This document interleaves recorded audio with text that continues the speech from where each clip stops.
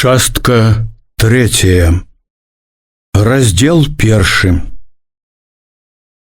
Гэта было вельмі дарэчы, што Казаченка аказаўся ў сельсавеце і цяпер ківаўся разам з Башлыковым у вазку. Праўда, тое, што Залешнікаў Башлыкоў выправіўся ў Глінішчы, і надта цікаўных не павінна было, пэўна, дзівіць. Глінішчы як-ніяк проста на дарозе ў Юравічы, ды да таго ж і адна з найбольшых у сельсавеце вёсак. Натуральна, здаецца, павінна выглядаць тое, што сакратар райкома захацеў наведацца сюды.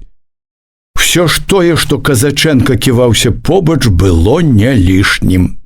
Яно як бы паказвала кожнаму, каго магло зацікавіць сакратарова паездка, дзелавы характар яго наведання ў Глінішчы.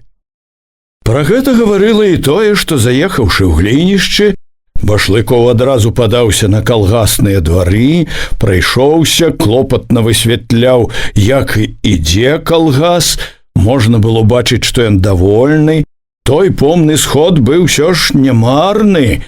Частка людзей вярнулася ў калгас, і гаспадарка жыла. Калгас патрохі як бы выкіроўваў на лад. Адсюль Башлыкоў заехаў яшчэ ў хату Казачэнкі, ад Казачэнкі неўзабаве ён вярнуўся назад на Коварад і збочыў да шляху на Юравічы, на звыклую дарогу. Яшчэ і тут, пакуль не даехаў да краю сяла, Башлыкоў вагаўся, ехаць, не ехаць у школу. Вагаўся, можа, нават больш, чым раней, бо трэба было рашаць. А рашаць было цяжка. Чамусьці думалася цяжка, і ў думках не было пэўнасці. У думкі ўпарта лезла тое, што пабачыў, перажыў за паездку, хвалявала, вярэдзіла яго. Але пэўнасці не было не толькі з гэтай прычыны, а і таму, што тое, што так карцела, не бачылася, як і раней яму, неабходным і годным яго становішча. Разуменне свайго становішча і той адказнасці, якая вынікала з гэтага, рашуча пярэчыла яго незвычайнаму, дзіўнаму імкненню. Але імкненне гэта, як і раней, не хацела саступаць, і не толькі не хацела саступаць, а час ад часу нават брала нібы мацней. Таму ў яго развагі ішла зноў думка, што заехаць у школу, можа быць, варта, хоць бы дзеля таго, каб не тлуміць сабе лішні галаву. Вызваліцца такім чынам ад непатрэбшчыны, каб потым жыць толькі дзеля справы. Ён цяпер проста-такі быў перакананы, што імкненне яго да куранёўскай прыгажуні всяго толькі непатрэбная прымха, якую не цяжка будзе атагнаць. Вядома, лепш за ўсё, паглядзеўшы спакойнымі вачыма, пераканаўшыся, што тое ўсё, што ён прыдумаў, дурное, паглядзець, пераканаецца, і канец. Было зноў і такое меркаванне. Канешне, спецыяльна дзеля такога ён не паехаў бы. Не стаў бы неашчадна траціць дарагі час. А тут жа школа, можна сказаць, проста пры дарозе. Варта толькі збочыць, запыніцца на нейкія хвіліны. Не было ў ім яснасці і тады, калі ўжо збочыў на загуменную дарогу, пакіраваў да школы. Як бы павастрэлымі вачыма бачыў, як ішлі абапал, глядзелі на яго, сачылі за ім з-пад белых нізка навіслых шапак стрэх панурыя, непрыязныя гумны. Дзе-нідзе каля гумнаў трапляліся людзі, здавалася, усе яны пранізвалі яго пільнымі, здагадлівымі позіркамі, пранізвалі, падсмейваліся. Гэтыя позіркі, аднак, не толькі не кволілі яго, а нібы дадавалі дужасці, Бачачы, як ідуць побач, як цікуюць за ім гумныя людзі, ён насуперак усяму злому, што магло быць, мацнеў душою і ехаў усё больш упэўнена. Адно тачылася ў ім, не знікала няёмкасць. Няёмкасць ад таго, што ў такі адказны час, такі адказны чалавек, сакратар райкома, ён дазваляе сабе губіць час на асабістае, на дробнае, што дапушчае ўчынак, які не адпавядае яго годнасці. Што ж да самой сустрэчы ў школе, не трывожыўся надта, паглядзіць, пераканаецца і канец. У кожным разе так пераконваў сябе. Адкуль было яму ведаць, што пачынаецца, завязваецца з гэтага наведання? Вунь і школа. На дарожцы, найбольш вытаптанай лапцямі і ботамі, звярнуў да яе, саскочыў ляганка з вазка, загадаў возчыку пачакаць крыху, лёгкім дужым крокам узышоў на ганак, калі ішоў, здавалася, быццам з вокон, абапал глядзяць, таму ішоў так, як трэба, калі на цябе пазіраюць. Аднак, спыніўшыся на ганку, адчуў з прыкрасці, што ў нагах няма цвёрдасці. Стаў абмятаць дзеркачом снег з ботаў і пачуў, што сэрца б'ецца мацней, часцей, і было такое ў душы, нібы вінаваты, і не толькі перад сваім адказным становішчам, але яшчэ перад нечым, невядома перад чым. З'явілася раптам нейкая незразумелая трывожнасць, стала браць недарэчная млоснасць. Чорт ведае што! Ад гэтай блытаніны ў душы ўскінулася злосць на сябе, на ўсё на свеце, найбольш на сябе, на нікчэмнасць сваю. З гэтай злосцю, з імкненнем трымацца як належыць, і ступіў у калідор, пастукаў у дзверы пакоя. Ён пачакаў, чамусьці быў упэўнены, што паразка дома, чакаў яе голасу, чакаў, адольваючы дурную трывожнасць, неспакойна гадаў, як яна сустрэне, як паглядзець, мусіць, гэта і трывожыла, зіркне сваім хітрым позіркам і адразу зразумее ўсё. Ніхто не адгукнуўся і не адчыніў дзверы. Паразкі ў пакоі не было, нікога не было. Ён ступіў у пакой і, адразу пачуўшы сябе вальней, рушыў па пакоі гаспадарскім крокам. Пастукаў у дзверы суседняга пакоя, кухні. Адчыніўшы трохі дзверы, запытаў голасна: «Ёсць хто тут жывы?» У пакоі была яна. Яна ішла насустрач, і яны ледзь не сутыкнуліся ў дзвярах. Момант яна нібы не пазнавала ці не верыла сабе, не чакала, тады раптам адразу твар яе заяснеў. «Ой», — сказала яна, вся свецячыся радасцю.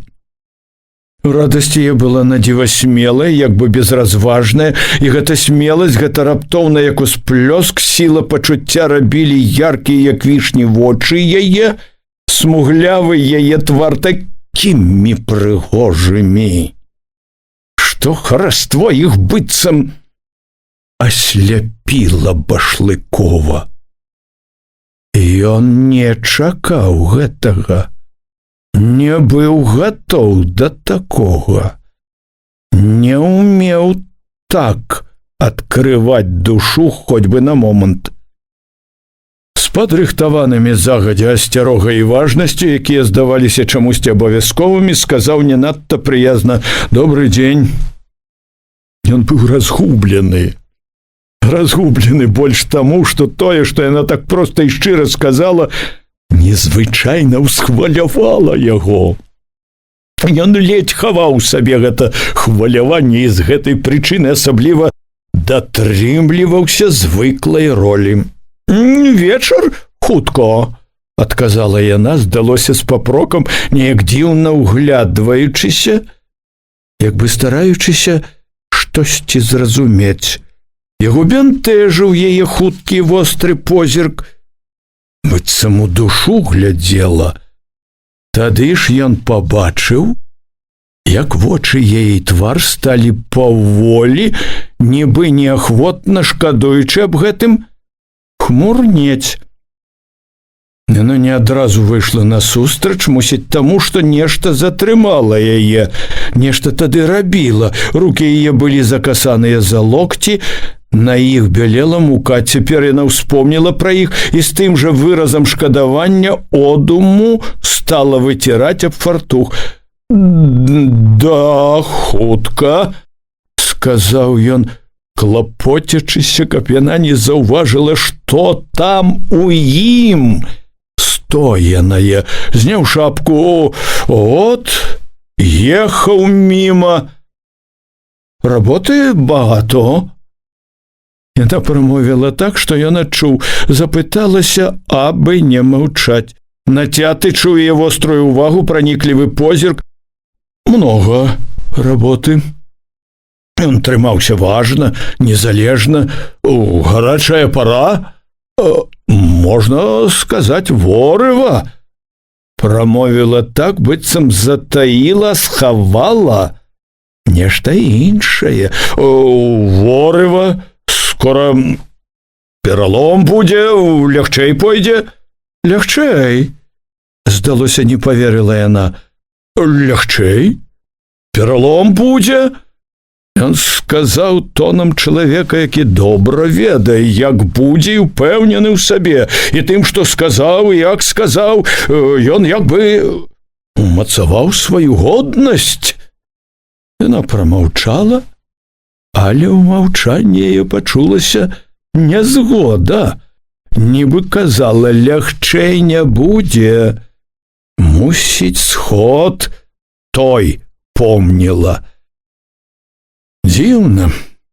Ён не мог глядзець на яе, проста адкрыта адводзіў вочы, і як не хацеў, не было ў ім спакою, належнай яснасці. Было гарачае, збродлівае, недзе там у глыбіні узрушанай свядомасці. Якая краса! З гэтым увайшло, важка лягло на душу, выразнае, самотнае. Не трэба было заходзіць, не трэба было. Разуменне красы яе было такім моцным, што гэтая незнаёмая вясковая жанчына нібы ўзяла неадольную ўладу над ім. Не трэба было, чуў ён у сабе, асцярожлівае, цвярознае. Хаваючы кволы, шкадаванне сваё, ён прамовіў знарок дзелавіта. «А дзе Параска Андреевна?» Улавіў на сабе хуткі праніклівы позірк яе, здалося, бліснула насмешлівая ў вачах, убачыла хлуслівасць яго, нікчэмнасць яго паводзін. «На сяле недзе? Пайшла ў сяло». І ў тоне слоў яе чулася насмешлівае, упіклівае. «Пазваць яе?» Именно таму, што яна бачыла, сачыла насмешліва, ён трымаўся належнай ролі. Да, канешне, зараз». Яна, хапаючыся, адвязала фартух, здалося, намерылася ісці, але затрымалася. Ён улавіў на сабе яе позірк. Здалося, яна чакала, што ён спыніць гэту нікчэмную хлусню. Ён прамаўчаў, і яна рушыла да дзвярэй. Бачачы, як яна ідзе хутка, імкліва, ён адчуў, што яшчэ момант, і ён страціць яе. І гэта дало яму дужасці, рашучасці. Хаваючы неёмкасць, стараючыся трымацца як можна годна, ён прамовіў: «Не трэба». Яна спынілася. Ужо гатовая ўзяцца за клямку азірнулася, нібы не разумеючы, ніякай насмешкі ў вачах яе не было, яна чакала тлумачэння. Спыніўшы яе, ён зрабіў самае цяжкае ў сабе. Ён зрабіў першы крок, ён пачаў дзейнічаць адкрыта. Ужо не хаваючыся, ён шчыра сказаў: «Я не да яе ехаў».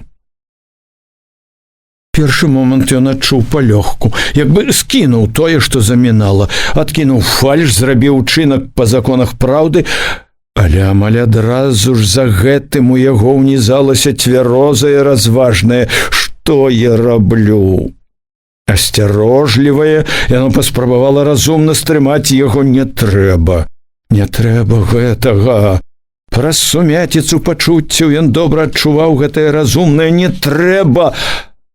Аднак яно не мела над ім належнай улады, мала было ў ім у гэтым перасцярожлівым сілы. Іншае, заваблівае, смелае, было мацней, вяло, звала. От чорт, зазлаваў ён на сябе, на таго асцярожнага, нашто гуляць у хованкі, круціць, ён усё ж мужчына. Ён глянуў рашуча, пайшоў напралом: «Я да цябе». Ён прыпыніўся на міг перад гэтым першым «цябе», але вымавіў цвёрда. Башлыкоў бачыў, як вочы яе, твар яе ў момант успыхнулі. Яна раптам ураз уся засвяцілася радасцю. Быццам дзівосна змянілася. Змянілася так імкліва і такім хваляваннем адкрылася, што гэта ўразіла і ўзрушыла Башлыкова, захапіла яго. Услед, аднак, амаль адразу, як у ёй гэта хутка мянялася, радасць яе саступіла нейкаму клопату і нават падобна было недавер'ю. Цяпер вочы яе, здалося, не зычылі дабра, судзілі. Было відаць, яе мучыць нейкі цяжкі, паганы роздум. Ён улавіў, што гэты роздум пагражае ўсяму таму, чаго ён прагнуў. Гэта разуменне небяспекі ўзняло ў ім рашучасць. Ён паўтарыў цвёрда: «Я хацеў цябе ўбачыць».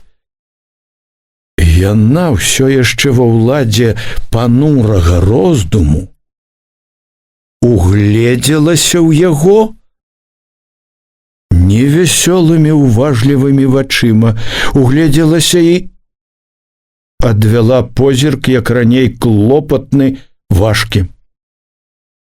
Яму здалося, яна не верыла яму. Ён разумеў, што патрэбны яшчэ нейкія словы, нейкія доказы, якія пераканалі яе, развеялі б недавер'е, але ён не шукаў гэтых слоў, не хацеў шукаць. Як не быў зрушаны, ён быў усё ж Башлыковым, сталым дзелавым чалавекам, нават цяпер помніў, хто ён і якім павінен быць. Зрабіўшы і так, здавалася, многа, больш, чым мог бы нядаўна, ён адчуў патрэбу спыніцца, падумаць, разважыць, як быць далей. Тое, што выспела ў ім, ён выказаў. Далейшае ж было вельмі цьмяным. Трэба было разабрацца, падумаць. Падумалася цяжка. У галаве не было яснасці, цяжка, горача біла ў скроні. Было няёмкае, здавалася, доўгае маўчанне, поўнае тлумнага хвалявання і супярэчлівасці ў настроі. Ён у гэты час не глядзеў на яе, аднак чулы, нацяты, адразу ўлавіў незразумелы, неспакойны рух, кінуў позірк на яе. Ён не памыліўся. Яна з нейкім новым хваляваннем глядзела ў акно. Паразка ідзе. прамовіла, сустрэўшыся з ім вачыма. Сэнсам гэтых слоў ён улавіў непрытоенае шкадаванне ў яе голасе. Азірнуўся в акно. Параска была ўжо на двары блізка да ганка. У яго з Ганнай заставалася цяпер нейкія 2-3 хвіліны. Гэта як бы дало знак Башлыкову, што марудзіць нельга, што ўсё трэба рашыць зараз жа. Інакш будзе позна, можна было б, вядома, спыніцца на тым, што ён сказаў. Гэта было б самае простае, але ў гэты момант, калі ўзнікла небяспека, ён у раптоўным парыве адчуў, што пакінуць усё так недагавораным, нявысветленым нельга. Што можна так абарваць усё. Чуючы патрэбу дзейнічаць неадкладна, рашуча, Башлыкоў хапатліва загаварыў: «Слухай, заўтра, як сцямнее, выйдзі на шлях, добра?» Можа, гэта гаварыў і не Башлыкоў, цяперашні сталы чалавек-кіраўнік. Можа, гэта аб'явіўся той гарачы зялёны хлопец, якім ён быў некалі. Такая маладая імклівасць, безразважнасць былі ў гэтым яго парыве. Яна не адказала адразу. Усё нібы не магла адолець чагосьці, вагалася. Потым моўчкі кіўнула. Кіўнула стрымана, без радасці, але кіўнула, згадзілася. Так, раптам адбылося тое, што зблізіла іх, звязала адной змовай. Так, у маладым парыве спехам Башлыкоў зрабіў крок, які потым даў яму столькі турбот.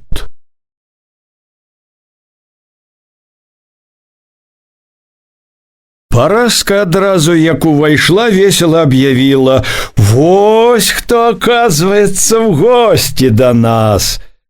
Башлыкоў сказаў, як мог спакойна, сціпла: «Да, от і ехаў міма, завярнуў».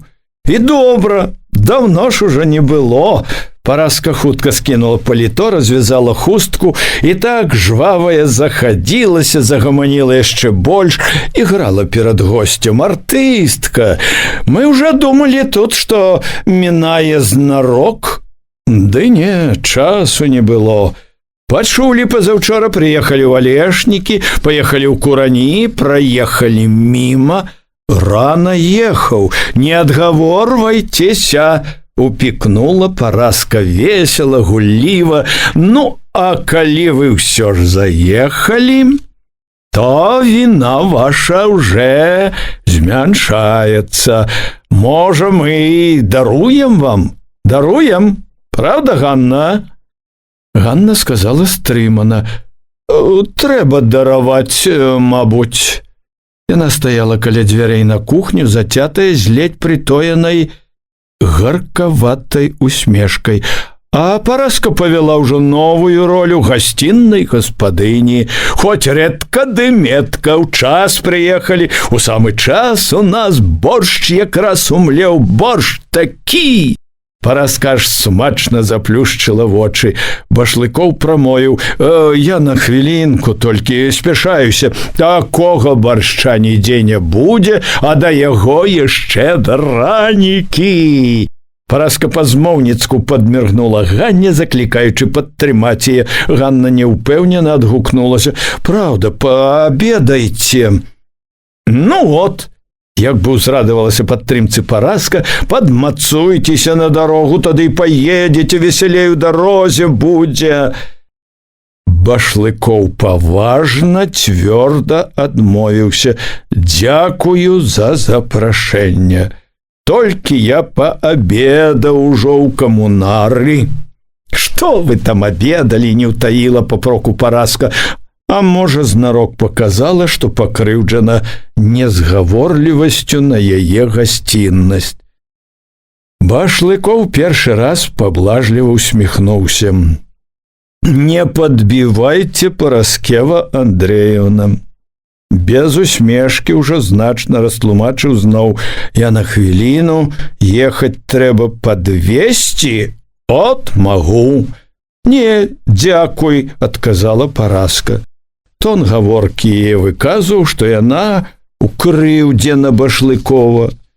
Вельмі вострай цяпер увагай Башлыкоў яшчэ раней перахапіў, што ў яе вачах паявілася клопатнасць. Нібы яна штосьці заўважыла дзіўнае, хацела зразумець і не магла. Здалося, яна зразумела ўсё, што адбылося тут. Вядома, зразумела, але не паказвае гэтага. Ён тут жа, аднак, супакоіў сябе, не ведае і не здагадваецца ні аб чым. Проста яму Башлыкову, насцярожанаму, здаецца, што ўсё ўсім відаць. Пасля ўсяго, што адбылося між ім і Ганнай, Башлыкоў перад паразкай чуў сябе вельмі няёмка.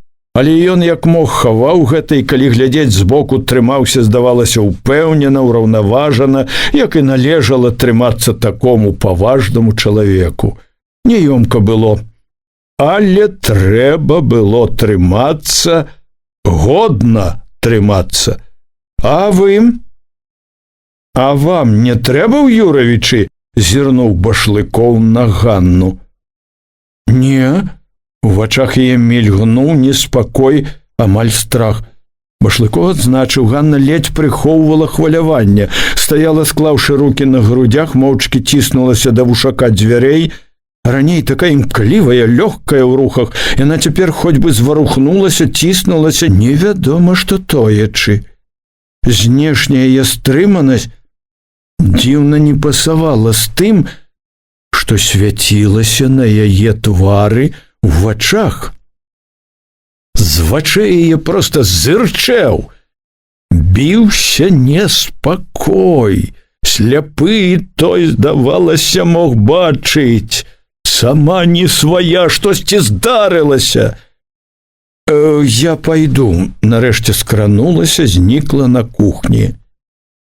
Башлыкоў, як і належала, затрымаўся трохі, павінен быў затрымацца, зняў паліто, якім все яшчэ стаяў, прайшоўся па пакоі, сказаў некалькі слоў пра тое, дзе быў гэтыя 2 дні, што рабіў, павёў дзелавы роспыт пра справы ў глінішчах, пра настроі, паказваў, што з заклапочанасцю і вялікай цікавасцю слухае паразку. Тады загаварыў пра раённыя турботы, пра тое, якая небяспечная сітуацыя цяпер у раёне. Пасля ўсяго даў парады паразцы, што да яе грамадскай працы сярод сялян. Гаворачы гэта ў сваёй звычайнай ролі, набыў нарэшце хоць на час нетрывалую раўнавагу, сцішыў насцярогу паразкі. Сабраўшыся ехаць, надзеўшы зноў паліто, выйшаў да Ганны развітацца. На Ганніным твары былі ранейшы неспакой, сумяціца, рука, гарачая, разгубленая, паспешліва адказала на поціск. Ганна не пайшла праводзіць, на двор, накінуўшы на плечы каптанчык, выйшла адна паразка, ужо без ранейшай гуллівасці, з нядобрай прытоенасцю папракнула, што не застаўся абедаць, сказала не мінаць іх дому, заязджаць. Ён, паказваючы, што заклапочаны ўжо новымі справамі, падзякаваў, паабяцаў, што будзе заязджаць, калі будзе час. Была сумяціца пачуццяў і думак. Калі вазок выслізнуў за гумнаў, пад рыпенне гужоў нячутна паплыў белае пустое поле, спачатку гарэў перажытым. Бачыў вочы яе, ўсю яе, не мог супакоіцца, якая краса. Проста чорт ведае што. Нічога, здаецца, такога не бачыў.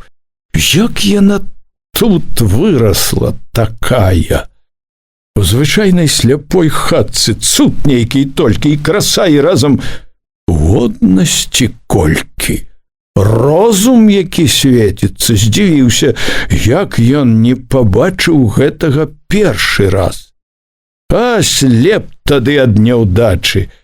За гэтым згадваў, чуючы, як у грудях гарачэе.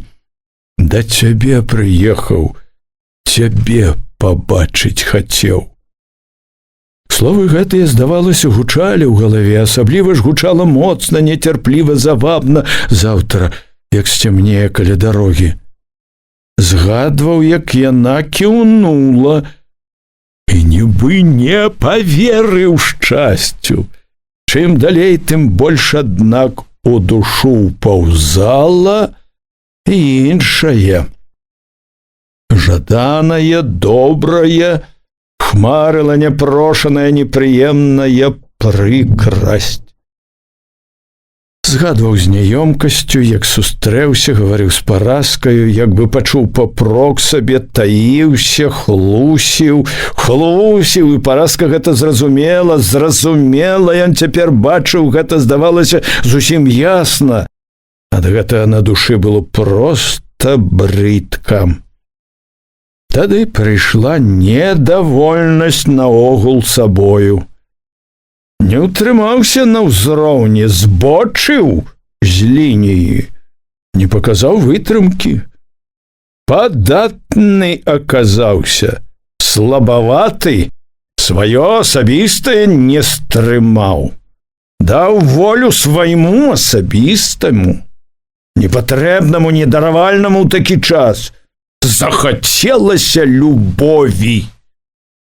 Раптам взяло разважнае. Не трэба было заязджаць, не трэба было сустракацца. Разважнае гэта павяло далей, а можа спыніцца, адмовіцца. Вядома, адмовіцца трэба, сказаць, што не мае часу, заняты, і скончыць тым. Але з гэтым было якая краса! І неспакойны позірк, адчуванне блізкасці. Заўтра, як сцямнее, непатрэбнае. Яно хораша цяплела ў грудях, вабіла, сціскала сэрца чаканнем. Спыніцца трэба, думаў ён.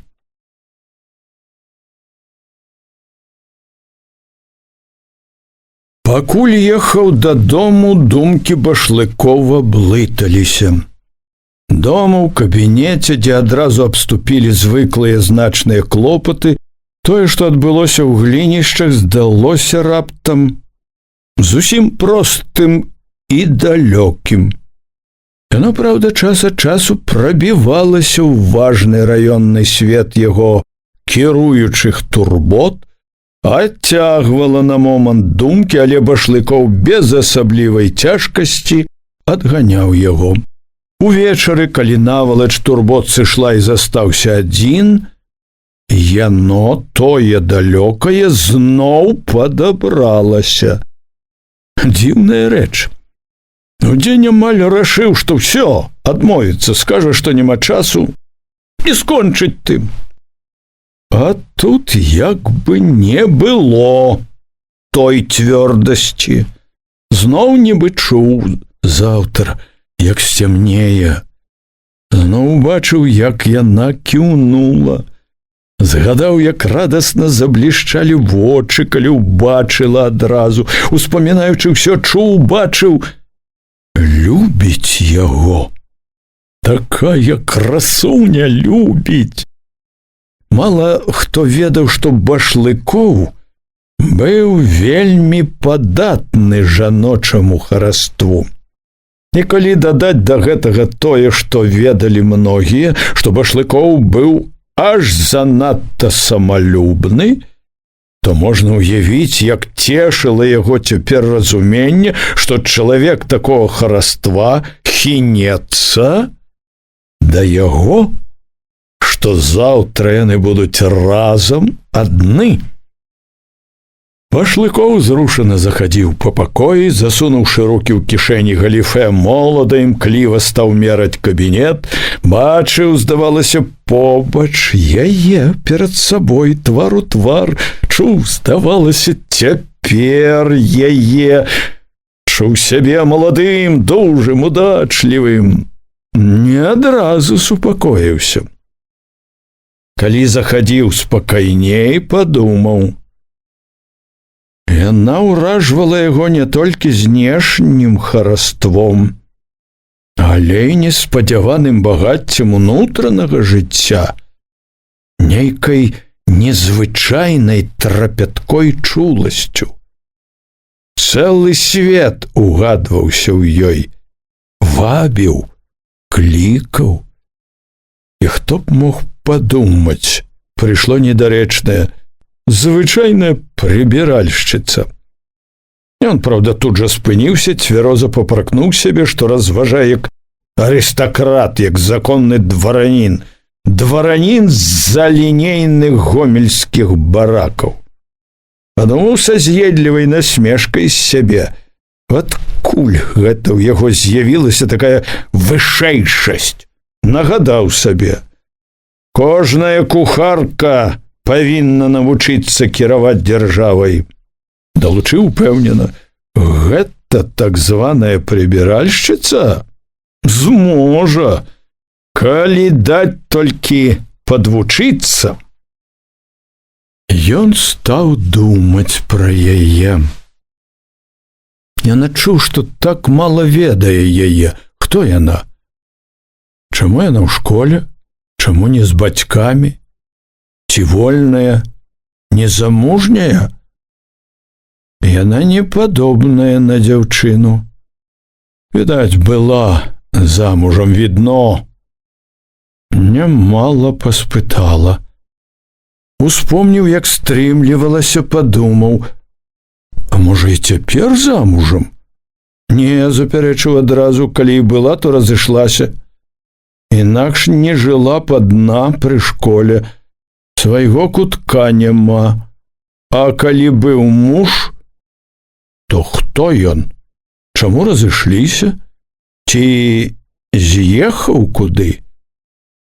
Багата пытанняў раптам узнікла, і яны так закарцелі, што Башлыкоў перастаў хадзіць, гатоў быў усё зараз жа высветліць.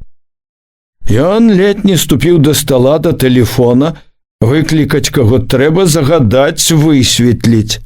Учас схамянуўся, што выклікаць нікога нельга. Не толькі таму, што ніхто тут такога не ведае, а і таму, што так лепш не высвятляць. Нельга дапускаць у гэта нікога. Пашкадаваў. Мог бы высветліць там.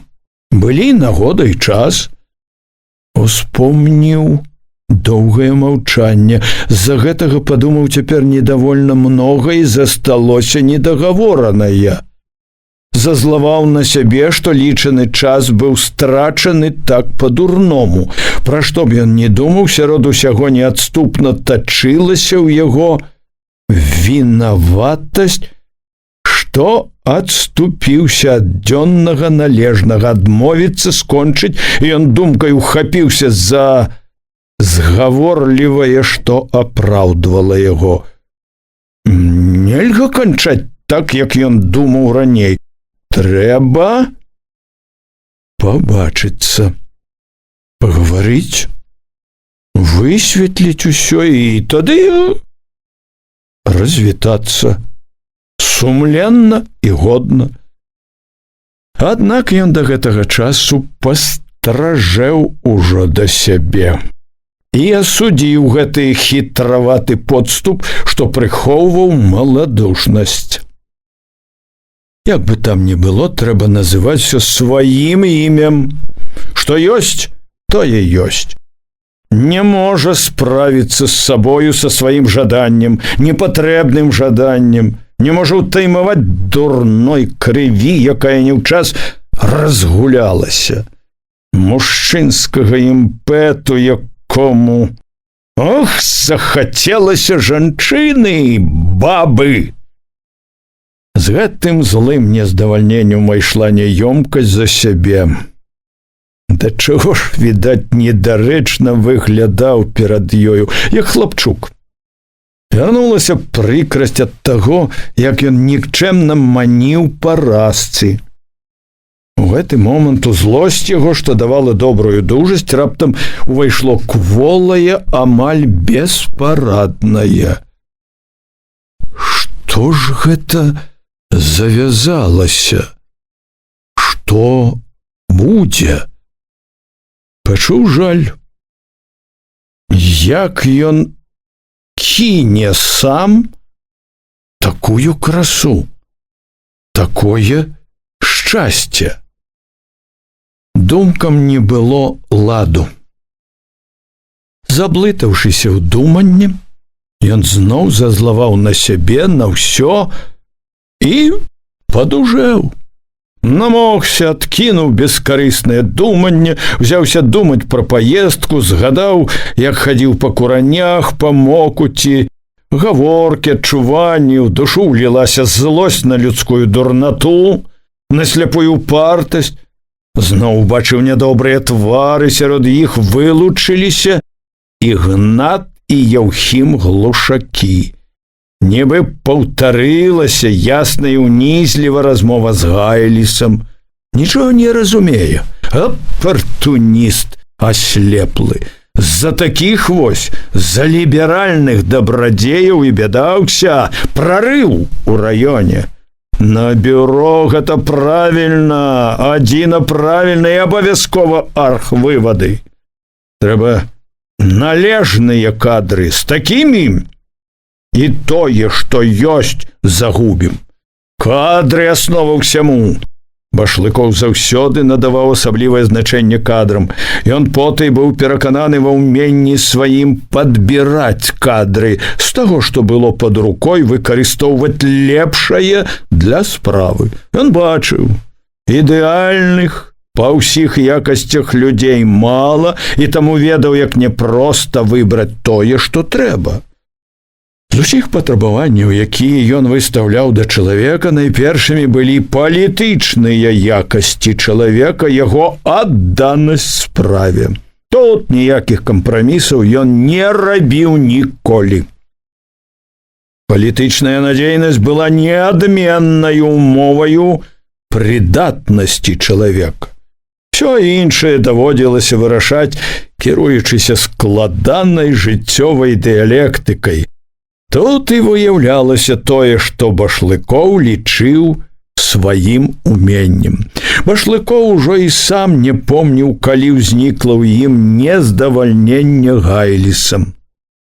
Даўно ўжо стала карцець думка, што трэба замяніць некім гэтага упартага, недалёкага чалавека, які нярэдка гне нейкую сваю лінію. Можна сказаць, гэта думка акрэслілася канчаткова на сходзе ў глінішчах. Тады ж на недалужным гэтым сходзе кінулася ў вочы асоба Дубадзела. Едучы з Алешнікаў, Башлыкоў не так сабе падсадзіў у свой вазок яго, а рашыў прыгледзецца, праверыць. Мераючы цяпер кабінет, уткнуўшы рукі ў галіфэ, Башлыкоў заглыблена думаў пра Дубадзела.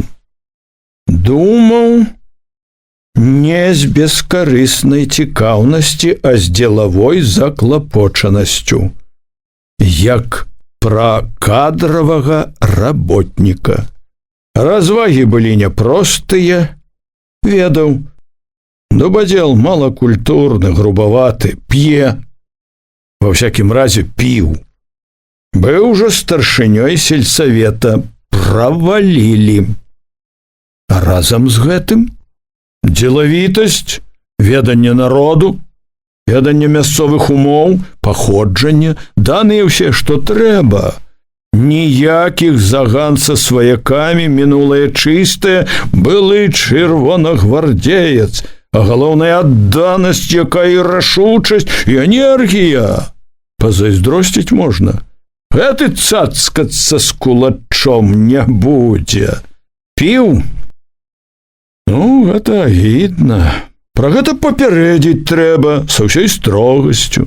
Папярэдзіць, што за такое з партыі гнаць будзем. малакультурны і грубы. А дзе ты знойдзеш даволі культурных, адукаваных? Мала іх. Да і ці многа сярод гэтых культурных, адукаваных, так адданых, з такой рашучасцю.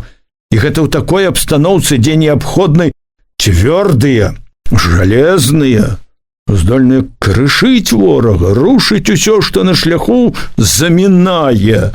Гэты цвёрды, гэты крэмень, барацьбіт. Гэта галоўнае.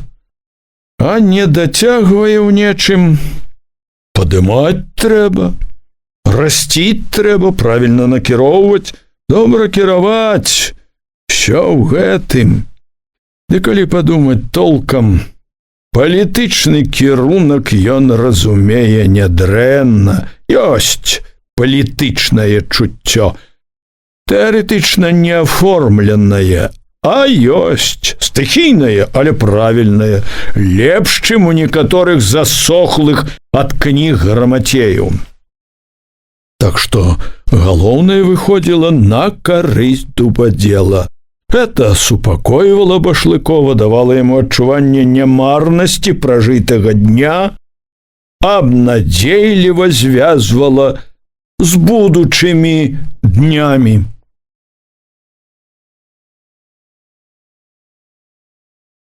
Пасля таго, як Башлыкоў паехаў і Параска вярнулася, Ганна не ведала, дзе дзець вочы. Стала раптам такою вінаватаю перад Параскаю. Было так нядобра перад ёю, а трэба было быць разам. Падаваць абед, сядзець насупраць абедаючы. Так было ўжо ў іх заведзена.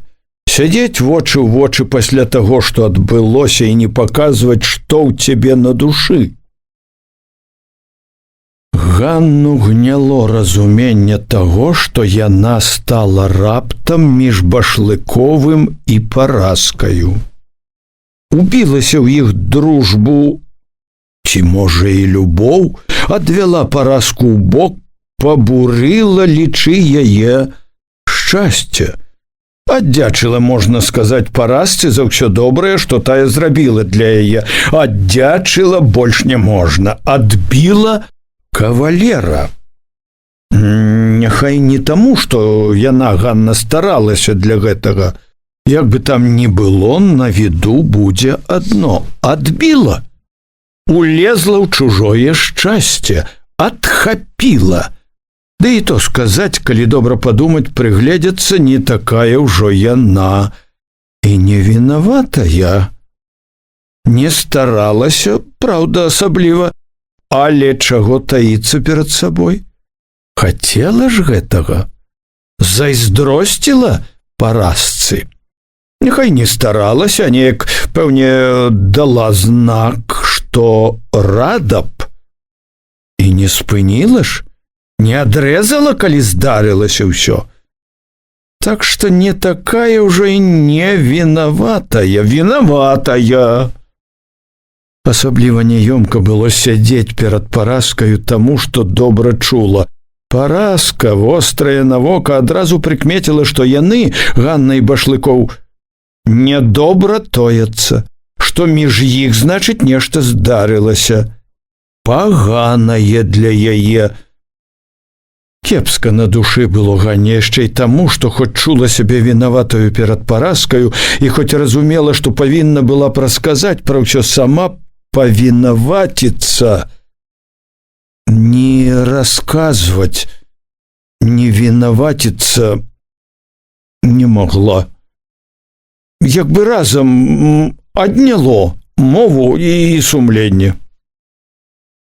Калі праўду казаць, то маўчанне і стрыманасць Ганны тлумачыліся не гэтымі прычынамі, а тым, што яна была яшчэ вельмі ўзрушана ўсім, што раптам звалілася на яе.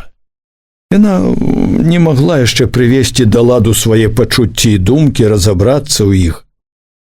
Параска, прытворшчыца, сёрбала гарачы боршч, ела дранікі з такой ахвотай, нібы згаладалася неваедама як, і нібы ў гэтым у ядзе была найвялікшая радасць. Яна такі, правду сказаць, любіла паесці, ведала смак у ядзе, але сёння, бачачы, як яна кідаецца на боршч, на дранікі, Ганна не верыла ёй. Бачыла, здавалася, што тоіцца, што збіраецца, вось-вось выбера момант і скажа: «Не, паабедала і хоць бы знак, які падала». Як яна глядзіць на тое, што здарылася. Калі ўстала з-за стола, давольная абцерла губы, пахваліла: «Смачна паела». Амаль папракнула весела сябе: «Наелася на 2 дні». Мелькам весела ж зазначыла: «Дарэмна ён не застаўся, не пашкадаваў бы». Заплюшчыўшы соладка вочы, пацягнулася, нібы спалохалась: «Ой, на сон нешта павяло». Яна пазяхнула, потым выпрасталася, нязгодна крутнула галавой: «Не, спаць няма калі, трэба зашыткі». З выгляду рашучая, нібы ганарлівая, той цвёрдай хадою, якою кіравала звычайна ў клас на заняткі, падалася ў свой пакой. Крокі там амаль адразу ж запыніліся, чыркнула, пасоўваючыся. Гнутая з дручкоў з фанерным донцам крэсла, што стаяла каля стола і на якім Параска любіла сядзець, і ўсё сціхла. Падобна было на тое, што Параска села такі за стол правяраць шыткі. Праверка шыткаў, ведала Ганна, доўгі клопат. Калі толькі яна будзе сапраўды чытаць, то гэта надоўга. Надоўга ці ненадоўга ўзяла яна шыткі, Ганна пачула палёгку. Можна нарэшце пабыць адной, перадыхнуць.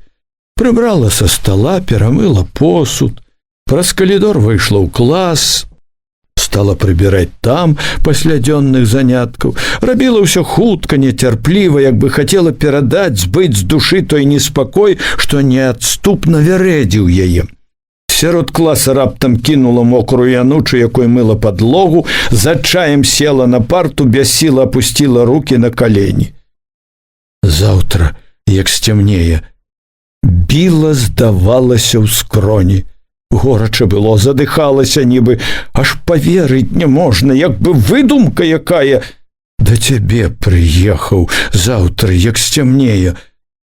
Думкі рваліся ў тое заўтра на шлях, галава тлумілася ад гэтых думак. Радасць залівала ўсю. Радасць і неспакой. І радасць і неспакой былі моцныя, грымелі проста, здавалася, на ўвесь пакой. Першы час не магла саўладаць з імі, не магла думаць ні аб чым, потым ужо вылучылася неспакойная. Што ж гэта значыць? Што будзе? Нарэшце зусім стрымала сябе, зірнула на ўсё стомлена і, як бы працверазеўшы, прысудзіла сабе: нічога не будзе. Нічога. Калі паспакайнела, стала больш назаляць тая вінаватасць, якую чула перад Параскаю. Нейкі час думкамі горача даводзіла не то сабе, не то Парасцы, быццам тая стаяла перад ёю, чула, што не рабіла нічога для таго, не старалася ніяк. Скончылася гэта тым, што яна рашыла смела пайсці да Параскі, вылажыць ёй усё, як яно ёсць і як было, няхай ведае, і няхай не думае, чаго не трэба, не думае няхай, што яна, Ганна, такая, як ёй, мабыць, здалося. Спусцілася з парты, выцерла рукі аб фартух, прыгладзіла валасы У калідоры перад тым, як адчыніць пакой, прыпынілася, пачула цішыню ў парашчаным пакоі, мудра не поверыла цішыні, не чытае, канешне, сшыткаў сваіх. Не да чытання. Сядзіць няйнакш і думае, каго прыгрэла. Упэўненай рукой адчыніла дзверы, рашуча ступіла, ведала, будзе непрыемная цяжкая гаворка, але гатовая была да яе, скажа ўсю праўду, няхай не думае. Ступіла і здзівілася. Взяло расчараванне. Параска хілілася за сталом, чытала, вочы пільна бегалі па лістках, аловак раз-пораз хутка ставіў знакі, знаёмы чырвоны аловак. Не азірнулася нават на Ганну. Ганна бачыла, не прыкідваецца, ўся ў клопаце, у шытку сваім. У такія хвіліны Ганна раней выходзіла з пакоя. Цяпер цвёрда пайшла да стала, села побач на табурэт, выказаць всё адразу, скінуць сябе. Параска прамовіла строга. Тая, не адрываючыся ад шытка, матлянула галавою, пачакай, пабегла вачыма далей па радках, паставіла хутка некалькі знакаў. Анна зазлавала, ды паслухай ты, пачакай, патрывай, зноў крутнула галавой, бачыш жа. Толькі дачытаўшы, паставіўшы ў канцы апошні ад знаку подпіс, узняла галаву, зірнула на дзіва лагодна з усмешкай. Ну, што? А от што? Ганна знарок выказвала злосць. Не знала ты, каго брала к сабе. Ты чаго гэта? Здзівілася Параска. Здзівілася? Бачыла Ганна шчыра. А таго, гаварыла Ганна задзірыста, нібы падбівала Параску на спрэчку, з націскам, са злосцю аб'явіла: папрашчайся са сваім Башлыковым. Параска было, відаць, не зразумела нічога. Папрашчацца? Чаму? Ганна ўздымала рашучасць. А таму. Рэзаць дык рэзаць адразу. Адбіла я у цябе яго. Параска, праўда ж, всё не могла ўразумець як след тое, што ёй казалі. Можа, падумалася Ганне, гэта ад таго, што яна гаварыла Парасцы нібы з насмешкай над сабой, нібы несур'ёзна. Калі ж ты ўправілася, засмяялася раптам Параска, от і не падумала б. У голасе Параскі было захапленне, быццам хваліла Ганну. Ты не смейся. Спатканне назначыў, сказала Ганна. Як нерашуча настроена была, нядобра было. Твар гарэў, дыханне сцінала, вінаватаю перад Параскаю, навек вінаватаю чула. Спатканне? Не поверыла Параска. Спатканне. Параска нарэшце зразумела ўсё. Перастала смяяцца. Але жалю не показала. Просто годна прамовіла. Што ж, віншую. Было трохі маўчання. От каго ты притуліла? Не вытрывала Ганна. Параска доўга глядзела шытак. Нерухома ўжо. Ціха сказала: не думай пра гэта. Пра мяне. Трэба было б пайсці, галоўнае ж зрабіла, але не магла ўстаць, не адразу выказала. Што ў вас было? Параска ўсё глядзела ў шытак. Што было? Павольна прамовіла. Нічога не было. а казалі, чула я. Разы 3 заехаў. Увесь грэх. А гаварылі ж, у Ганніным голасе быў папрок. Параска скінула вочы, адолела тугу, пажартавала нават: глядзі, каб пра цябе гаварыць не сталі. Ганна бачыла. Туга ўсё таілася ў парашчаных вачах. Не адазвалася на жарт.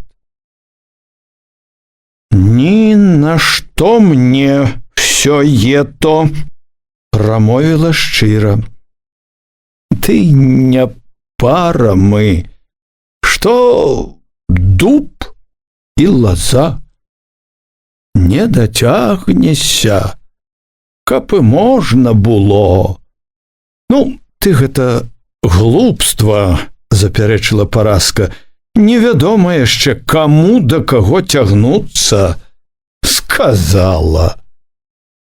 Параска маўчала. Ганна дадала на астатак: «Да і не да чога ўсё ето».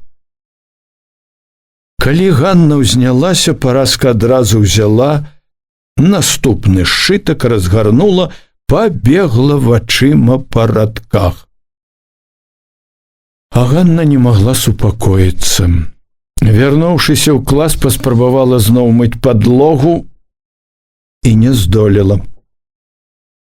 Кінула анучу ў вядро, сядзела за партай, хадзіла па пакоі, тады выйшла на ганак, на халодны вецер, думала, што, можа, на холадзе паспакайнее.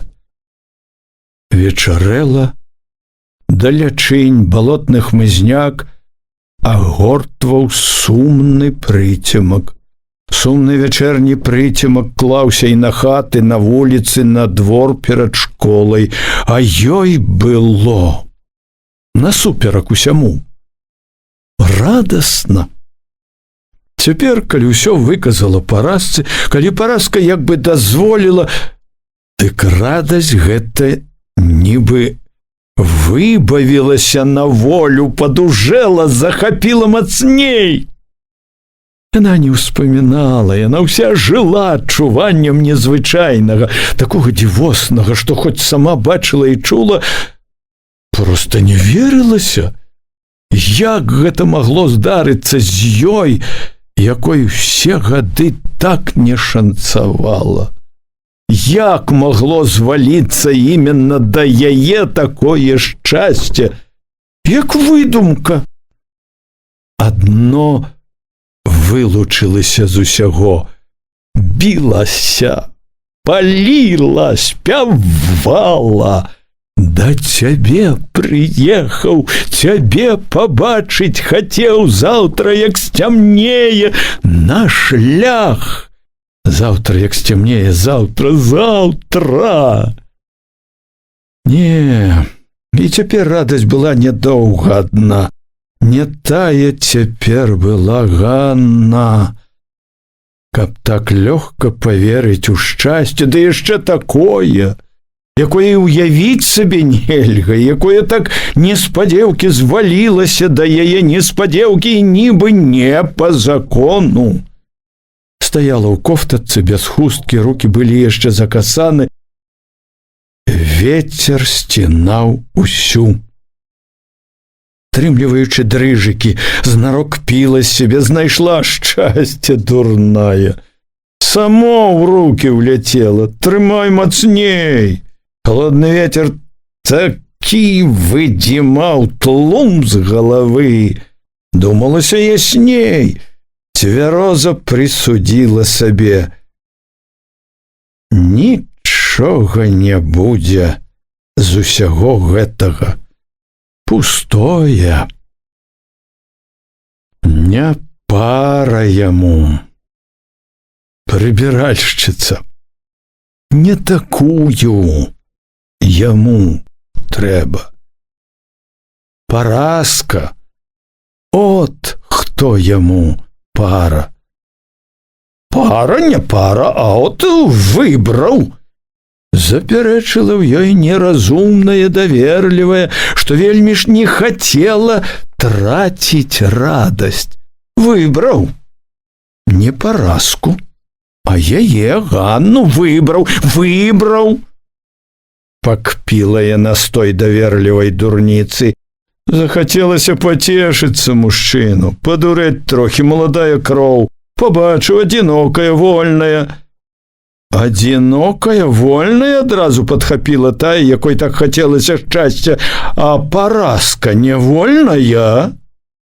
Вольная, ды не такая, непростая. Да гэтай так не падыдзеш, не пазавеш так зразу. Вучыла сябе розуму, а не разумела. Не слухалася ўсё ж сама сябе, не даходзілі нейк, не бралі цвярозыя перасцярогі. Калі азіралася на тое, што было, які быў ён, калі казаў «да цябе заўтра», чулася, верылася, не проста і ў яго. Не так сабе казаў, упадабаў. Бачыла, не сляпая, упадабаў. Трымаўся, правда, важна, аж лішне, але, відаць жа, было знарок гэта. Гонар свой мужчынскі помніў, і начальніцкі гонар не забываў. Ганарлівы, аж занадта, відаць. З-за гонару не інакш так багата маўчаў, нібы не адважваўся паступіцца. І сказаў толькі некалькі слоў. І то не адразу, і не абы-як. Дзівілася, згадвала зухвалаю, далікатны які. Не дакрануўся нават. Не тое, што не палез сляпіцаю, як нашы вясковыя. Ведама, культура. А можа, і ад таго такі радасна хацелася гэтага, што упадабаў. Як не стрымлівала гэта, баючыся памыліцца, весела чула. Сілу мела над ім, і ён знаў гэта. Таму і быў такі непадобны на сябе, ціхі, стараўся адолець гэта. Стараўся і не змог. Сказаў, да цябе прыехаў, да цябе адной. Не магла думаць інакш, як пра дзіва. Такі чалавек быў неабыякавы да яе, прыкмеціў, выбраў, захацеў яе. Іменно яе, такі дужы, такі разум, такі строгі. Вярнулася ў клас, запаліла лямпу, стала завіхацца, потым кінула ўсё, зноў села, задумалася, зноў судзіла сябе. Не строй, дурная, свят. Не будзе ў цябе нічога. Не пара. Не будзе. Няхай не будзе. Унізалася яшчэ адно цвярозае. Можа, ёй нічога і не трэба? Ёй, можа, і таго даволі, што ёсць, і тое свята ёй. А наогул няма чаго сушыць галаву.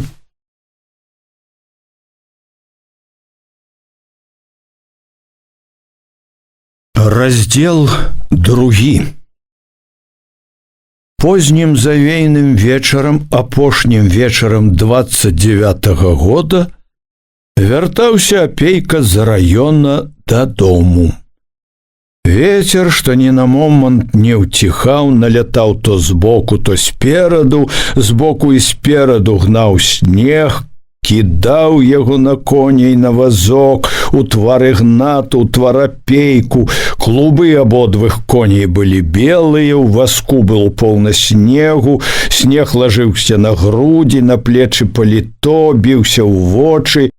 Коні то беглі, паслізгваючыся па голым шляху, то грузлі, важка лезлі ў сумётах, якія ўжо часта перагароджвалі шлях. У посвісці ветру амаль няўціхна было чуваць цягучае, неспакойнае гудзенне правадоў. Было цёмна. Ад завеі не было відаць агнёў нават недалёкіх вёсак, да і блізкія слупы ішлі ў цемры ледзь прыкметнымі мутнымі знакамі. Відаць былі адно рухлівы перадок вазка, конскія клубы ў мерным пакалыхванні ды хвасты, якія матляліся ад бегу і ветру. Апейка чуў, што ногі мерзнуць, засоўваў іх у сена, утульваў ад ветру і снегу твар у каўнер, як праз дрымоту адзначаў лёгкі лёд з посвістам па санных каляінах, важкі скрып па голых прагалінах, павольны мяккі рух у сумётах. Ён драмаў. Дрымота была такая, што відовішчы сну, ява, трызненне, думкі мяшаліся, зблытваліся так, што і сам не дабраў бы ладу. Ён амаль не спаў некалькі начэй, як толькі рушылі з сяла, адразу нібы з надмернай ношай уваліўся ў сон. Але сцюжны вецер неўзабаве, хоць і не дарэшты, разварушыў сон. Апейка то драмаў, то расплюшчваў вочы і бачыў поле, панылы хмызняк, слупы, то зноў заплюшчваўся і адно чуў снег, вецер, посвіст, пад якія рвана бязладна ішлі, выходзілі думкі. У дрымотнай душы было то неспакойна, то клопатна, то радасна. У хвіліны яснасці ён некалькі разоў лез рукой пад паліто, нахаладалымі непаслухмянымі пальцамі даставаў вялікі і нязвычна коўскі кішанёвы гадзіннік, падносіў да самых вачэй, узіраўся, ці не позна. Ён выехаў пазнавата. Нельга было раней, ды і спадзяваўся, што дарога будзе лягчэйшая, а гэта завея запыняла. Ён баяўся, што не ўправіцца ў цемры. Лічбаў на гадзінніку амаль не было відаць, ён хутчэй здагадваўся, чым бачыў, колькі часу. Позіркі гэтыя на гадзіннік іншы раз былі ад таго, што сядзець нязрушна станавілася сумна, што таміў нейкі цьмяны, няпэўны, як змрок навокал, неспакой. У галаву лезлі малюнкі і галасы гэтых 5 неспакойных, амаль бяссонных сутак, амаль няспынных сходаў, гаворак, пераконванняў, спрэчак. Яму раптам у дрымоте так ясна бачыўся які-небудзь твар, чуўся які-небудзь голас, што ўсё гэта як бы нанава станавілася яваю, і ён зноў як бы ўрываўся ў гоман, у галас, гаварыў тое, што не знайшоў тады, як трэба было, што трывожыла і цяпер. Як заўсёды ў гэтыя хвіліны, хвалюючы, гарачачы, набягалі раптам вельмі ўдалыя доказы, трапныя адказы, і ў дрымоте яго таміла адчуванне незавершанасці, неразвязанасці тых гаворак, спрэчак, імкненне адолець, даказаць, пераканаць іх у сваёй, у цяжкай іхняму разуменню праўдзе. Ён ішоў, прабіваўся, даказваў, думкамі яшчэ як бы прадаўжаў тое, чым жыў усе дні і ночы. Ён мог быць давольны. Недарэмна ночы не спаў, расцінаўся, аж у галаве гуло, аж ахрып. За 5 сутак яшчэ амаль 50 чалавек сталі калгаснікамі, дакладна 47. Але амаль заўсёды цвярозая яснасць хмарыла ўцеху нерадаснай, ужо звыклай рэальнасцю. Тое, што ён зрабіў, як кропля ў моры. Амаль нічога не змяняла. Раён далёка адставаў ад таго плана калектывізацыі, які быў дадзены яму. І Апейка добра адчуваў, што ніякага радаснага дзіва чакаць не трэба. Не будзе яго. Значыцца, раёну і далей давядзецца адставаць з усімі непрыемнымі дадаткамі для яго кіраўнікоў.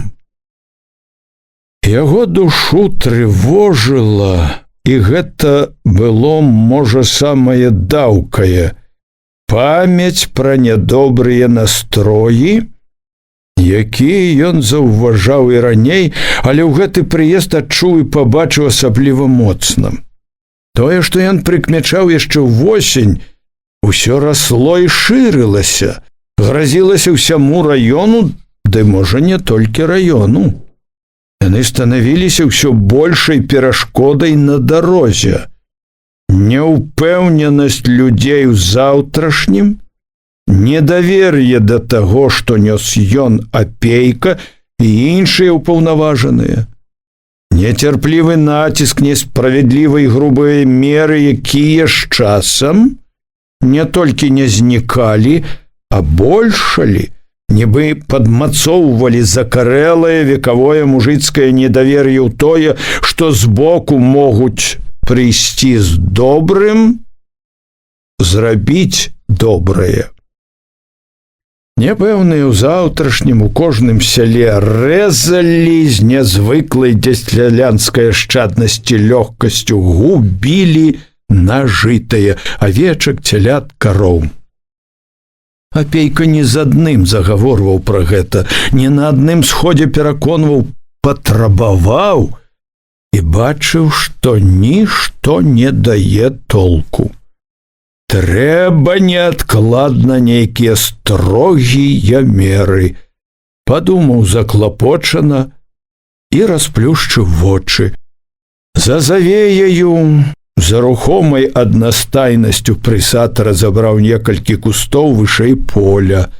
Курган, здагадаўся Апейка, самога кургана не было відаць, выбелены снегам зліваўся з навакольнай шэранню. Скора ўжо дома, дацягліся.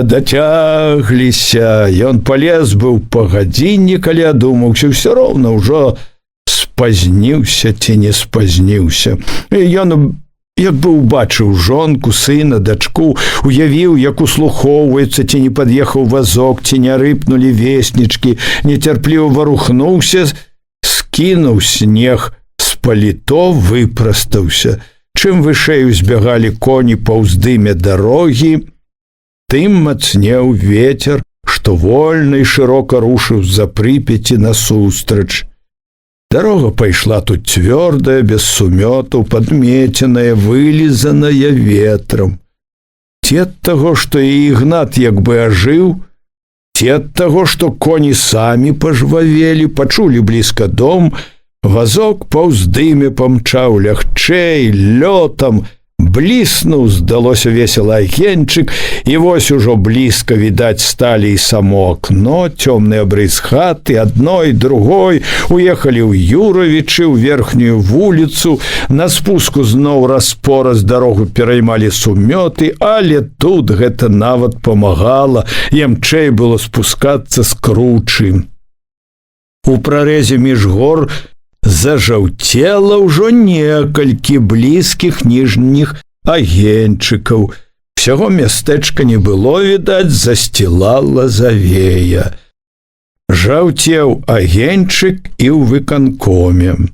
Апейка затрымаў Ігната, узбег па зледзянелым з трэскам ганку на другі паверх, павітаўшы, павіншаваўшы з Новым годам санлівага дзяжурнага, які адказаў зрадавасна, голасна, убег у свой пакой, хапаючыся запаліў лямпу.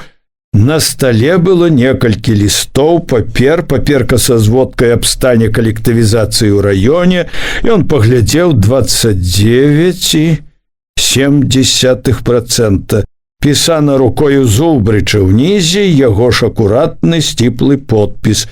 Лісты, паперы, адносіны з Мазыра, на папяроснай паперы пад капіроўку, Хутка прагледзеў адну, другую, разарваў канверт, дастаў пісьмо, чытаючы, схамянуўся, адкінуў крысо паліто, дастаў гадзіннік. Яшчэ не позна, можна ўправіцца. Сабраў паперы, лісты ў папку, узяў тэлефонную трубку, крутнуў ручку. Райкомаўскі дзяжурны адазваўся адразу. Башлыкова яшчэ не было, не вярнуўся. Ужо сабраўшыся ісці, Апейка кінуў позіркам на стус газет, складзеных ускрай стала. Заўважыў адразу на верхняй і Сталін да пытанняў аграрнай палітыкі ў СССР. Забраў увесь стус пад паху, хукнуў лямпу і рынуў у подбег назад. Ледзь сеў вазок, Ігнат шмаргануў коней, даляцелі дамоў. У момант. Прывяжы пакуль, ды ў хату, здаецца, управіліся. Тут намёрзлыя ступенькі таксама трашчалі пад нагамі, нецярпліва і радасна. Стукаць не трэба было, дзверы нібы самі адчыніліся. У цёмных сенцах абняў жонку, хату ўвайшоў, абдымаючы за галаву сына, Володя папракнуў: каб трохі пачалі б без цябе. Всё ж такі ўправіліся. Стол быў засланы белым абрусам, на стале ўсё было падрыхтавана да сустрэчы. Ніначка, што таксама не спала, адразу пабегла да стала. Апейка пацалаваў яе, хутка скінуў паліто, рушыў умывацца. Калі вярнуўся, Ігнат быў у пакоі ўжо, і лямпа гарэла ярка, святочна. Вера памагала Ігнату распрануцца. Што ж, каб гэты год быў не горшы за іншыя. За шчасце ўсіх нас.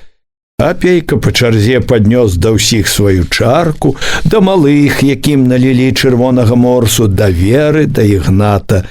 Ігнат, як і каля коней, трымаўся за сталом чынна, сказаўшы за апейкам за тое, чтоб дабро не пераводзілася ў етым доме.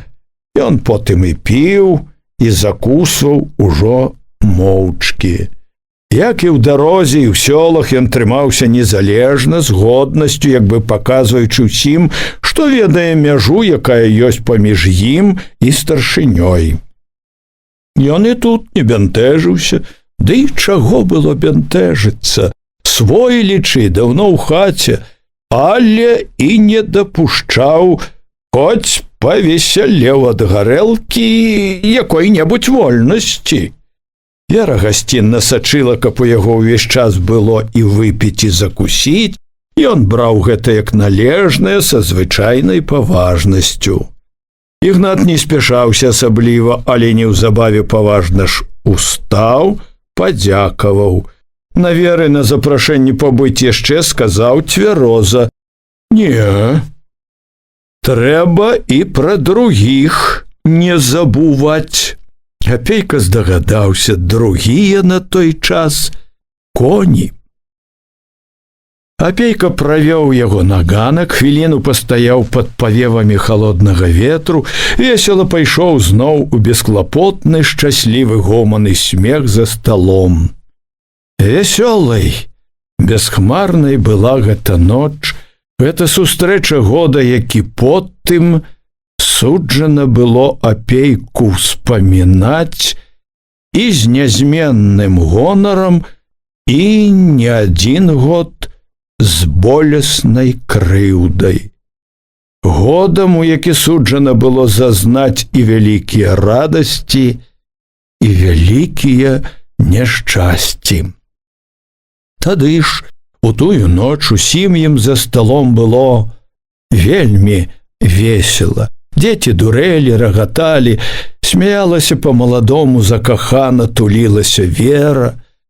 Молада, хораша было і апейку.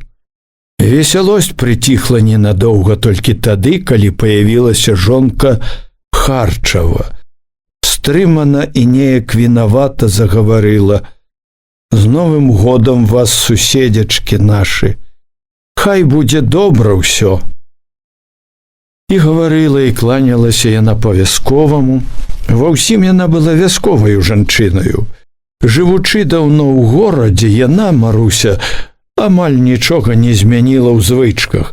Нават крамныя кофта і спадніца, пашытыя ў юравіцкай швейнай, выглядалі на ёй па-вясковаму. Вера з радасцю пасадзіла яе за стол, наліла ў чарку, выпілі разам. На Новы год неяк нядобра адной. У другія дні дак не так, а ў Новы год дак проста сэрца смокча. Апейка заўважыў, што яна, гамонячы па-вясковаму ахвотна, амаль увесь час услухоўвалася, ці не чуваць чаго на вуліцы, на двары, ці не прыехаў чалавек. Добрая душою, Апейка ведаў, яна няёмка чула сябе за свайго мужа, за яго разлад з ім, з Апейкам. Не магла згадзіцца сэрцам і абыходзілася заўсёды лагодна і вінавата, хоць і стрымлівалася і пабойвалася Харчава. От і цяпер Апейка чуў яе дабрату і прыхаваную апаску, што чалавек, калі пабачыць, не пахваліць. А ўсё ж такі прыйшла. Ёй не сядзелася. Пагаманіўшы столькі, колькі трэба было для прыліку, яна падалася дадому, пайшла ў час. Амаль адразу за гэтым пад'ехаў Харчаў, ён прыехаў не адзін, з нейкімі знаёмымі. За сцяной стала адразу шумна, затупалі боты, загаманілі дужыя галасы. Апейка мімаволі прыслухоўваўся да гэтых галасоў. Стараўся пазнаць, хто там. Выдзеліў сярод іншых напорлівы барытон Дубадзела. Сябры! Здалося, пачуў сваё прозвішча, успомнілі, але не разабраў, што казалі, ды і не хацеў разбіраць. Яны вясёлыя, яму няма чаго псаваць весялосці. Пазней падляцеў яшчэ нехта. Апейка прыслухаўся да хуткіх крокаў. Можа, да яго? Не, таксама да Харчава. Вера сабралася ўжо весці дзяцей спаць, калі на іх ганку пачуліся крокі. Хтось увайшоў у сенцы, Апейка адчыніў пакой, ступіў Башлыкоў. Вясёлы, п'янаваты. Чытаў? Ён усміхнуўся шырока, па-п'янаму прасцецкі, як бы ўрачыста. Што? На твары Башлыкова появілася, праўда, паблажлівая пагарда. Адстаеш, зараз жа вазьмі, праштудзіруй. Ужо па-сяброўску з захапленнем. От галава, от розум. Недарэмна на самым версе. Прачытаеш, і ўсё ясна становіцца. На 100 вёрст наперад відаць, і ўглыб на 100. Всё ясна, як двойчы два. Паблажліва па-сяброўску ж папракнуў. Ну, чаго стаў? Як сустракаеш госця? Налі, выпіць трэба. Ён звонка чокнуўся, хвацка перакуліў чарку, весела ўзнята прайшоўся, стройны ў сваім амаль вайсковым гарнітуры, хромавых ботах, дужы ў хадзе, прыгожы. Всё ясна, як двойчы два, всё па палічках разлажыў. Гэта сюды, гэта туды, недарэмна. На самым версе самога Энгельса, брат, на месца паставіў. Зараз жа вазьмі, ну, яшчэ па адной. Раз такое дело. Ён выйшаў так жа хутка, як і паявіўся.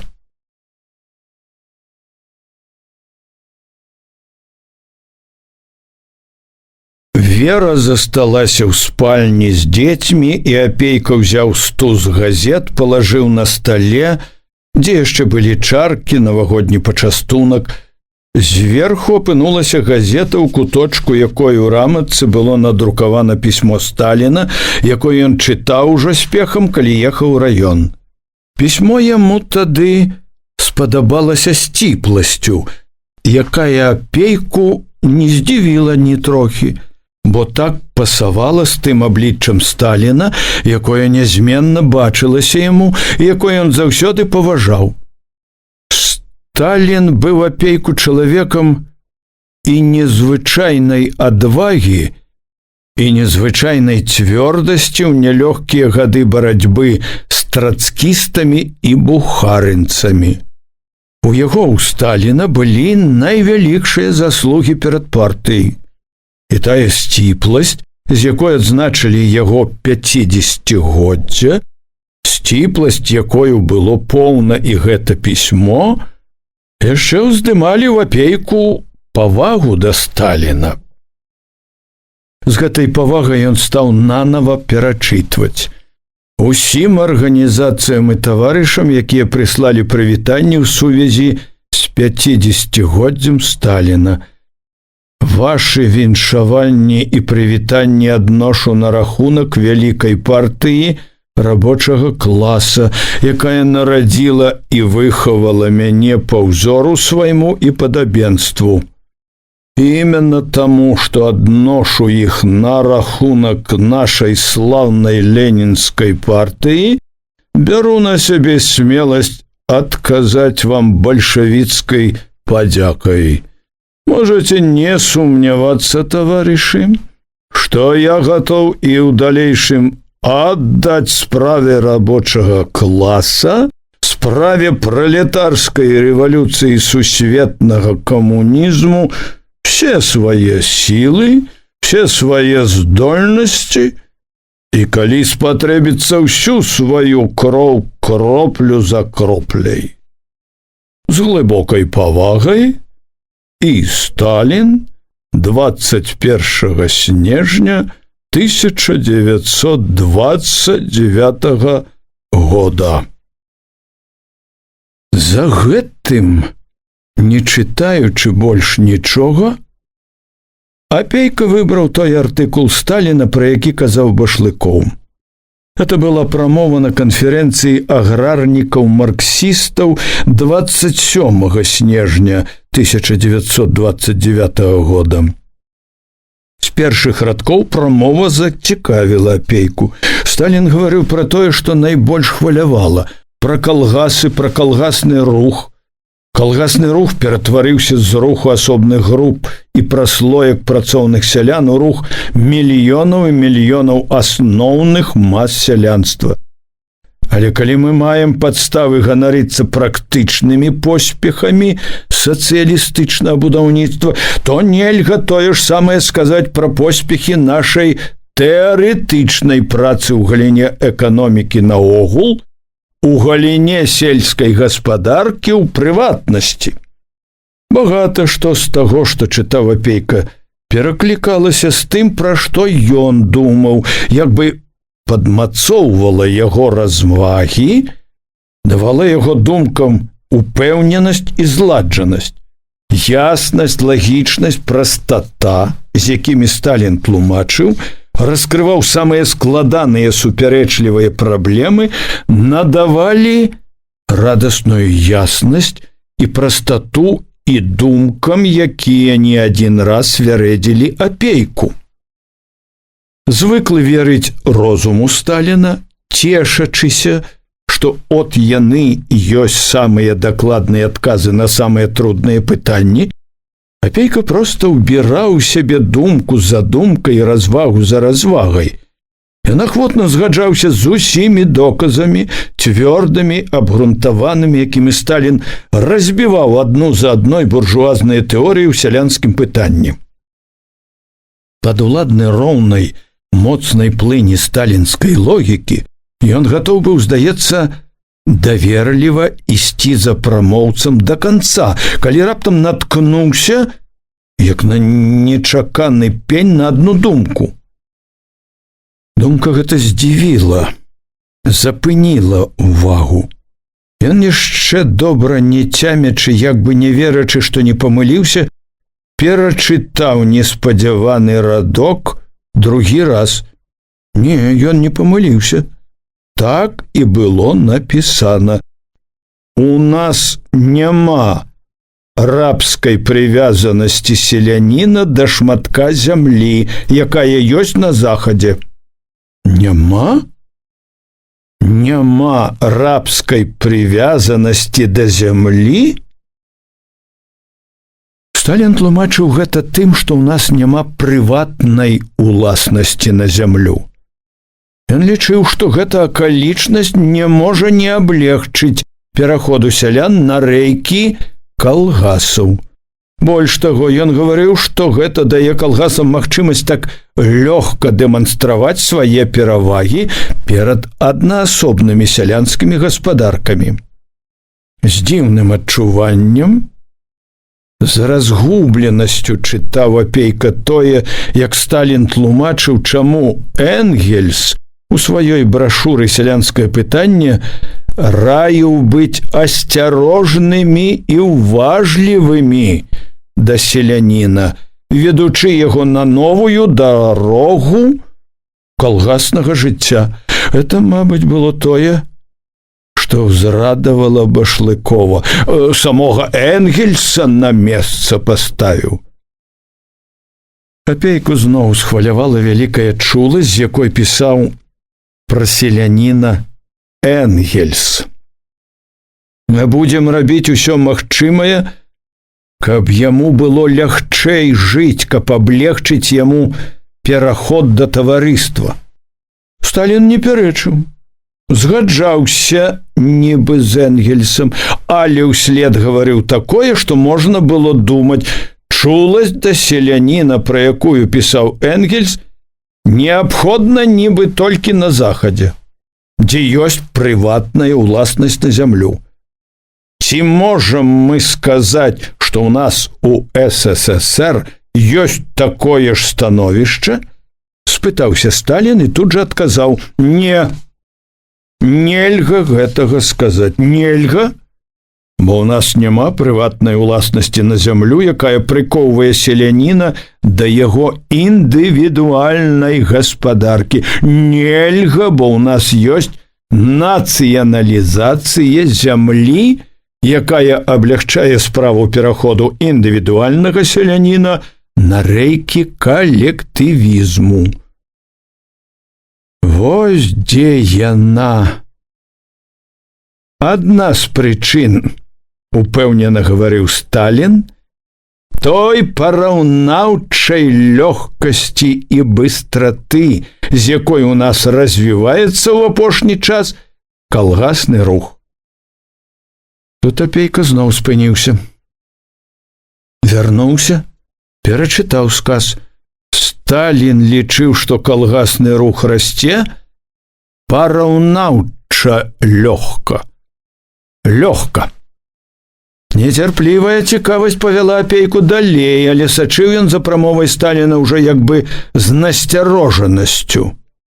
Згадзіўся, што і ў калгасах застануцца яшчэ элементы класавай барацьбы, што там могуць быць перажыткі індывідуалістычнай ці нават кулацкай псіхалогіі, некаторая няроўнасць у матэрыяльным становішчы.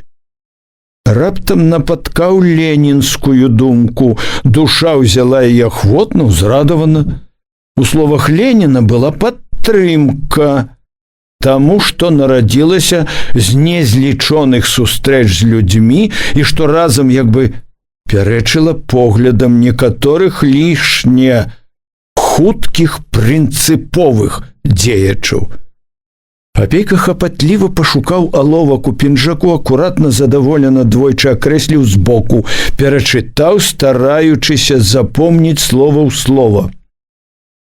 Справа пераробкі дробнага земляроба, пераробкі ўсёй яго псіхалогіі і навыкаў, ёсць справа, якая патрабуе пакаленняў. Пакаленняў! Паўтарыў ён думкаю, нібы гаворачы Башлыкову. Башлыкова, мабыць, найбольш усцешыў раздзел, дзе Сталін казаў, што партыя ад палітыкі абмежавання кулацтва перайшла да ліквідацыі яго як класа. Сталін разважліва даказваў, чаму правільнай была ў свой час палітыка абмежавання кулацтва. Заявіў, што цяпер створана эканамічная аснова для таго, каб замяніць кулацкую прадукцыю калгаснай і саўгаснай. Ну, а як быць з палітыкай раскулачвання? Лавіў Апейка з вострай увагай. Ці можна дапусціць раскулачванне ў раёнах суцэльнай калектывізацыі? Пытаюць з розных бакоў. Сталін цвёрда адказваў: смешнае пытанне.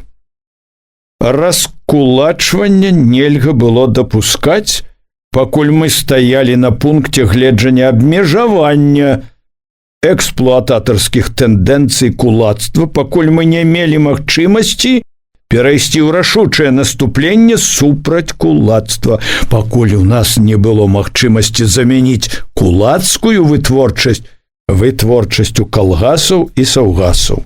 А цяпер другая справа. Цяпер мы маем магчымасць павесці рашучае наступленне на кулацтва, зламаць яго супраціўленне, ліквідаваць яго як клас і замяніць яго вытворчасцю калгасаў і саўгасаў. Як стрэмка упілося ў памяць. Першымі словамі адказу Сталіна было: смешнае пытанне. Што ў гэтым было смешнае? Далей Сталін зноў амаль паўтарыў гэты выраз.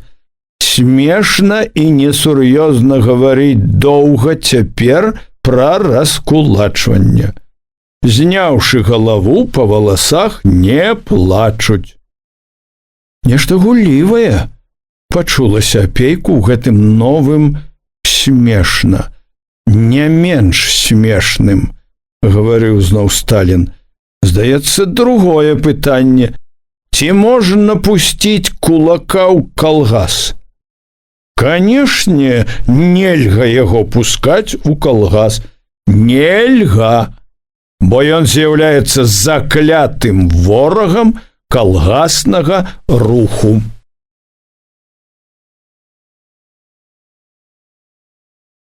Дачытаўшы, Апейка хвіліну сядзеў ціха. Потым закурыў над шклом лямпы, стаў хадзіць па пакоі. Хмелю ў галаве не чулася, стомы як не было. Адну за адной спамінаў ён думкі з прамовы, цвёрдыя, упэўненыя довады. Тое, што яшчэ нядаўна здавалася цьмяным і выклікала трудныя развагі, сумненні, стала раптам простым, ясным. Было такое адчуванне, быццам пасля блуканняў і пошукаў у тумане выбраўся раптам на чыстае, дзе ўсё ляжала адкрытае вачам, з палямі і лясамі, з дарогамі і сцежкамі. Чалавеку заўсёды хочацца прастаты, яснасці. Апейка ж у той вечар зусім не меў схільнасці такой, каб ацэньваць і ўзважваць нешта, правяраць у прамове. Для яго гэта была найперш прамова кіраўніка партыі, тлумачэнне найбліжэйшай задачы ўсіх войск, у якіх ён, Апейка, быў, можа, толькі аддзялённым камандзірам. Кім бы ён ні быў, задача гэта датычылася яго. Ён перш за ўсё з клопатнасцю думаў пра тое, на што яна скіроўвала ўвагу, якую ставіла мэту, чаго патрабавала ад яго. Пры ўсім давер'і да Сталіна, разбіраючы са сваёй няўціхнай і ўедлівай паляшуцкай уважлівасцю прамову, Апейка хутка зноў запыніўся, задумаўся. Насуперак таму, што казаў Сталін, улезла сумненне, што калгасам так проста са сваімі сялянскімі конікамі ды дзядоўскімі плужкамі паказваць перавагі над сялянскімі гаспадаркамі. Варта толькі, выходзіла з прамовы, проста сысціся разам і з'явіцца тудадзейнай сілай, Можна і араць, і сеять на ўздзіў, і паказваць цуды і з тымі конікамі ды плужкамі. Неяк лёгка, здавалася, разворвалі так багата цаліны, названыя, да прыкладу, данскія казакі, без машын, без трактароў. Ён закурыў, пастаяў каля акна, в святле за шыбай круціла снег, завіруха ўсё мяла, падумаў. Замяце ўсе дарогі. Чорт знае, як дабірацца будзеш. Самы час, каб дарога была, а яе замятае, як знарок. Ён згадаў загалле.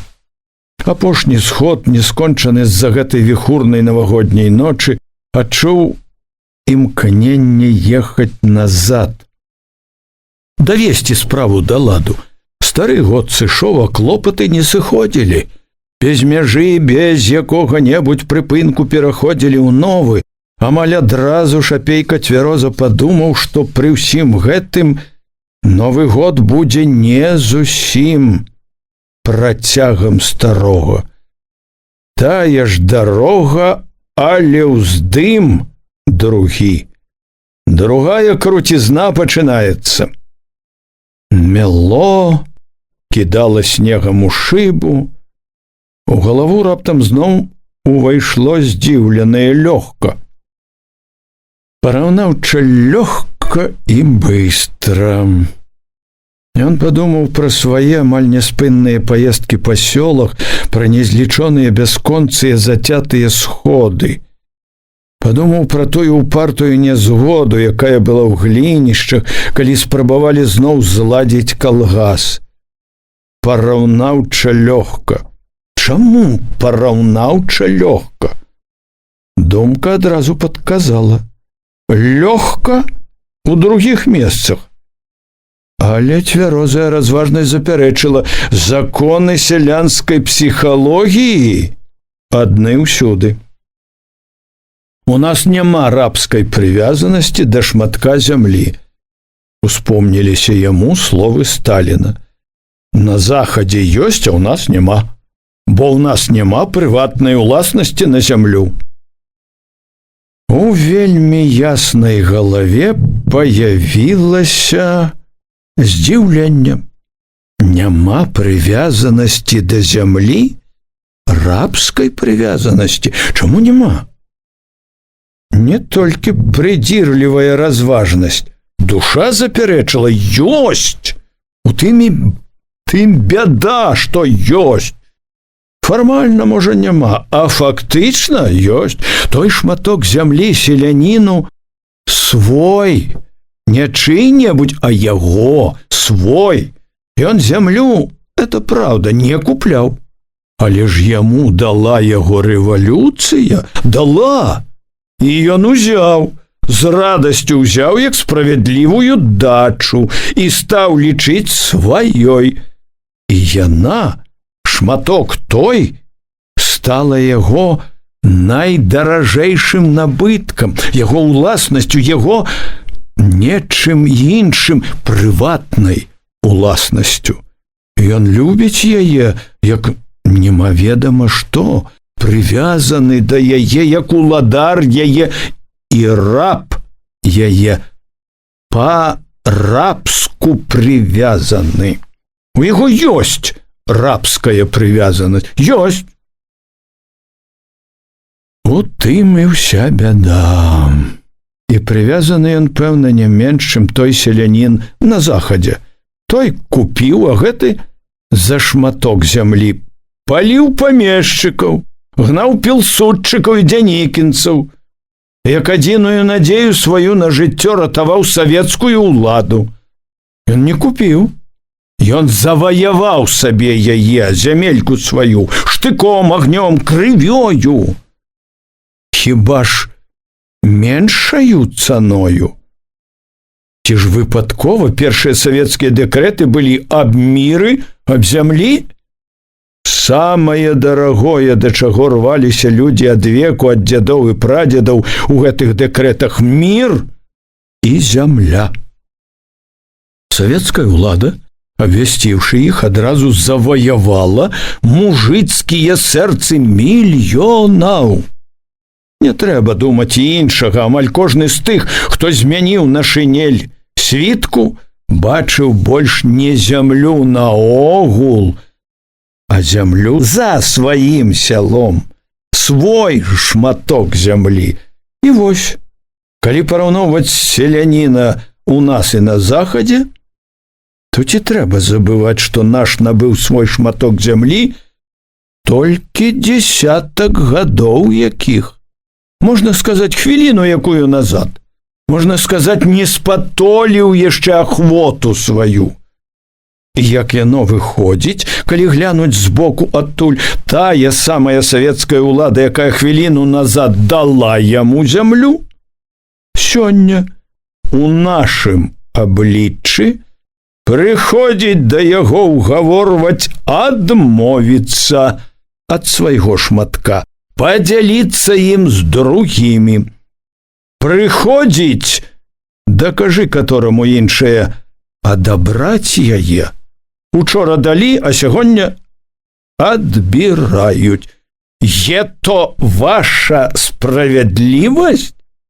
Ашукалі!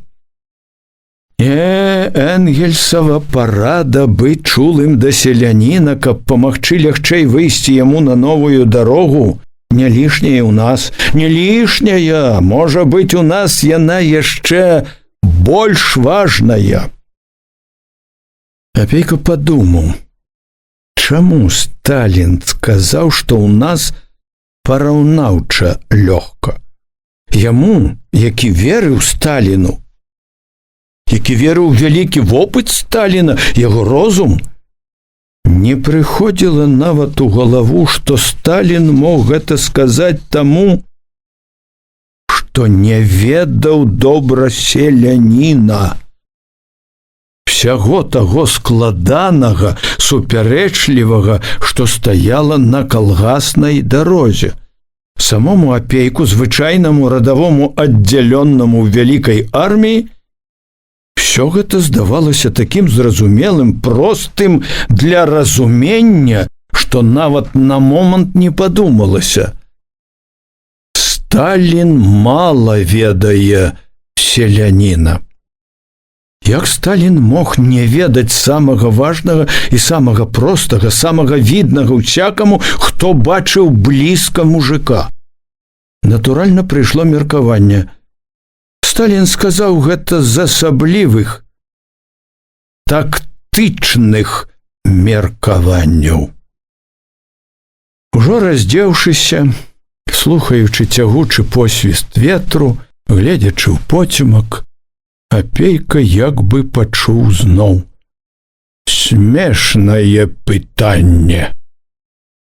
Чаму смешнае, калі яно такое важнае, калі яно перад такой вялікай і цяжкай бітвай? Смешна і несур'ёзна. Зняўшы галаву, па валасах не плачуць, несур'ёзна, як бы гучала у яго галаве. Думкі блыталіся, у галаве звінела, ён чуў ужо неадольную стому, што раптам навалілася на яго, зрабіла яго бяссілым. Пабачыў зноў мяцельную ноч, сумётную дарогу, мернае пакалыхванне конскіх клубоў, пачуў маркотны гул правадоў, смешна і несур'ёзна прабілася яшчэ, і каб адагнаць, ён загадаў сабе спаць. Спаць, нарэшце выспацца. Дарога бегла ўсё мякчэй, хутчэй.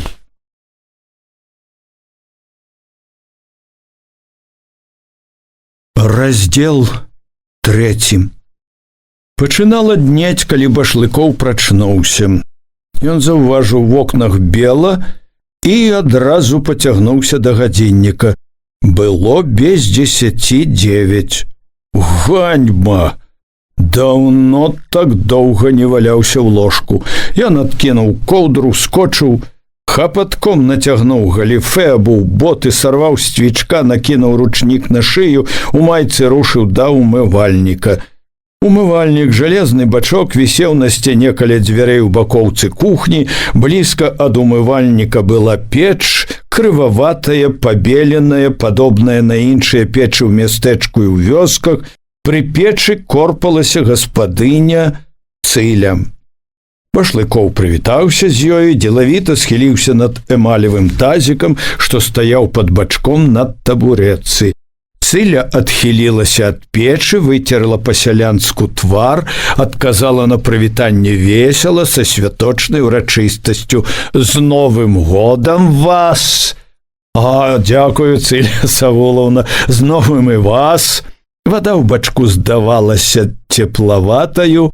Змыўшы мыла з рук, Башлыкоў выйшаў сенцы, у вялікім медным карцы нанасіў з вядра халоднай, наліў поўны бачок, за салодай халадзіў рукі, шыю, твар, ледзь стрымліваўся, каб не закрактаць. Калі дужымі і хуткімі рухамі выцерся і пакіраваў назад у свой пакой, злавіў сябе на тым, што мармыча нейкую вясёлую мелодыю. Гатоў быў заспяваць, хоць спяваць наогул не любіў і не ўмеў. У душы ўздымалася невядомая хлапчукоўская радасць. Толькі намерыўся адчыніць дзверы ў свой пакой, як хтосьці праляцеў паўз вокны, у сенцах бразнула клямка, праз момант сенцаў уварваўся расчырванелы ў паліто на росхрыст Лёва. Лёва таксама быў у выдатным настроі, ці ад таго, што зрабіў нешта ўдалае, ці ад таго проста, што прабег па марозе, што маладая кроў загаварыла, Лёва быў перапоўнен энергіяй. Можа, пачаў бы мітусіцца, кідацца па пакоі, спрачацца задзірыста з маці, але адразу вясёлым гарэзным позіркам трапіў на паважанага іх кватаранта. І хоць сакратар райкому быў без гімнасцёркі і усміхнуўся в адказ таксама гарэзна, Лёва адразу схамянуўся. Амаль у момант стаў тым разумным, разважным Лёвам, якім яго Башлыкоў ведаў звычайна. «Добры дзень, Алексей Иванович», прывітаў і стала, зняў паліто, павесіў на цвік. Цыля была ўжо ля дзвярэй з кухні з насмешачкай, пад якой таілася пяшчота, глядзела на сына. З другога боку ад акна на вуліцу ў камізэльцы і расшпіленай сародцы сумнаватай усмешкай сачыў стары Савул. «Сабраў», — сказала Цыля, — «ад усіх сабраў налог».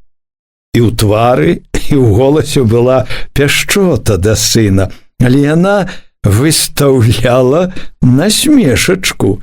«Сабраў», — адказаў Лёва, — «але не налог, а попел». «Так попел е то, мабыць, твой налог?»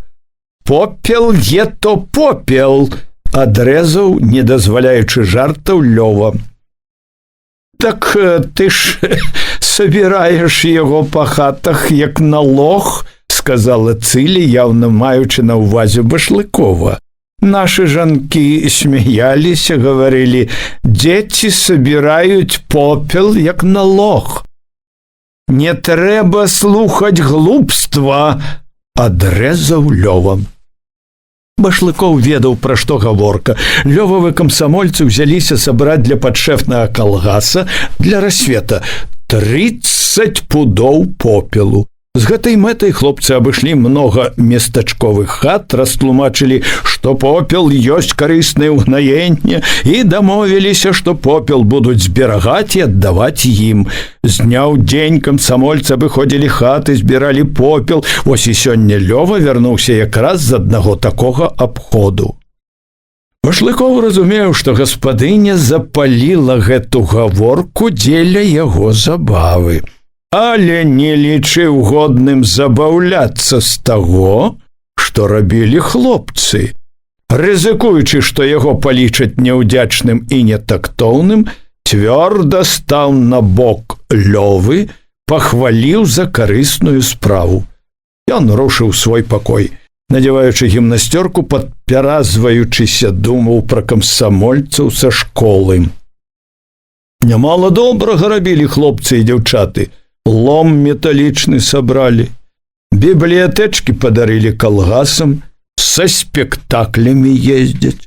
Сабранага лому скавалі некалькі плугоў, перадалі калгаснікам.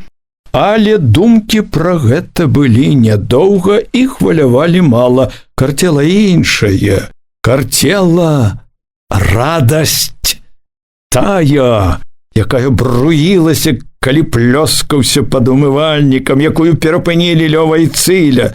Ён злавіў сябе на адчуванні, што радасць яго зусім не без прычыны, што яго чакае штосьці добрае і важнае. Тады ж згадаў прычыну радасці. Сталін, яго выступленне. Газета з выступленнем у кабінеце. Чакае. Услед, а можа і разам, дзіўна з'яднаўшыся са згадкай пра выступленне, увайшло ў душу. Быў у школе, дамовіўся. Сёння, як сцямнее, пабачыцца. Гэта ўзрушыла моцна, гэта аж заліло гарачым, нецярплівым. Сёння, як сцямнее. Ад хвалявання ён захадзіў неспакойна і дужа. Першы момант не думаў нічога, быў перапоўнены хваляваннем незвычайным, здавалася неймаверным прадчуваннем. Сэрца білася так гулка, так молада, што адчуў няёмкасць, папракнуў знарок сябе, як хлапчук. Тады ў хваляванне яго прарваліся ўспаміны. Нібы нанава ўбачыў яе перад сабой. Зноў уразіўся яе хараству. Якая красуня! І дзе вырасла, і колькі хараства не толькі знешняга і ўнутранага, якая годнасць! Згадаў, як кіўнула. Сёння, як сцямнее, успомніў, нелёгка было сказаць ёй, але ён сказаў, дамовіўся, зрабіў тое, чаго так хацелася. Але калі думаў гэта, у душу ўжо тачылася штосьці нядобрае. Успомніў паразку, як няёмка было перад ёй, як давялося таіцца, фактычна, калі глядзець праўдзе ў вочы, маніць. Ён запярэчыў сабе, не маніў ён. Нельга было інакш. Не меў ён права, калі на тое, выдаваць тайну іх без яе згоды. Кахання свайго. Але неспакой, недавольнасць сабой не сыходзілі ўжо. Бачыў ужо, што і адзін перад ёю паводзіў сябе нядужа. Недарэкам, мусіць, выглядаў у яе вачах. Папракнуў сябе. Не пагаварыў як след, мала ведае пра яе, амаль нічога не ведае. Ён адагнаў нядобрае, перапыніў думанне. Няма калі думаць попусту. Час дарагі, трэба на працу. Энергічнымі рухамі зняў паліто, надзеў, шапкаю ў руцэ выйшаў у суседні пакой, кіруючыся на вуліцу. На работу, сустрэў яго стары Савул. На работу? У голасе старога было ці то здзіўленне, ці то папрок. Савул глядзеў з-пад акуляраў востра, дапытліва, нібы турбавала штосьці і не мог сам высветліць. Сёння Новы год, аб'явіў ён, і змоўк, і глядзеў, дапытваючыся з-пад акуляраў. Башлыкоў не разумеў, што ад яго трэба. Так, Новы год. Савул кіўнуў. Аказалася, яму гэтага было пакуль даволі. Помаўчаў, як бы даваў зразумець значнасць таго, што сказана, ці скажа зараз. З кухні паявіўся, дажоўваючы нешта, Лёва, зірнуў насцярожана на дзеда, але не сказаў нічога. Раней, пасля Новага года, загаварыў Савул, быў святочны дзень, ці, як цяпер гавораць, выхадны дзень. Цяпер гэты парадак адмяняецца? Башлыкоў усміхнуўся. Усмешка была паблажлівая, стары настроены па-філасофску. адказаў з адчуваннем перавагі: «Раней многа чаго было. Многа розных забабонаў», – пацвердзіў Лёва. Дзед кінуў на яго пагардлівы позірк, як бы загадаў маўчаць, не ўцінацца ў гаворку сталых мудрэйшых. Глядзеў толькі на Башлыкова, глядзеў востра, строга. «Ёлку на Новы год, напрыклад, вы лічыце таксама забабонам?» «Забабонам», – усміхнуўся Башлыкоў. Стары не адступіў. З вядомай ужо Башлыкову звычкі дабіваўся высветліць всё да рэшты. «Новы год без ёлкі, хіба это свято?» «У нас Новы год будзе ў працы». «Праца? Это наше свято», – убіўся зноў Лёва. Дзед зноў звысака зіркнуў на ўнука, помаўчаў засяроджана. «Значыць, выхадны дзень на Новы год не будзе. Рабіць будзем». Дзед улавіў нецярплівасць Башлыкова, спыніў цікаўнасць сваю, пачціва падзякаваў, пакланіўшыся. Башлыкоў рушыў да сянец.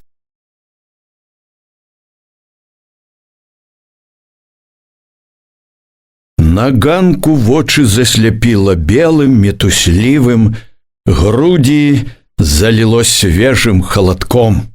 Мяло, круціла, сонца весела паблісквала ў белай метусні, сама прырода нібы радавалася з ім. Выхадны дзень, які тут можа быць выхадны, і што такое наогул выхадны? Забыў ужо, што это такое. Ніякіх выхадных даўно няма, ад таго і забыў, можна сказаць. Даўно не было выхадных. І сам не сядзеў, і людзям не даваў. Раней не да таго было, цяпер тым больш няма калі сядзець, не да таго. Боты цвёрда мералі мяккую ружаватую бель, чуў у нагах, ува ўсім целе маладую, нецярплівую дужасць. Сам добра разумеў прычыну яе. Сталін, яго выступленне. Памяць пра гэта ўвесь час жыла, бруілася, праменілася, як сонца в снежнай метусні. Ішоў лёгка і молада, з юначай задзірыстасцю паглядваў на вуліцу, на дамы абапал, на людзей. Чарнелыя драўляныя пабудовы і аблезлыя камяніцы хмурна і санліва драмалі абапал. На дзвярах і аканіцах крам усюды завалы, людзей амаль не відаць. Да і тыя, марудлівыя, як бы санлівыя, спакой і ціша ў мястэчку. Драміце, драміце, хутка абудзіцеся, разварушым вашы бярлогі запляснелыя. Новы год гэты будзе сапраўды новым. Пабачыце. Ледзь распрануўся ў баковацы ў сталоўцы, прысеў да стала, Ліза была побач. Толькі зірнула пільным вокам, зразумела настрой сакратара райкома. У момант на стале з'явіліся талерка з хлебам, талерка з рагу і пюрэ, шклянка чаю. Еў маўкліва, засяроджана і хутка, непрыкметна для сябе па даўняй звычцы налягаў на хлеб. Апетыт сёння быў выдатны. Башлыкоў усё ўбіраў са смакам. Быў заклапочаны, спяшаўся, а ў памяць зноў увайшло школа. Яна, размова з ёю. Да цябе прыехаў, сёння як сцемнее. Захвалявала, пагнала кроў гарачэй, унесла ў бадзёрую яснасць клопатнай, што і радавала, і непакоіла. Это разбівала думкі, і ён адагнаў непатрэбнае думанне. Зноў былі ганак, санлівая ціша і снежная мітусня, жыццярадасны засяроджаны чалавек цвёрда крочыў вуліцаю да райкома. На ганку значыліся сляды, прыцярушаныя снегам і зусім свежыя. У калідоры патхнула цяплом жылля, жыццём знаёмым, добрым душы і надзейным. Поцемкам калідора ён звыкла пакіраваў да дзвярэй прыёмнай. Міша, што гнуўся над нейкай паперай, адразу ускочыў, вядома, хвалячыся спрытам, гатоўнасцю зрабіць усё. «Добрый дзень, Алексей Иванович, з Новым годам вас!» сказаў, нібы робячы падарунак. Башлыкоў павіншаваў таксама, ветліва і сабрана. Фрэнч, галіфэ Мішы былі прымяты, а зграбная Мішава постаць была поўная энергіі і імкнення. Аднак Башлыкова гэта не ашукала. Пільным вокам адзначыў адразу: Мішаў твар быў шараваты, прытомлены. Спаў Міша было, відаць, мала. Пагуляў у гонар новага. Распрануўшыся ў кабінеце, прычасаўся, абцягнуўшы ремень, трымаў Мішу, што ўварваўся з папкай у руцэ. «Пачакай». Потым паказаў далонню пачакаць у прыёмнай. Энергічны, стройны, рушыў з кабінета. Як заўсёды, выказваючы сабранасць, ён цяпер не таіў урачыстасці ў абліччы, ў словах. У кожным кабінеце пакоі шчырыя, ўзрушаныя з Новым годам. Кароткае пажаданне і моцны, дужы поціск рукі. На віншаванні і пажаданні адгукаліся ахвотна, радасна, асабліва жанчыны. Адчувалася, што ўсе жылі разуменнем. Новы год! У кожнага былі свае надзеі, і надзеі радасныя. Кожны раз, калі віншаваў, ціснуў руку, узнікала адчуванне асаблівай таварыскасці, еднасці, якое расчульвала самога. З расчуленасцю прыйшло перакананне, што вельмі добра гэта, чалавечна, аказаў увагу, праявіў такту такім нібы дробным выпадку. Праўда, з гэтым кінулася ў вочы. Людзі жылі яшчэ нібы не на зямлі, луналі ў святочных марах. Настрой быў яўна святочны, лёгкі. Падобна было, што ніхто не працаваў як належыць, не было сапраўднай рабочай сабранасці. Гэта не падабалася. Не да часу. Бесклапотнасць, размагнічанасць. Цешыла, супакойвала, што двое, другі сакратар Сташэўскі і загадчык аддзела кадраў Сагайдак, былі на раёне. Каржыцкі збіраўся ехаць. Памчаў толькі што раніцаю на раён Кудравец. Гэта як бы пацвярджала, што людзі райкома і ў гэты дзень з народам, што і сёння нешта робіцца для вялікай справы, якой так неабходны тэмпы, і якой гэтых тэмпаў не хапае. «Зводку!» загадаў ён, вярнуўшыся зноў прыёмную. Міша адказаў: «Зводка на стале». У тоне голасу было здзіўленне. Як гэта ён, Башлыкоў, можа думаць, што Міша будзе чакаць, калі яму загадаюць прынесці яе? Можа, яшчэ пачне рыхтаваць яе пасля таго, як напомняць? Нібы Міша не ведае, што трэба ў першую чаргу. Башлыкоў у кабінеце адразу пакрочыў да стала. Сапраўды, на самай сярэдзіне стала бялеў ліст. Башлыкоў зайшоў за стол, нецярпліва ўзяў ліст паперы. Рост ёсць. Лічба зноў пайшла ўгару. Але які малы рост! За тыдзень 55 гаспадарак. Менш працэнта ад агульнай колькасці гаспадарак. За цэлы тыдзень. Ой, чарапашныя тэмпы. Увайшоў Міша. Башлыкоў зняў вочы. Што яшчэ? Міша сказаў: «Трэба падпісаць». Так, трэба падпісаць, паслаць у акружком, падпісаць, распісацца ў сваім адставанні, у неўменні павесці народ за сабою. У насцярожанай увазе мімаволі адзначылася: Мішаў твар неадпаведна падзеі, недарэчна быў вясёлы, бесклапотны, але не сказаў нічога, прамаўчаў. Калі падаваў падпісаную зводку, Здзівіўся Міша, па-ранейшаму пасміхваўся з нейкім нібы намёкам, незразумела гулліва. Башлыкоў зірнуў недовольна, патрабавальна. Міша засмяяўся па-дружбацку, змоўніцкі. «Соня учора пра вас гаварыла», – растлумачыў ён шчыра. «Глядзі, кажа, пра вас прыклад табе. Яна лічыць, што я, як яна выражаецца, за кожнай спадніцай гатоў пагнацца, што я толькі і думаю пра іх спадніцы». Башлыкова не надта вабіла гаворка такая, і зусім не падабалася Мішава панібрацтва, але ён стрываў, помніў, што Новы год і гэта абавязвае да нечага. Міша яшчэ асмялеў. «Алексей Иванович, можна па сакрэту?» Ён ледзь не падміргнуў. Паведаміў як тайну, як сябру: «Дзяўчаты ўсе проста захапляюцца вамі і дзівяцца». «Чаго гэта?» – нахмурыўся Башлыкоў. «Дзівяцца, што малады вы, прыгожы, а? Нікога з дзяўчат не заўважаеце, не глядзяць на вас, а вы хоць бы адным вокам. Саша, Соня, Маруся, Сара – все дзівяцца.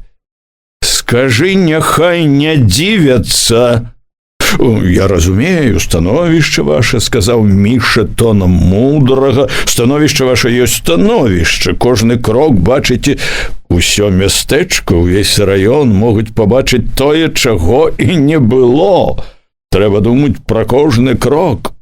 Але і так нельга. Ну што за маладосць без любві?» Башлыкоў перарваў яго. «Міша, зводку трэба паслаць зараз жа». Міша глянуў на Башлыкова і ўсё зразумеў. Твар і ўся пастава ў момант змяніліся. «Ведаю», – адрапартаваў Міша. Вочы і ўвесь Міша чакалі распараджэнняў. Іншых распараджэнняў не было. Міша знік за дзвярыма. Застаўшыся адзін, Башлыкоў падумаў, што ў нечым ён неправільна паставіў сябе з Мішам. Канешне, работнік ён нядрэнны, на сваім месцы, але панібрацтва гэтае ні да чаго. Трэба гнаць гэтае панібрацтва, даць трэба яму урок належны. Завёўся ўночы, ніяк не можа перастроіцца на рабочы лад. Прайшло ў думках. Але больш хвалявала іншае. І згадка пра тое, што дзяўчаты дзівяцца, і словы Мішавы пра яго становішча, кожны крок бачыць усё мястэчка. У гэта думанне зноў варвалася. Школа ў глінішчах, аблічча той. Да цябе прыехаў сёння, як сцямнее.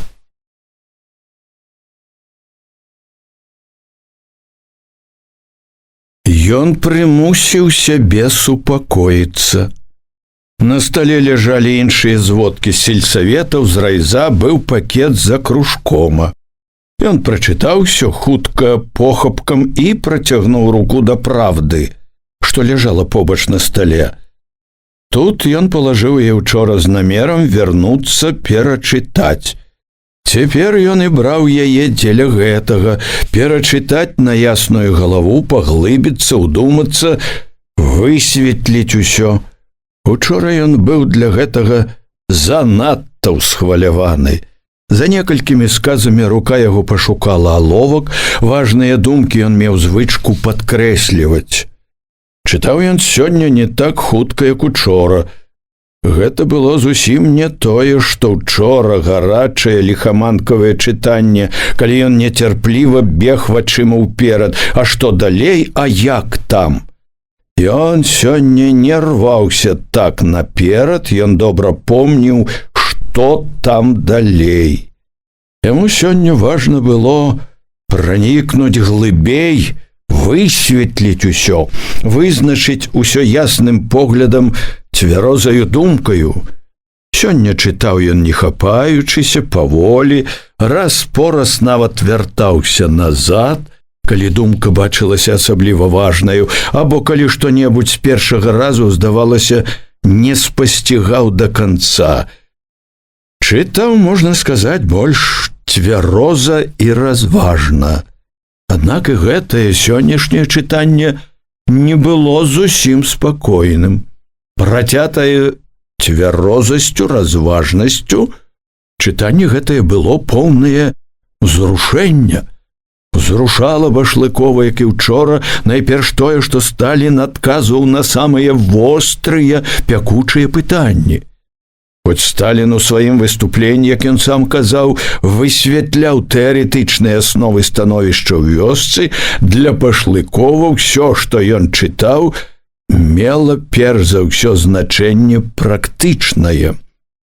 У сталінскім выступленні ён найперш шукаў адказ на тое, што турбавала і мучыла. Чытаючы, Башлыков амаль увесь час чуў побач апейку. Чытанне гэтае было нібы працягам той спрэчкі, якую яны фактычна няспынна вялі. Падобна было на тое, што Сталін уступіў таксама ў іх спрэчку, выказвае свае погляды. У выступленні Сталіна Башлыков шукаў падтрымку сабе. Ён, вядома, не сумняваўся, што погляды яго ва ўсім адпавядаюць сталінскім, што гэта ва ўсім бальшавіцкія погляды. Ён быў упэўнены, што не мог ні ў чым памыліцца, што не магло чуццё шукаць яго. І з уцехай знаходзіў все новыя доказы правільнасці сваіх меркаванняў. Як і учора, як падтрымку сабе, чытаў ён развагі Сталіна аб адносінах сялян да зямлі на захадзе і ў нас. І Апейка і Гайліс ніяк не здольны зразумець простую ісціну, што зямля ў нас не прыватная, што яе нікому не дадзена права прысвойваць. Башлыков над гэтымі радкамі, думкамі пераносіўся на глінішчанскі сход. У курані з абурэннем успамінаў галасы пагрозы: не дадзім, не згодны. Якое права мелі яны там не даваць зямлю, якая належыць не ім, а народу, дзяржаве? Ён пашкадаваў, што тады на сходзе ў вёсцы сам не дадумаўся, не сказаў гэтага.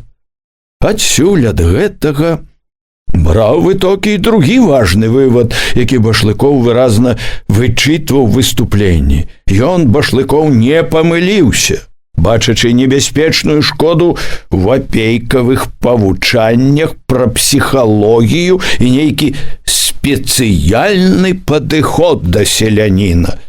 Вось тут, дзе Сталін успамінае пра Энгельса, пра розніцу між сялянамі на захадзе і ў нас, ён жа фактычна высмейвае мудрых падыходчыкаў.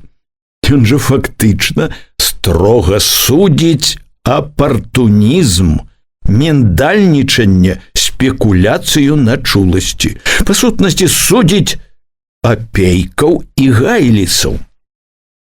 Зноў, як і ўчора, асабліва хвалявала і радавала тая частка прамовы Сталіна, дзе ён аб'яўляў аб пераходзе ад палітыкі абмежавання кулацтва як класа да раскулачвання.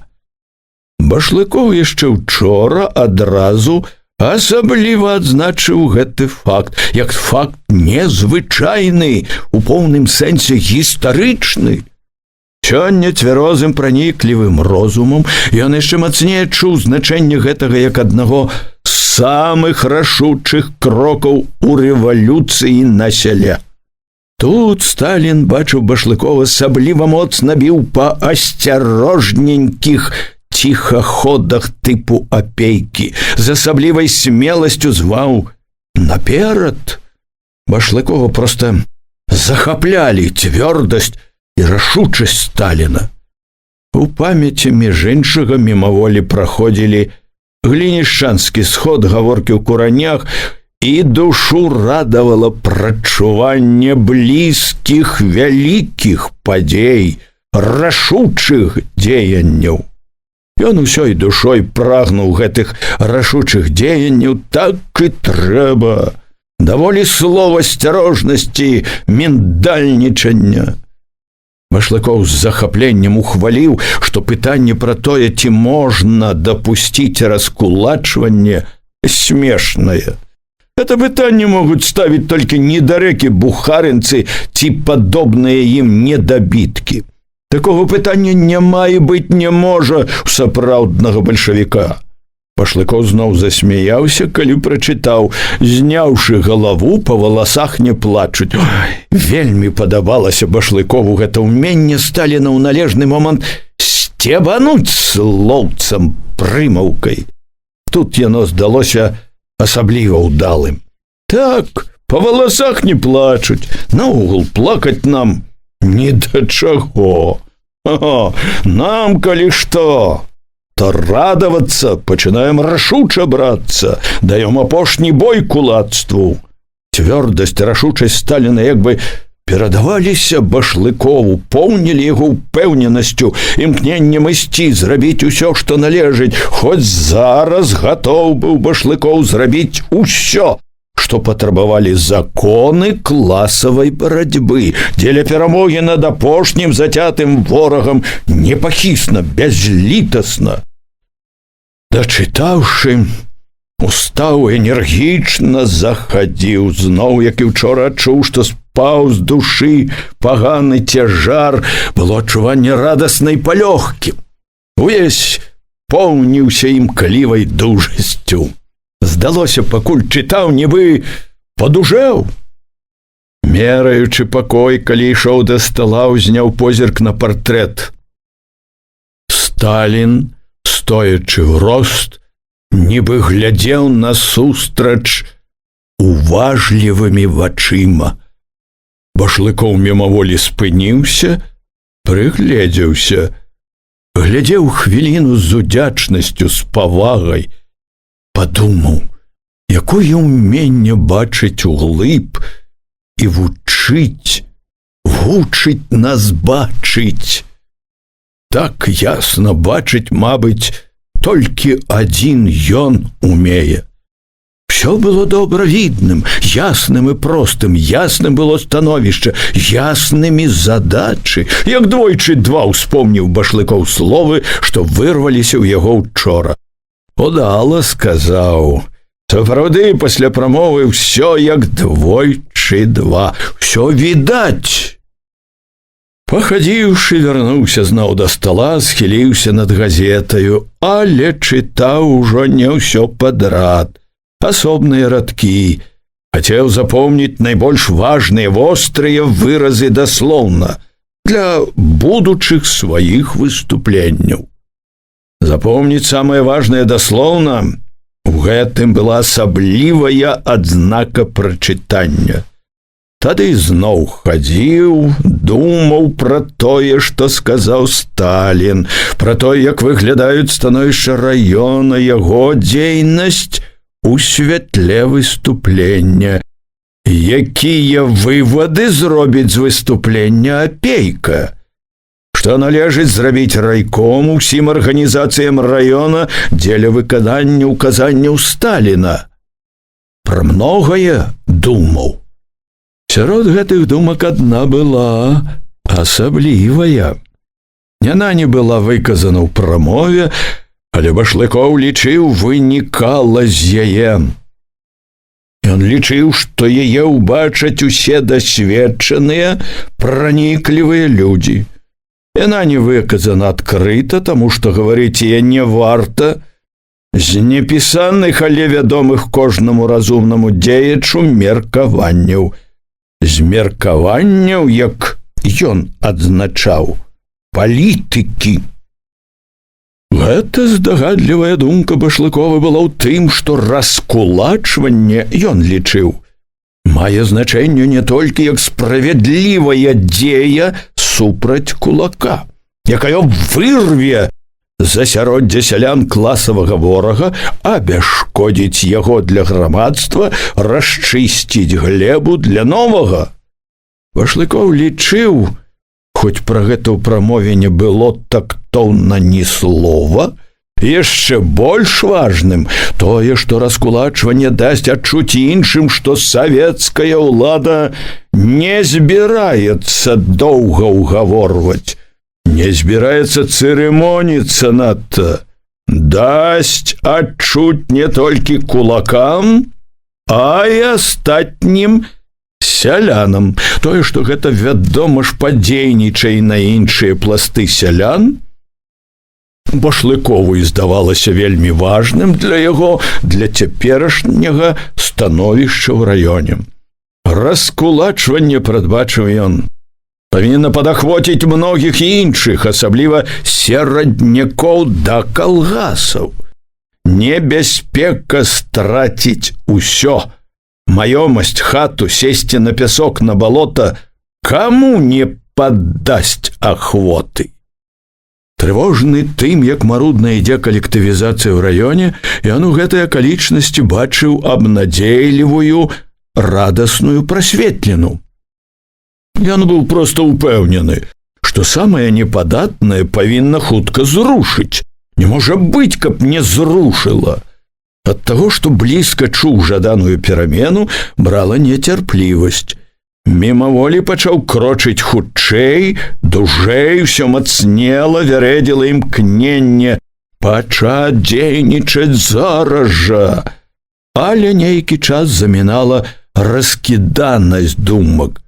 Не адразу ўдалося засяродзіцца. На паўдарозе спыніў крок, цвёрда пакіраваў да стала. Бюро. Трэба рыхтаваць бюро. Справу Гайліса і іншых. З гэтага пачне. Гэта будзе пачатак новага этапа ў яго дзейнасці. Этапа рашучай дзейнасці.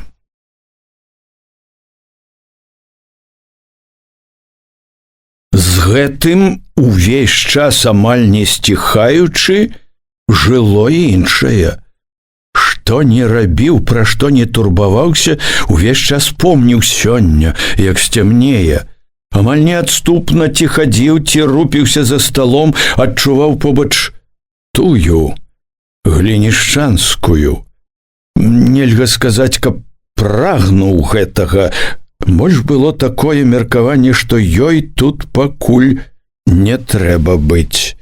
Цяпер не яе час. Яе час будзе пазней, і месца іх іншае. Увечары, як сцямнее, на дарозе з вёскі, дзе бярозы. Цяпер у яго справы, важныя абавязкі адказнага за цэлы раён чалавека. Да таго ж у яго сёння такая падзея, такі важны дакумент перад ім. Гэты дакумент вызначае, можна сказаць, новы кірунак у яго жыцці.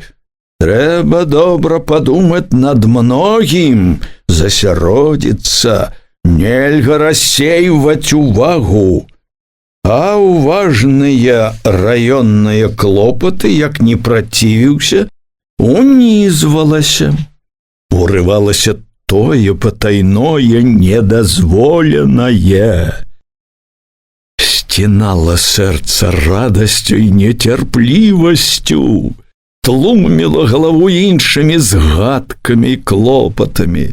Згадваліся школа, сустрэча, зноў і зноў вярэдзіла сэрца, мроілася вечар, бярозы, яна такое, што дзіўна кружылася галава. За окнамі ўсё мітусілася белае, зіхцела сонца, і падобна мітусілася, зіхцела штосьці ў душы Башлыкова. Радасць, нецярплівасць былі не адны ў душы. З імі тачыліся, трывожылі Башлыкова нядобрая вінаватасць і незычлівы одум. І раз, і другі назалелы одум гэты судзіў. Што ты робіш? Ты, кіраўнік раёна, у такі час, калі ўсё трэба аддаваць справе.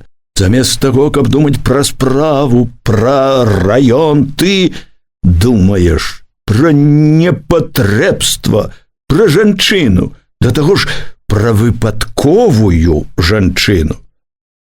Урэшце рэшт, разважаў Одум, калі табе ўжо так захацелася жаночай ласкі, хіба мала тут дзяўчат, прыгожых і надзейных, адданых справе, з ясным жыццём. Дзяўчат, якія могуць стаць сапраўднымі таварышамі ў справе. Колькі дзяўчат камсамолак з радасцю пайшлі б насустрач, каб ты зажадаў гэтага. Чаго ж ты паўз іх прайшоў і прыліп да нейкай невядомай? Башлыкоў пярэчыў сабе, чаму невядомай?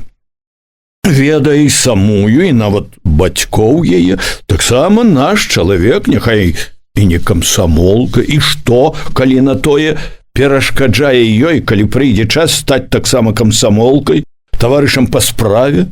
Бацькі беднякі, можна сказаць, пролетарыі сельскія, правда, не калгаснікі, это, вядома, мінус, пляма. Ай, ва ўсім віною маці, цёмная, злая істота, непрыемная, скажам шчыра, асоба. Відаць, за яе дачка і пакінула бацькоўскае гняздо. А бацька? Чалавек, што трэба, хоць зараз мог бы на новую дарогу пайсці. Так, аднаасобнікі, гэта, канешне, мінус, але ж калі на тое, то яна ж ужо не з бацькамі. Сваё становішча ў яе на службе, савецкая служачая, то і з бацькамі павінна паправіцца, быць не можа, каб не паправілася, да таго ідзе. Сярод усяго ўнізвалася няёмкае становішча яе. Школьная тэхнічка, прыбіральшчыца, ён кіраўнік раёна і прыбіральшчыца школьная. А што? Што прыбіральшчыца? Уздымалася нязгода. Хіба на ўсё жыццё гэта прыбіральшчыца? Хіба не відаць, што выпадкова там, што прыладзілася, відаць, на момант, пасварыўшыся з маці-ўласніцай, рашыўшы пачаць новае жыццё. Сёння тэхнічка ў школе, а заўтра работніца артелі.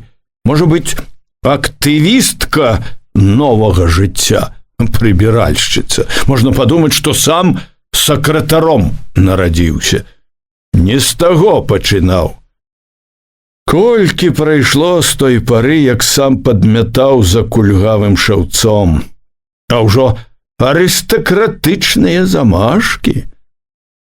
Арыстакратычныя, не арыстакратычныя, а мешчанскія, то яўна мешчанінам добра папахвае. Раз по раз у развагі прыходзіла горшае, такое, чаго здавалася, нібы трапіў у тупік, з якога адзін выхад назад. Это звычайна было тады, калі ўспамінаў сустрэчу ў школе, той момант, калі прыйшла паразка. Няёмка зноў было, што таіўся, хлусіў фактычна. І з гэтым неадступна вярэдзіла, не ўтаіў, напэўна, здагадалася, ведае. Яна-то, відаць, не панясе на віну па свеце. Чалавек разумны, але як там не таіся, заўтра, вядома, ўсё будзе многім. А ў вёсцы ўсё на віду.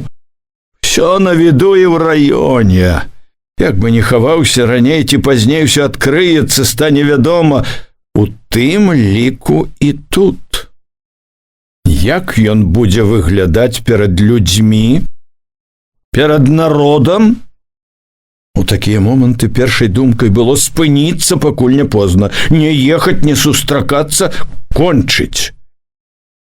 Такія моманты ўсё станавілася раптам ясным. Ні да чаго гэта, асабліва цяпер, калі такія справы ўсяго сябе, ўсё трэба аддаваць справе, не драбніць сябе. Тады завіхаўся хутка, хадзіў цвёрда і чуў лёгкасць і дужасць у сабе, нібы скідваў цяжар з плеч. Але лёгкасць і дужасць і яснасць былі нядоўга. Кожны раз за гэтым чуў яе перад сабою, блізкую, вабную, і чуў, як непаслухмяна захлынаецца нечым гарачым, пранізлівым сэрца і тлуміцца галава. Як з гэтым знікаюць і лёгкасць, і яснасць, як незразумелая сіла адбірае дужасць, вабіць, вядзе наперакор разумным развагам. Тады не першы раз думаў здзіўлена, што ў ёй такое, чым яна займела такую ўладу над ім. Іншы раз, злуючыся на сябе, дакараючы сябе і яе, убіваў сябе знарок груба. Ва ўсім вінаваты яго дурная ўражлівасць, мяккацеласць. І тое, што кроў дурная гуляе, маладая, дзікая, всё ад таго, што захацелася жанчыны, бабы, і ад таго, што характар, натура дурныя, калі захацеў, што не ўмее стрымлівацца, адступаць ад прыроды такі і не ўмее зыначыць сябе. Калі спакайнеў, здзіўленне было іншае. Закахаўся, любіць. Сустрэў выпадкова ў такі паганы вечар і закахаўся. Не разгледзеў толкам у той вечар, а прыкіпеў. Не разгледзеў, а не памыліўся. Колькі бачыў жанчына такую, здаецца, першую сустрэч. За ўсё жыццё першую такую. Ідзе. І вось жа ў душы так нібы, нікога не было дасюль роўнага ёй. І такое ў душы, нібы не сустрэне больш такой, як яна. А можа, і не сустрэне. Не сустрэў жа раней. Не было ж раней такога ні да адной. Можа, гэта доля яго? Не, гэта не абы што, гэта рэдкасць. Такое хараство, такі розум, і да таго ж дзіва неабыякавае да яго. Відаць было, кінецца душой, рада была, хвалявалася. Ці ж разумна страціць гэта, самому адмовіцца, загубіць і потым не знайсці больш. Што ж, што ён кіраўнік, што да яго патрабаванні асобыя? Што, яму і любіць нельга? Такія хвіліны турбавала практычнае. Дзе б ім знайсці нейкі прыстанак для сустрэч? Сёння сустрэча кароткая, можна і пастаяць пад бярозамі. А дзе потым? Не стаяць жа сярод дарогі ці лесу марозіць яе. Але што рабіць? У Юравіча прывесці да сябе? Цяпер, калі яны адно аднаму яшчэ невядома хто, выклікаць такую ўвагу да сябе? У школу? Да яе? Таксама нельга. Нельга і ў курані. Яе да бацькоў нельга. Як бы ён не тлумачыў, што ў яго сур'ёзныя пачуцці, гэта выкліча крыватолкі. На яго рэпутацыю бясспрэчна ляжа пляма. яго аўтарытэт будзе падарваны, загадзя можна сказаць. Ён ад душы пашкадаваў, што жыве не ў Гомелі. Там усё зрабіць было прасцей. Нялёгка і няпроста Башлыкову было ў гэты дзень. Не раз яшчэ брала цвярозая спыніцца, не ехаць, і кожны раз за гэтым было паехаць, пабачыць хоць адзін апошні раз. Вочы нецярпліва паглядвалі на гадзіннік, дзень ішоў паволі.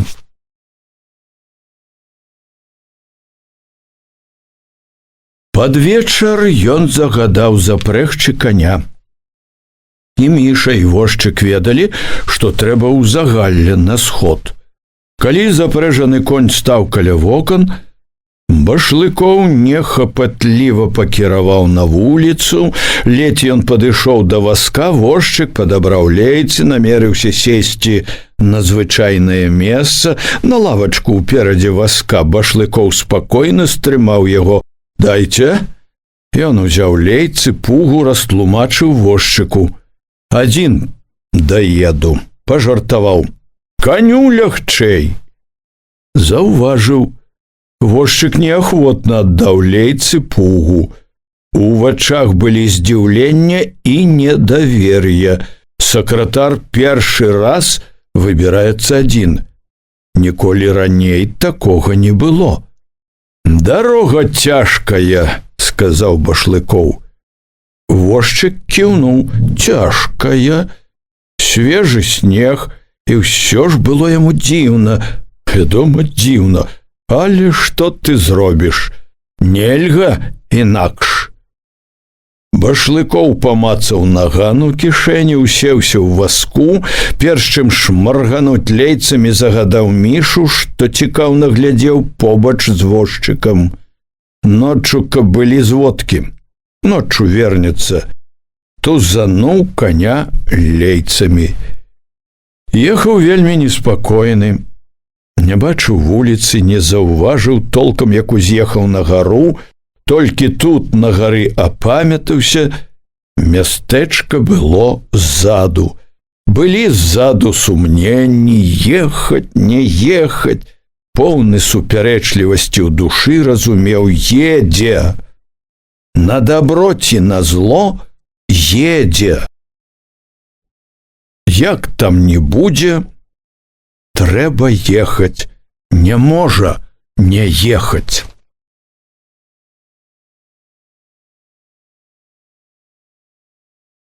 Раздзел 4. На дварэ было свежа і ціха, лёгка мяло.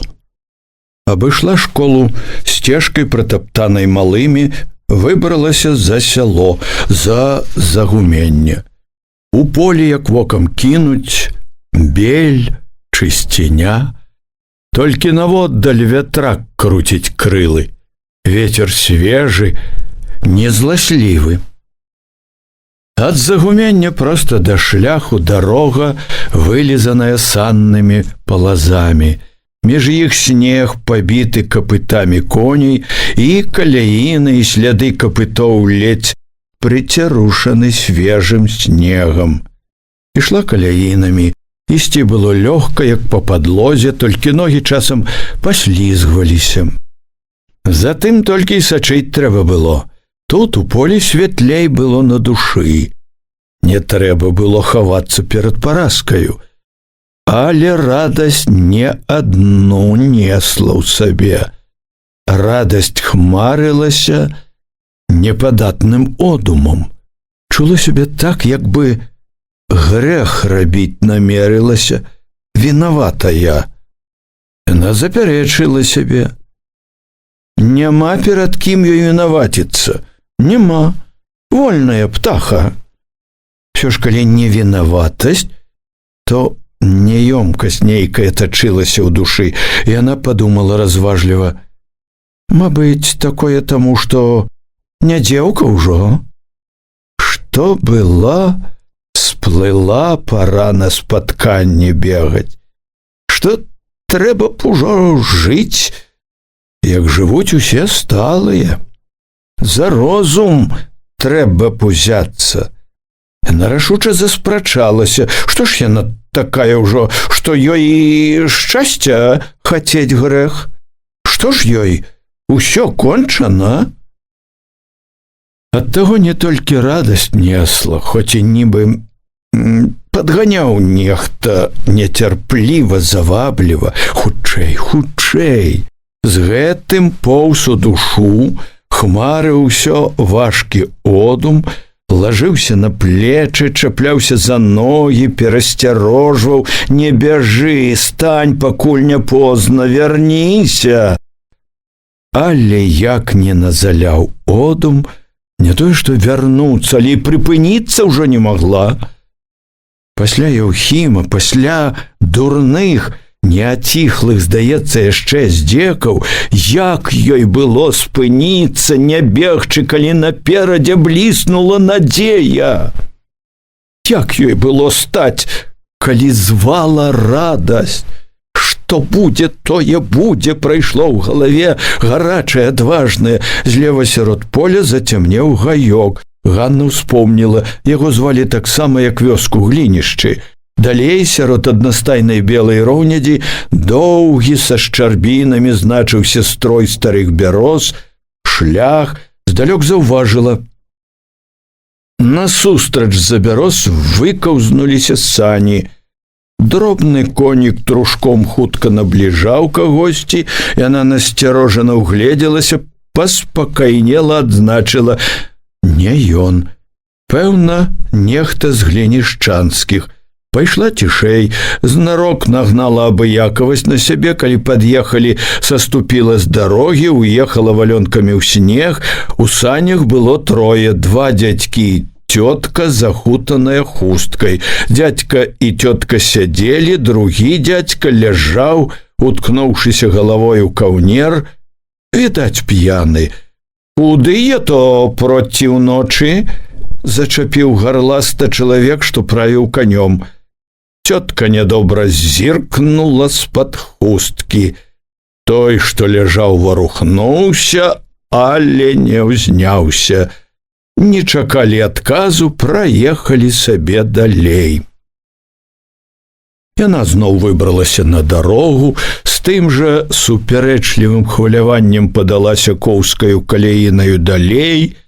Вось і бярозы, шлях. З-за бярозы вызірнула востраў адзін, другі бок. Нікога. Паглядзела яшчэ са шляху. Пуста. Кранула прыкрая маркота. Нібы ашукалася. Бегла дурная, а тут пуста. Паспрабавала супакоіць сябе. Рана яшчэ. Што рабіць? Не тырчаць жа тут навідавоку? Можа, шляхам пайсці насустрач? Не, яшчэ чаго не хапало. За шляхам пачынаўся лес. З гэтага боку пры бярозе цямнела купка хмызняку. У ней пратаптаная сцежачка ў хмызняк. Падалася ў заснежаны зараснік. Перабыць. Ціха, ладнавата, мяце трохі. Колькі таго пастаяла, дайшло. Акурат ад Юравіч раз другі пырхнуў конь.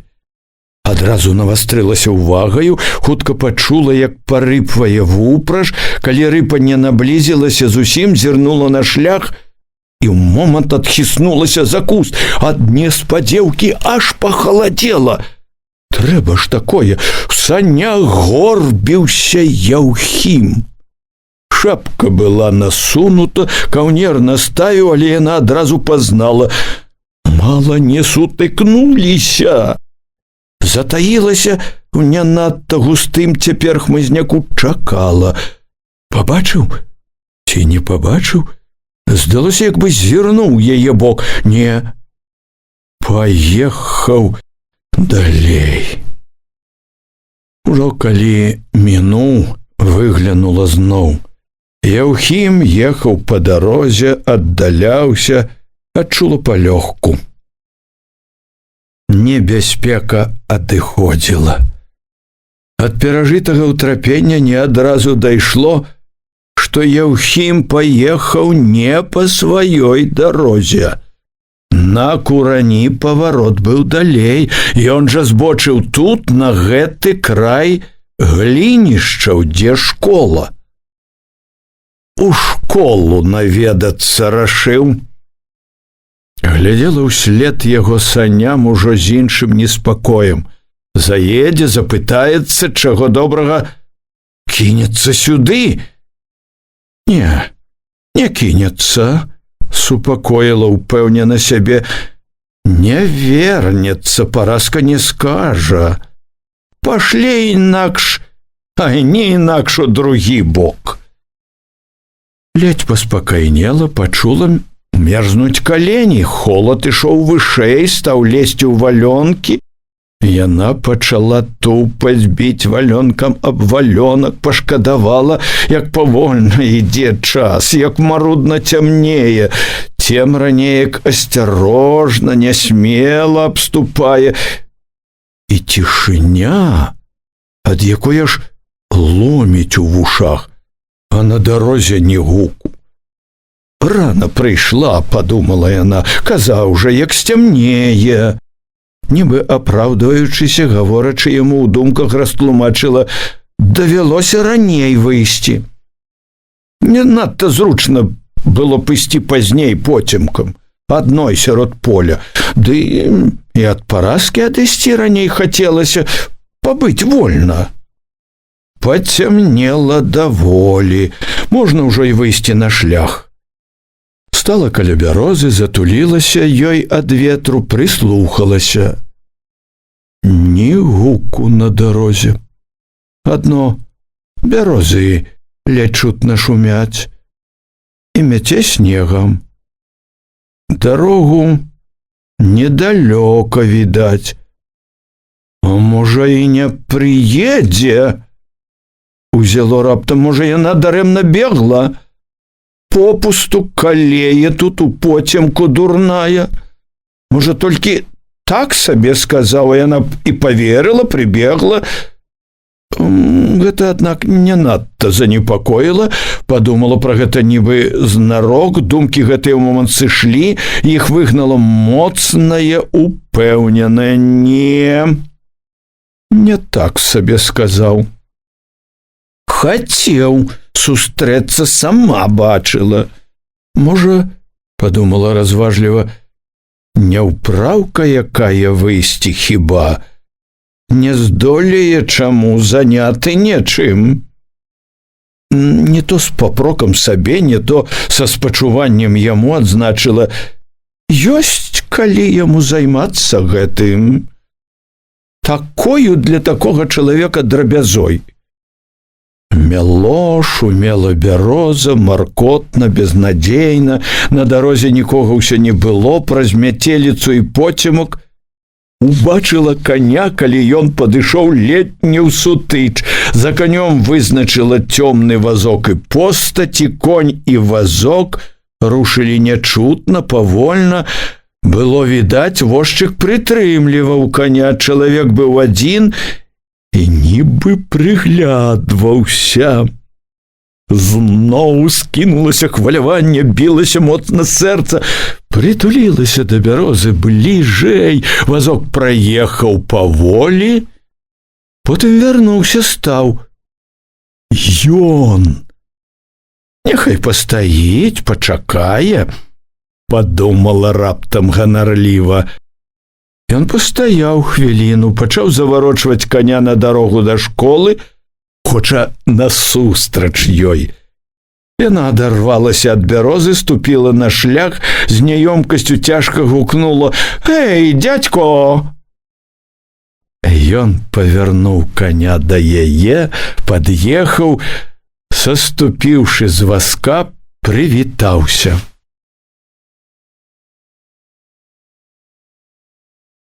«А я ўжо рашыў...» Ён схамянуўся. «Ну, з Новым годам!» «І вас таксама. Бачыла, рады быў. ад хвалявання маўчаў трохі, не знаходзіў слоў. Даўно тут? Не, толькі што. Каб яна ды выставіла сябе цяпер недарэкаю, прызналася, як бегла, як мерзла. Як магла, яна таіла радасць, паказвала сябе спакойнаю, попрасіў: ну, і прыйшла, і ўсяго. Не замерзла? Яна стрымлівала дрыжыкі. Не. Башлыкоў яшчэ памаўчаў, здагадалася, думае аб нечым. Ён сказаў, запрашаючы: сядай. Сказаў не вельмі ўпэўнена, не ведаў, мусіць, што рабіць. Яна села ў вазок. Пад ёй былі кажух, мяккае сена. Ён зайшоў на другі бок вазка, сеў побач. «Паедзем?» – сказаў ён весялей, чым трэба было, як бы падбадзёрваў не толькі яе, а і сябе. Зноў са здзіўленнем адзначыла ўжо вядомае ёй. Ён з ёю не такі важны, жалезны, як на людзях. Далікатны на дзіва і нібы разгублены, як бы бянтэжыцца, і не хоча, каб яна заўважыла, як хлопец. Ёй гэта падабалася. Башлыкоў крануў лейцамі коня, намерыўся ехаць па шляху.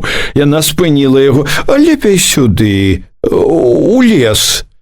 Калі ён павярнуў коня, больш каб не маўчаць, каб выказаць яму ўдзячнасць, што поўніла невядома чаму яе, дадала ціха па-сяброўску: дарога тут ціхая, тут і днём мала хто, а цяпер...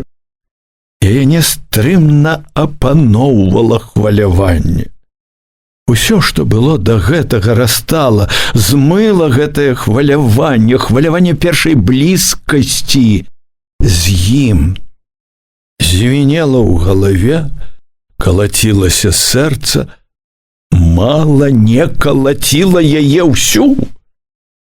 Шчасце ці прывід шчасця? Што з таго? Завалодалі ёю, залілі ўсю яе. Калі б гэта зычыла і пагібель, Ганна, напэўна, кінулася б, не раздумваючы, не шкадуючы. Самае незвычайнае было ў тым, што яна чула, і ён так жа хвалюецца, што і ў яго тое ж самае, як і ў яе. І што хоць яны сядзяць толькі побач, яны нібы з'яднаны цішынёй гэтай, цемрай, лесам, ноччу, васком, у якім яны адны. І ад таго, што ён маўчыць, далікатна стрымліваецца, шануе яе. Гэта іх еднасць чулася яшчэ нібы вастрэй. «Стань, давай пастаім», – папрасіла яна, калі праехалі трохі. Прамовіла ціха, далікатна, быццам баялася парушыць нешта, і быццам змоўніца. Чамусьці хацелася стаяць. Стаяць сярод ціхага, з ледзь чутным у гары пошумам лесу, і маўчаць. Маўчаць, як гэтыя засяроджаныя, зацятыя дрэвы. «Ты змерзла?» – заўважыў ён, што яна дрыжыць. «Не, нічога. Уздыміся трохі». Ён дастаў кажух з-пад яе і сябе накрыў ёй плечы, затуліў калені, заклапочана і пяшчотна, з насцярогай пільнавала. Абдымаць возьмецца, абшчэпіць, чамусьці вельмі не хацелася. Цяпер гэтага, здавалася, гэта разбурыла б тое хорошае, што поўніла ўсю, і рада была, што з пашанай абышоўся. Азначыла толькі, рука яго на момант затрымалася на яе каленях. Даўгавата затульваў калені ёй, але адарваў руку. «Я ненадоўга», — сказала яна. Сказала невядома чаму, бо хто ёй не даваў быць тут доўга, сама сабе нібы загадала, нібы баялася чагосьці, калі застанецца доўга. «Я таксама», — прамовіў ён, дадаў тонам важнага клопату. «Сход у загаллі», — заўважыла. Ён нечым недавольны. Незразумела чым. Здалося, далёка думкамі ён, сваімі думкамі, далёкімі ад яе. І ўвесь ён пабачылася далёкім. Взяло раптам вострае, не раўня яны, чужыя. Падумала з папрокам сабе, Божа, што яна ўдумала? На што спадзявалася, чаго прыйшла? Ледзь стрымала сябе. «Є ў вас калі час для сябе?» Прамовіла здзіўлена і нядобра. «Цяпер мала», — адказаў ён, — «цяпер не да асабістых спраў». «Як жа жыць так? Рачая пара ў нас цяпер, адказная». Ён сказаў шчыра, дружалюбна, нібы са спадзяваннем, што яна зразумее, адчуе, як яму. Яна адчула. Згадала на момант той даўні сход у школе, душу кранула спачуванне яму. Але блізкасць, якая так хораша толькі што чулася,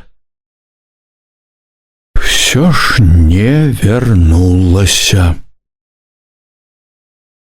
Нейкі час маўчалі, побач розныя, далёкія.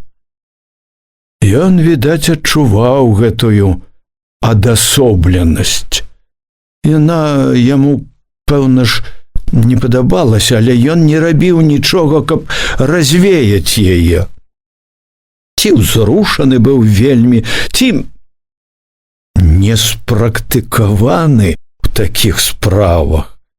Вельмі магло быць, што ён не знаходзіў, як трымацца, як павесці гаворку. Можа, і недавольнасць, і стрыманасць яго былі ад гэтага. «Як ты жывеш?» — павярнуўся да яе. «Так і жыву. Трэба выходзіць на дарогу», — параіў ён, — «на сваю, сапраўдную». «Дзе яна, тая моя?» Ён не адгукнуўся, сказаў сур'ёзна: «У цябе добрыя здольнасці, ты многа можаш дасягнуць». «Але», — падхапіла яна, — «з маёй граматай». «Колькі яе ў цябе?» «А ніколькі. Зусім не вучылася?» «Вучылася? І багата. Толькі не таму, што некаторыя кароў даіць, на кроснах ткаць. Трэба вучыцца». Ён цяпер знайшоў сябе і гаварыў, і трымаўся ўпэўнена, і, падобна было, давольны быў сваёю роляю дужага, дасведчанага, мужчынскай роляю. Цяпер усюды патрэбны пісьменныя. На любым заводзе, в артелях, ды і калгасах. У вас жа ў школе гурток ёсць? Е. А што ж не вучышся? Спрабую? Трэба. Ён помаўчаў, Ганне здалося, пра яе, мабыць, думае, от з якой цемнатой звязаўся, удушыў з кінулася ганарлівая, не ўсё шчасце у вашай грамаце. Свая грамата ёсць. Звязаўся. Нядоўга і развязацца, ніхто не набіваецца. Ён раптам ашаламіў. А то, можа, у мястэчка давай? Апярэджваючы яе пытанне, дадаў: у мястэчку лягчэй будзе вучыцца. Яна ў момант убачыла мястэчка чыстае, святочнае, сябе ў ім прыбраную, незнаёмую. Мястэчка было, што там не думай, як бы вышэйшым светам, яно вабіла. І словы Башлыкова завабілі, аж нібы закружылася галава ад прачування нязнанага, цудоўнага. Яна намаглася, адолела непатрэбнае захапленне. Што я там рабіць буду? У нас артелі там, сказаў Башлыкоў. Надзейна, работніцай можна будзе ўладзіць. Спачатку падвучыцца трэба будзе, канечна. Пабудзеш вучаніцай, а там майстрам станеш. Спецыяльнасць і прафесія рабочая.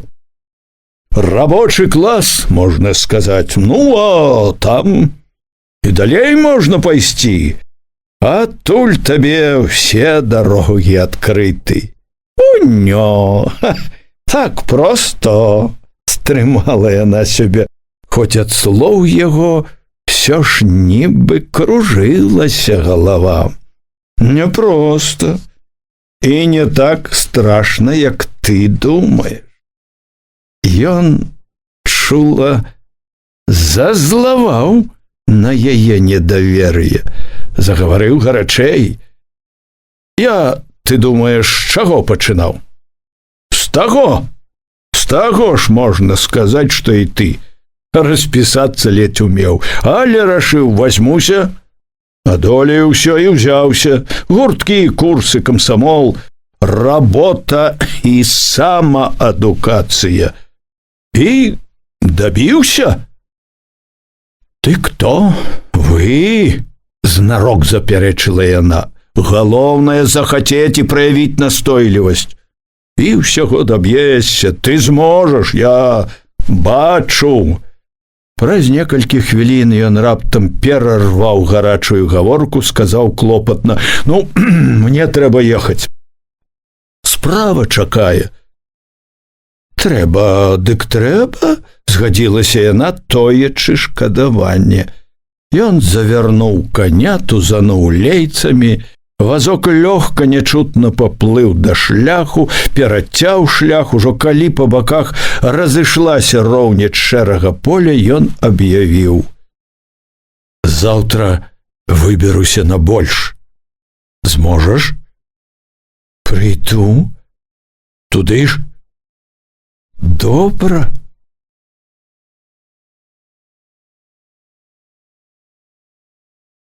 Башлыкоў падвёз яе да гумнаў і адразу завярнуўся. Хутка вазок яго знік у поцемку. Яна прайшла некалькі крокаў і стала на сцежцы, поўная тлумнага, супярэчлівага хвалявання.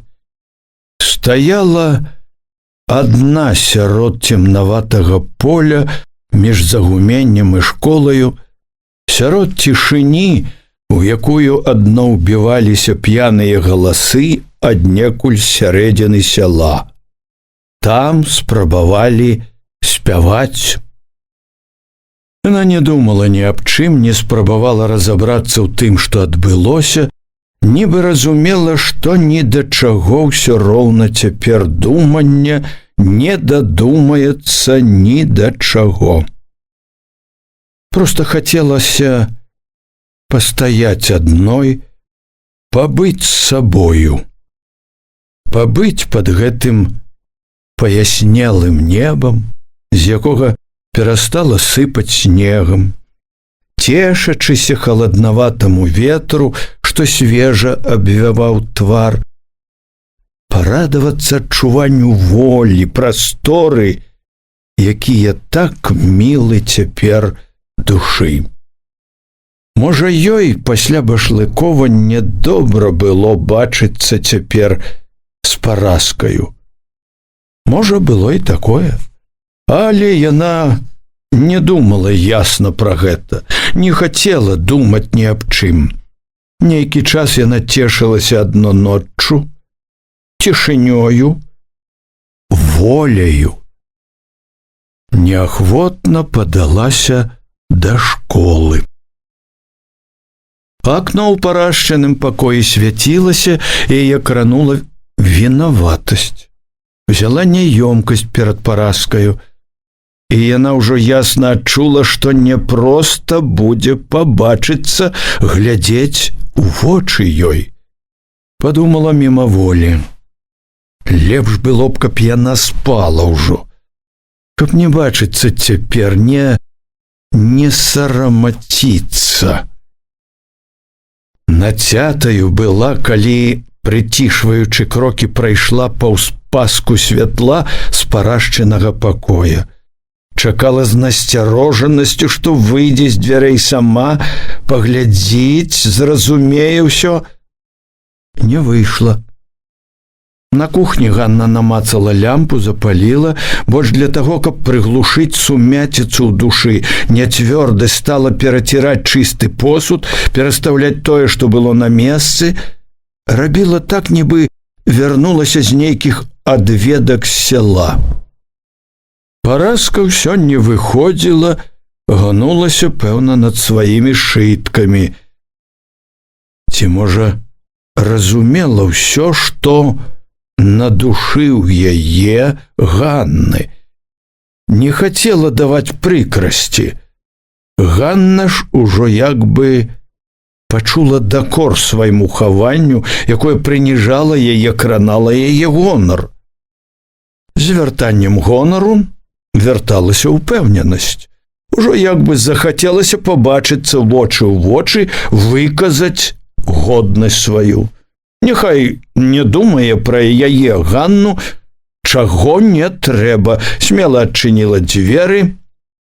«Слепіш вочы, ўсё», прамовіла амаль задзірыста. Параска як бы неахвотна адарвалася ад стала, але сустрэла неспадзявана давольнаю, нават шчаслівай усмешкаю. П'еску выкапала. Ой, такая смешная, слухай, рогату будзе на ўсё глінішча. Тут адна ролька ёсць, удавы барыні. Хочаш, дам табе па знаёмству. Найшла пра што, папракнула Ганна. Не, я правду. Згаджайся, пакуль не позна, а то перадумаю, сама возьму. Зайздросная ролька. Кар'еру можна зрабіць адразу славутай артысткай стаць. На ўсё глінішча праславіцца. Ну, хопіць мне той славы, што ўжо е. От дзівачка, удачы сваей не бярэш. Ну, што ж, я сказала, дело твоё. Кусай потым локці сабе. Параска помаўчала, амаль не мяняючы тону гаворкі, сказала: «Заязджаў твой, былы». «Былы» прамовіла з націскам, з насмешачкай. Гаварыў, што? Не таіла насцярожанасці. Не, нічога, пабачыць захацеў, занудзіўся. І не пачакаў, негасцінна сустрэла. Пагаварылі яшчэ тым жа ладам. Параска раптам з адчайнай рашучасцю пазвала: «Давай пагуляем. Першы ж дзень Новага года, як-ніяк. Не будзеш больш першага». Учора быў вечар у школе. Было поўна дзядзькоў, цётак, вучняў, як заўсёды і ў класах, і ў калідоры, і пад вокнамі. Даклад быў парашчын пра Новы год. Вучні групкаю паасобку спявалі песні, чыталі вершы. Была і п'еса маленькая. Позна пачалі, і позна скончылі, апоўначы. Параска, шчаслівая і стомленая, адно павіншавала Ганну і павалілася спаць. Параска адразу захадзілася, кінулася ў куток, дзе стаяла шафа з адзеннем, выхапіла адтуль фасоністую бутэлечку, што бліснула густа чырвона. О! Наліўка вішнёвая! Галіна Івановна спіць уже? Паспрабавала ўгаманіць яе Ганна. Ну дык мы тут! Параска змяла са стола кніжкі, журналы, сшыткі, паставіла слупам бутэльку. Ганна заспяшалася на кухню, стараючыся не стукаць, хапатком унесла, што было закусіць, як ведала, уранку зрабіла студзень. Так што закускі было добрай. Ну от, і слова, і выгляд Параскі гаварылі, што вось яна хацела і дабілася таго, што належала. Яна з разуменнем важнасці моманту ўзняла чарку з наліўкай, стукнула яе з Ганнінай, чтоб добры быў год. Няхай бы. Ды не год, 10годдзе пачынаецца, прамовіла Параска задуменна. 10 гадоў. Якімі яны будуць? Яна тут жа адагнала смутак. Не для таго селі за святочны стол, і гаварыла і трымалася весела па-сяброўску, знаку не дала, што яна ў якой-небудзь крыўдзе на Ганну, як бы паказвала, што толькі добра зычыць Ганне. Ганна бачыла, што зычлівасць яе ад душы, што не тоіцца, і ёй станавілася всё лягчэй, вальней. Нарэшце разышліся так, што адна адну са смехам стрымлівалі, нагадвалі: «Галіна Івановна спіць!» Спаць лажыліся вясёлыя, давольныя вечарам, адна адной. У ложку, у цемры, Ганна чула, што нібы плыве. Узяла, ой, узяла, хмеліла Ганну салодкая парашчына наліўка. Праз хмель Ганне бачыліся дарога сярод белага поля, пусты шлях, башлыкоў на васку. Пачула сябе на васку побач з ім, так жыва, нібы і праўда, цяпер сядзела з ім. У памяці пайшла і гаворка, загучалі, захвалявалі яго словы. Трэба вучыцца, а можа ў мястэчка давай, там лягчэй будзе вучыцца, у нас артелі там, адтуль табе ўсе дарогі адкрыты. Я сам з таго пачынаў, распісацца не ўмеў. Галоўнае праявіць настойлівасць, і ўсяго даб'ешся, ты зможаш, я бачу. Слухаючы гэта, поўнілася непаслухмяным, радасным хваляваннем. Бачыла сябе незнаёмую, чыста апранутую, годную у мястэчку, у Юравічах. Не адна была там з ім. Нібы была ўжо гарадская зусім, такая граматная, як Параска. У трызненні гэта амаль неадчэпна прадзіралася цвярозая, недаверлівая. Паддаючыся яму, аберагала сябе, наганяла ў думанне одум, настроіла сабе Бог ведае што. Так это ўсё просто. Всё ж бачыла мястэчка. і сябе ў ім, і Башлыкова.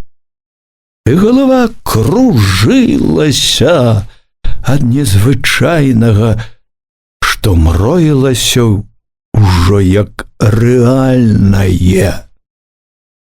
Новы год прайшло ў думках як поўнае важнага значэння. Новае пачынаецца. Пачалося. Чула, што як бы разарвалася. Ці вось-вось разарвецца ўсё, што аблытала, абціскала яе. Сярод гэтага думання халадком працяла. Ці ведае ён пра Еўхіма, што ў яе такі муж з такой сям'і? А калі не ведае і даведаецца, што скажа? Але гэта адышло лёгка. Мала хто быў яе мужам. Што было, сплыло. У сне ёй бачыўся горад, не Юравіч, а нейкі небачны, неймаверна вялікі. І снілася, што яна блукае па незнаёмых вуліцах, шукае і ўсё не можа знайсці свой дом. У адчаі яна прагне знайсці Башлыкова. Ён ведае ўсё. І не можа ніяк знайсці яго.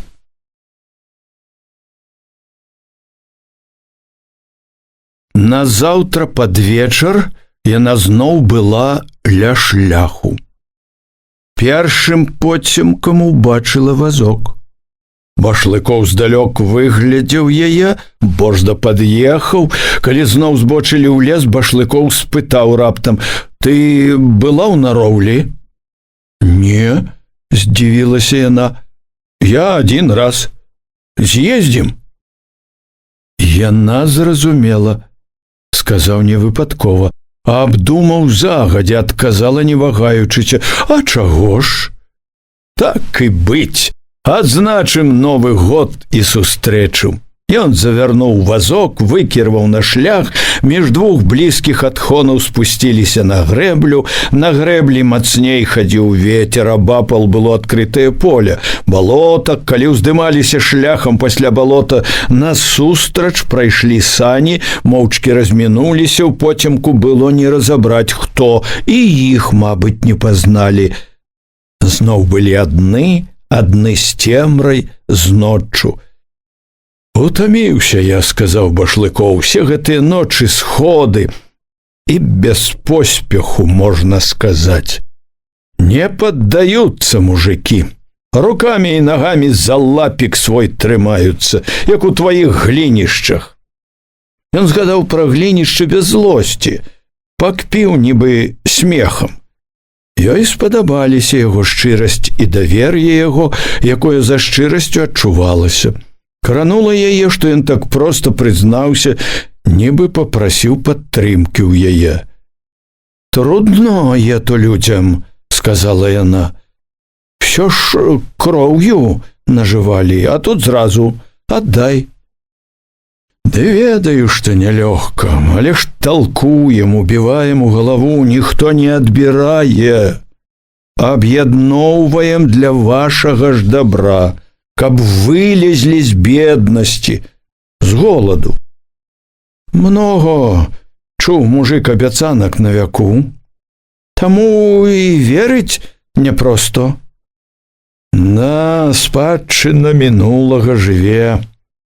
Але ж пора ўжо і адвыкаць ад гэтай спадчыны. Злуе, разумееш, глухата страшная. Колькі не талкуй, не даходзіць. К мужику падход трэба. Як больш дасведчаная, лагодна аб'явіла Ганна, попракнула па-таварыску. У цябе падходу не хапае. Гарачы ты, хутко хочаш, па-гарадскому ўсё мерыш. Ты глядзі, от як апейка. Апейка, перарваў яе Башлыкоў. Не хачу я глядзець, як апейка. Апейка кульгае, правы ўхіл яўны. Ухіл ці не ўхіл, не знаю. А толькі ў яго падход. Хітры ён. Хітры, это праўда, згадзіўся ён. Засмеяўся нават. Удала падмеціла. А я не люблю хітрасць. Я люблю проста по-рабочаму, па-партыйнаму. Я ўвесь час дасюль сярод рабочых жыў. На чыгунцы прывык рэзаць проста. І далей буду так. Ёй не хацелася спрачацца з ім, але была нязгода з тым, што ён казаў. У жыцці не заўсёды разумна гэта рэзаць. Памкнулася памагчы, падказала яму. Знаеш, часам, абышоўшы, хутчэй дойдзеш, як на прасткі. Гэта на балоце, сказаў ён. У палітыцы трэба ісці толькі прама. Яна прамаўчала яму. Прытаіўшы крыўду, падумала. Всё ж яны розныя вельмі. І ганарлівы занадта ён. Не ўмее слухаць. Ехалі зноў моўчкі і нібы адасобленыя. Башлыкоў, мабыць, каб разагнаць гэту нядобрую маўчанку, чужаватасць пакпіў з сябе. Не прыжывуся я ўсё ніяк да вашай зямлі, да вашых парадкаў. Па дому свайму ўсё нуджуся. Вось, выканаю тут заданне і папрашуся назад да сваіх у Гомель на чыгунку. І гэта не спадабалася. Хоць і кпіў, а нібы хваліўся горадам, парадкамі сваімі, нібы вышэйшасць сваю паказваў, але не адазвалася на яго прымірэнне больш з-за ранейшай крыўды. Няхай ведае, што ў нас таксама гонар ёсць. Башлыкоў трохі маўчаў. Потым раптам захваляваў гаворкаю пра тое, што быў у Куранях. У яе хаце пазнаёміўся з бацькамі яе. Маці ў цябе з характарам. З характарам, згадзілася яна. Всё, што было да гэтага ў момант, выветрылася з душы. З раптоўным халадком у грудях чакала, што скажа зараз пра Яўхіма, чакала быццам удару. Доўгім назольным здалося гэта чаканне.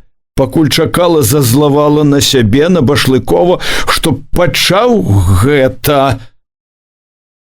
Пацвярдзела душой. Гатова была ўжо, як мае быць, сустрэць удар, калі Башлыкоў уразіў нечаканым. Ты чаму адна? Растлумачыў. Не замужам? Яна прыслухалася, старалася зразумець. Шчыра ён гэта? Сапраўды не ведае, ці ад яе пачуць хоча? Па тону пытання цяжка было зразумець, чула толькі, што пытанне гэта важнае яму. І што, можа, думаў пра гэта. Нелёгка адужала хваляванне, выціснула, нібы жартуючы. Не бярэ? Ніхто. Не падобна, сур'ёзна прамовіў ён. Не падтрымаў жарту. Яна спахмурнела, адказала нелагодна. Паспытала? Больш не хачу. А што?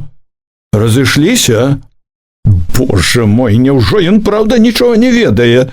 Не ведае, пэўна ж. Што яму сказаць? Разышліся. Няма яго, лічы, памёр. Памёр? Не хочу пра яго, адрэзала.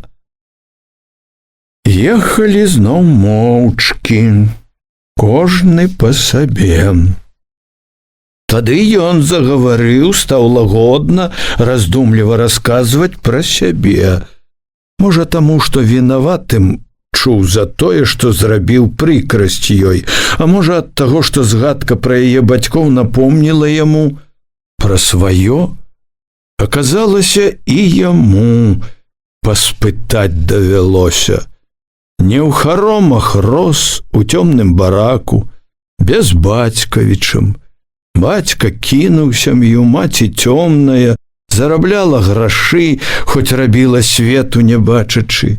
Пасля работы на складзе, там прыбіральшчыцай была, вечарамі, вольнымі днямі мыла бялізну багацеем. У пакоі іх тады не было, як дыхаць ад пары, сцінала грудзі, кашаль душыў. А жылі так, што хлеб не заўсёды быў на стале. Ён старэйшы. Ледзь хадзіць навучыўся, давялося памагаць маці, зарабляць. Пачалося з бялізны, якую маці мыла, разносіў па дамах. Тады аддалі вучыцца ў майстэрню на цесляра. Багата перапробаваў ён работ, пакуль знайшоў сваё месца. Але і цяпер няпроста ў яго дома. Сястра Нінка, няшчасная калека, брат здаровы, пешчаны, разбэсціўся зусім.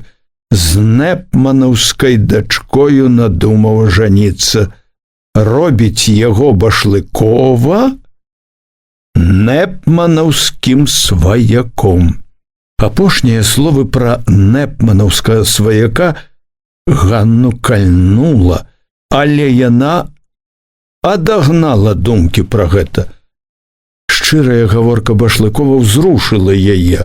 Акрамя таго, што ёй неабыякавым было ўсё, што яму давялося паспытаць, шчырасць яго кранула Ганне на сэрца тым, што ён, не тоячыся, шануючы, як бы увёў яе ў сваю сям'ю, у сваё жыццё.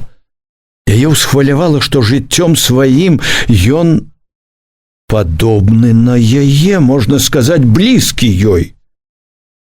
З удзячнасцю яму за шчырасць пачула блізкасць сваю яму. Ад звычкі за дабро плаціць дабром яна, хоць і стрымана, коротка расказала яму пра сваіх бацьку, мачыху, Кветьку. Расказала таксама шчыра, праўдзіва, ні словамі, аднак, не згадала Яўхіма і Васіля.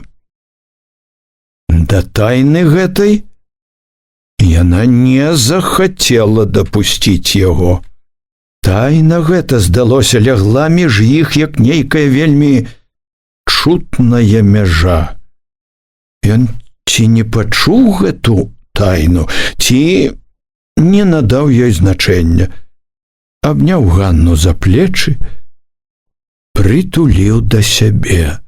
Яна не здзівілася, не спрабавала вызваліцца, не дзеўка, ведала, што гэта будзе, раней ці пазней будзе. Тоячы сваю тайну, чутную ёй цяпер, маўчала. Паслухмяная у яго абдымку.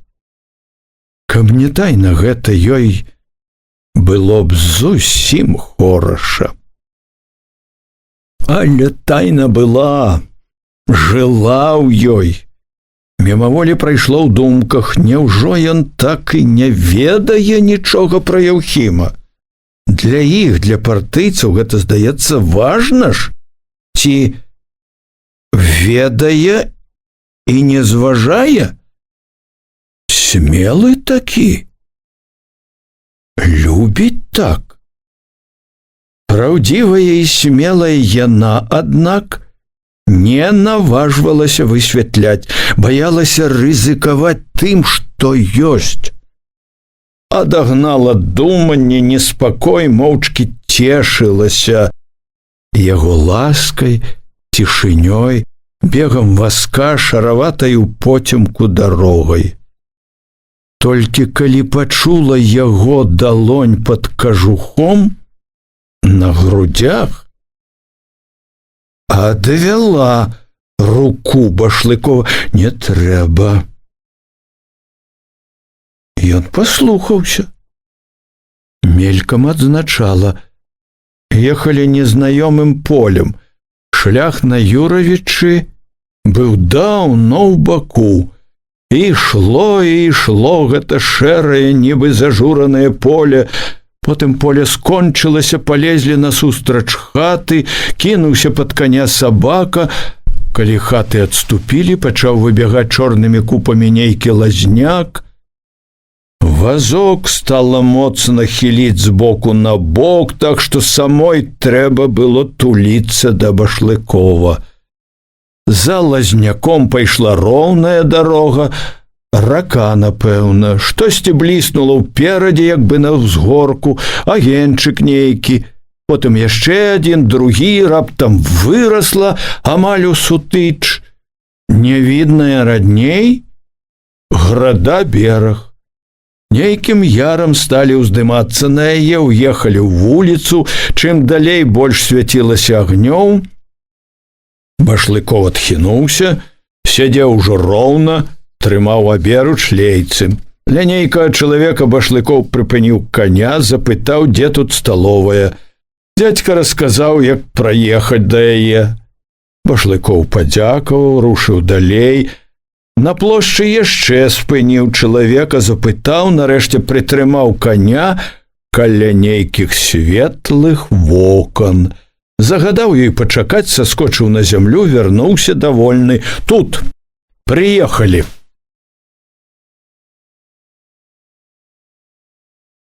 У велікаватым пакоі, дзе стаяла поўна сталоў, было амаль пуста. Пасля змроку і холаду дарогі весела было мружыцца ад святла, чуць утульнасць, цяпло жылля. Святло і цяпло нібы зычылі радасць. З чаканнем гэтай невядомай радасці Ганна і села за стол, які выбраў Башлыкоў. Ён зняў шапку, але не сеў, стоячы ля стала, заклапочана азірнуўся. Быў ён цяпер засяроджаны, строгі, падобны на таго, якім яна бачыла яго на сходзе ў глінішчах. Паявілася аднекуль штосьці дажоўваючы таўставатая цётка з фартушком.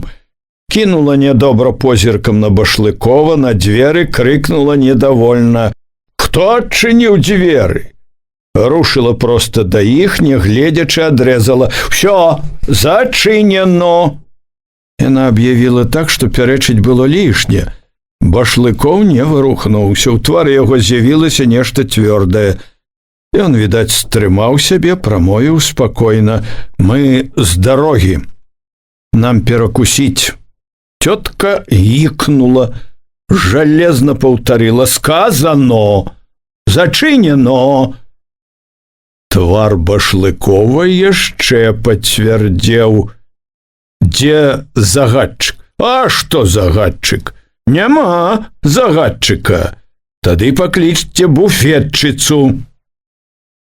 У голасе яго чулася такая цвёрдасць, што таўстуха, каб не дурная, павінна была б скеміць, з кім мае гаворку, але не адступала, ўсё насядала са сваім «сказано». Башлыков нібы не лічыў годным весці з ёй спрэчку, моўчкі рашуча пакрочыў да буфета. Буфетчыца корпалася за доўгім сталом сваім са шкляным верхам, сустрэла таксама не надта ветліва, але адказала яму, і ён смела адчыніў дзверы побач. Паявіўся ён з дзвярэй з маладым хударлявым чалавекам, што пакульгваў.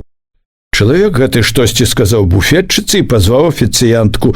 Тая была ўжо ля аднаго століка, разлічвалася з людзьмі. Яе, аказалася, звалі Надзяй. Афіцыянтка, не хапаючыся, строячы з сябе няшчасную, паклыпала да буфета. Усё гэта здарэнне адазвалася ў Ганне такой прыкрасцю, што яна глядзець на гэта не хацела. На яе характар яна з такой ласкі ўстала б даўно і, пекануўшы належным слоўцам дурную таўстуху з пагардай на твары, выйшла б сама. Трэба яна ёй такая вячэра, калі такі прывет. Але разам з тым, бачачы ўсё гэта, яна не магла не адзначыць, як трымаўся паганай гэтай гісторыі Башлыкоў. Той, як ён годна гаварыў, як настойліва дабіваўся і дабіўся свайго, выклікала не толькі павагу да яго, але і ўдзячнасць. Так клапаціўся, можна сказаць, пра яе. З гэтым жылі і прытоенае захапленне, гонар. З такім можна не баяцца нічога, такі не дасць у крыўду. Ён прынёс ад буфета цёмную бутэльку, 2 шклянкі, бутэльку паставіў між іх, 1 шклянку перад Ганнай. Спрэчка, было відаць, запаліла яго, твар быў неспакойны яшчэ, але было ў ім ужо задавальненне тым, што ўсё ж дабіўся свайго. «Ёсць толькі котлеты», – буркнула таўстуха, стаўляючы сподак з тоўстымі скрыдлікамі хлеба. «Давайте котлеты». Башлыкоў не глянуў на яе, помсціў за абразу. Взяў бутэльку, адкаркаваную ўжо, корак тырчаў толькі для прыліку, лёгка выняў корак. Паднёс бутэльку перш да яе шклянкі. Яна ўзялася за бутэльку, сказала, што ўжо годзе, але ён лагодна адвёў яе руку. Даліў поўна. Тады ўжо наліў сабе. Віно было чырвонае, густое, падобнае на вішнёўку. На бутэльцы, аднак, была паперка з нейкімі зялёнымі ягадамі, гарамі, прыгожымі залатымі літарамі. «За наше шчасце, Ганна». Башлыкоў глядзеў ёй у вочы глыбока, прыхільна, за Новы год. У голасе яго як бы было штосьці асобае, абяцанне і спадзяванне нібы. Голас гэты незразумела хваляваў. Віно было добрае, салодкае, не вішнёўка, невядомая нейкая, не тое, што дурная самагонка. Гэтае хацелася піць, смакуючы. Яна і смакавала, хоць і старалася не паказваць гэта. Незвычайнае дзіўнае віно гэтае, як бы ўзмацняла незвычайнасць усяго, што адбывалася. Ён выпіў, адзначыла да дна, адзначыла з павагаю, бо помніла, паразка казала, не п'е наогул. Дзеля яе, значыць, выпіў.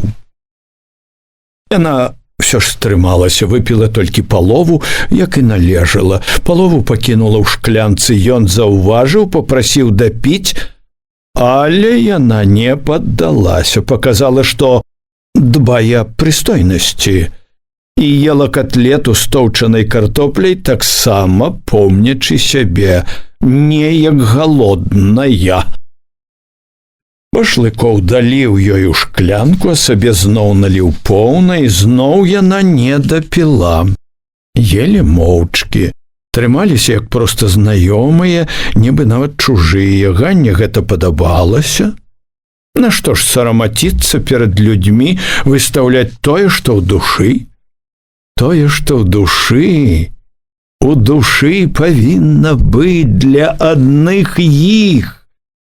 Башлыкоў на людзях, бачна, паводзіў сябе так, нібы за ім увесь час назіраюць.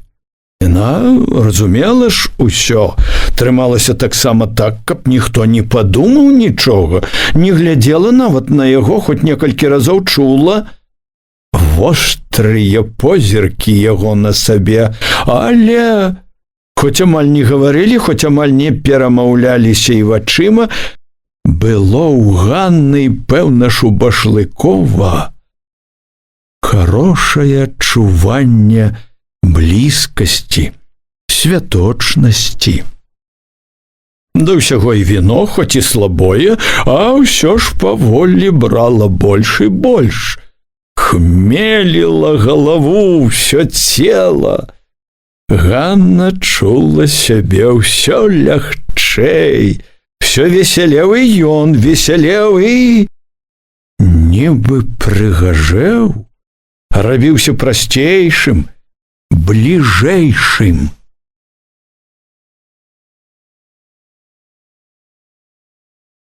Яны скора ўзняліся, выйшлі.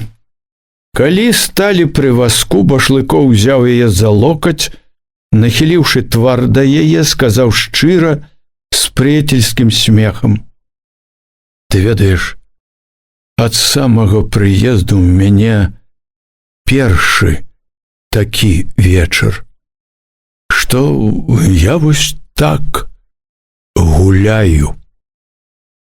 І он дзівіўся з сябе, запрашаў яе падзівіцца. Захмелелы ён быў, здавалася, зусім адкрыты і дабрэйшы, і нібы маладзей выглядаў. Тут, у потемку на адзіноце, было лепш, лягчэй. Не крывілася таўстуха, не карцелі іншыя. Не трэба было так берагчыся чужых вачэй. Вальней было, і пасля цёпла і віна ў радасць быў халодны вецер, што пачынаў мясці снегам. Яны селі ў вазок і паехалі па мястэчку, што моўчкі абступала іх каменнымі і драўлянымі пабудовамі, дрэвамі, цемраю, сярод якой яшчэ часта значыліся светлыя вокны. Але ўсё гэта мала цікавіла Ганну. Мястэчка як мястэчка, што тыя ж Юравічы. На халодным ветры хмель хутка сыходзіў, у галаве яснела, і хоць нібы, як і раней, добра было, ужо больш і больш учэпліваліся, вярэдзілі думкі, ноч дадому не блізка. Пакуль дападуць, будзе за поўнач, як яна явіцца да Параскі ў такі час, і не так Параскі трывожыцца трэба, як Галіны Івановны. Это не тое, што Параска строгая, недовольная век, пачуе адразу выгаварваць стане. І да дня далёка, калі надыдзе той цяперашні позні дзень, дзень, у які можна будзе вярнуцца як бы за 2 дзень. Взяло раптам. Можна было б, праўда, явіцца ў Бярозаўку да цёткі. Можна было б, запярэчыла сабе, але не сярод ночы. Як не думай, пакпіла сябе, застаецца адно начаваць у полі ці ў лесе на марозе. А чаго ж? Падхапіла задзірыста. Можна і ў полі, на марозе, такой бяды. Пра штосьці, можа, пра тое ж самае думаў і Башлыкоў. Яна наогул не любіла, калі ён уцінаў падбародак у каўнер паліто, задумваўся. Тачылася падазрэнне, нібы яго бярэ нядобры одум. Цяпер падавалася, быццам ён шкадуе, што выдумаў гэта, палез невядома чаго ў такую далеч. Яна першая і бадзёра заявіла, што пара дадому. Наглядзеліся, наездзіліся ўжо.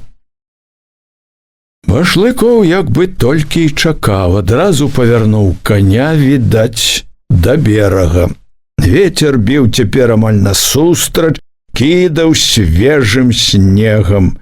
Адчувалася, што завеяўся, разыходзіцца. Ганну не палохала завея, нават радавала яе, уздымала дзіўна весялосць, разганяла нудныя развагі. Нешта завейнае, мяцельнае білася ў Ганне. Праз завейную метусню яна чула, адгукалася на ўжо рэдкія агеньчыкі ў хатах. Агеньчыкі гэтыя трывожылі і вабілі яе. Там, дзе яны бліскалі, мроілася Ганне жыццё, якога яна не ведала, непадобнае на яе. Там з гэтымі агнямі бег паўз яе свет, не толькі незнаёмы, але і утульны, поўны святла і цяпла, свет, які ледзь адкрываўся ёй, дзякуючы Башлыкову, які павінен быў вось-вось знікнуць. Што іх чакае там, у полі? Сярод мяцеліцы, што разгульваецца. На самым выездзе з вуліцы, дзе блізка зашарэла шырокая рухомая роўнядь, бліснуў яшчэ агеньчык, як апошні кліч. Яна раптам з тым імкненнем, якое ўскідвалася ў ёй момант, схапіла Башлыкова за руку за лейцы. «Давай заедзем!» Ён стрымаў коня, азірнуўся на акно. Нейкі час глядзеў туды, адарваў позірк, думаў, вагаўся.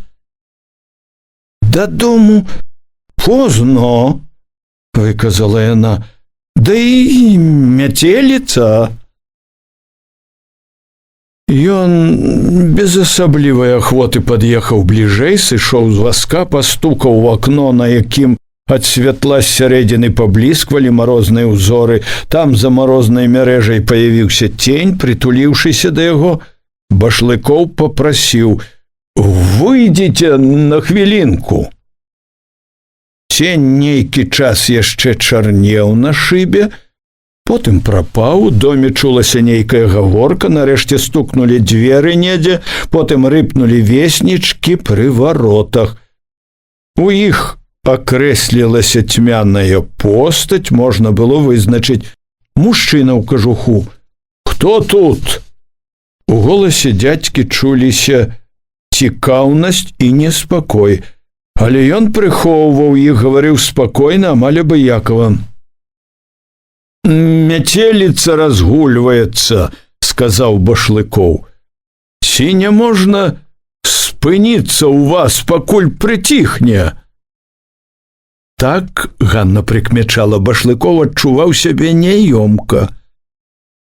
Але можна было падумаць, няёмкасць гэта была ад таго, што трэба прасіць, даваць людзям клопат. Бачачы, што дзядзька-гаспадар прыглядаецца да іх, ахвотна памагла Башлыкову.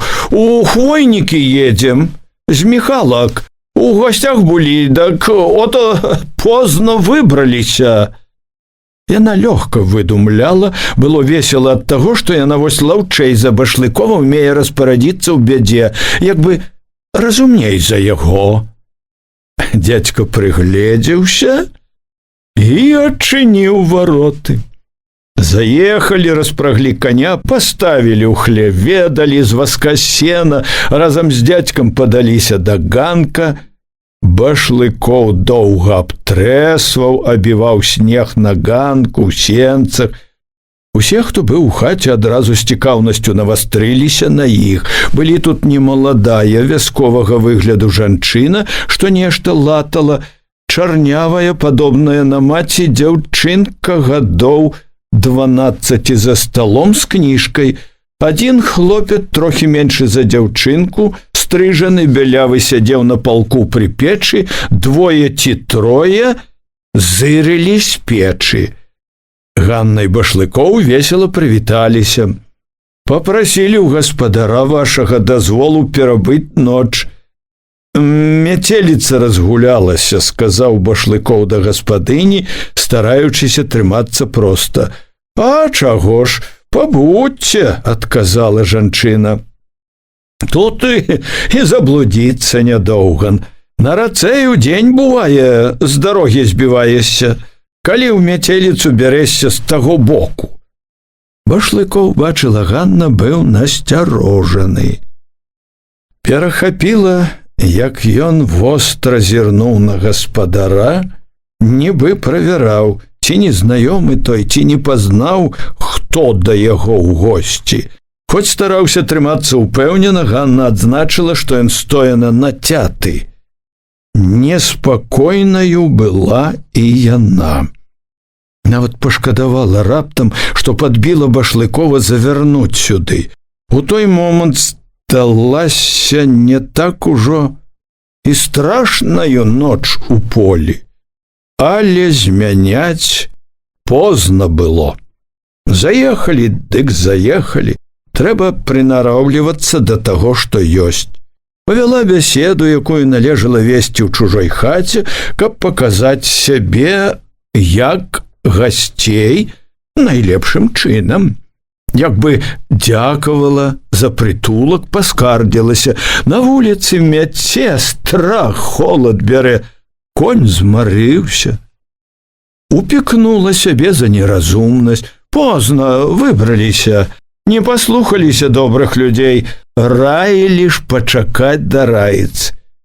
Праўда, разважыла з одумам, хто ж тады знаў, што будзе так? Ціхо ж саўсім было. За гэтым узялася распытваць пра сям'ю.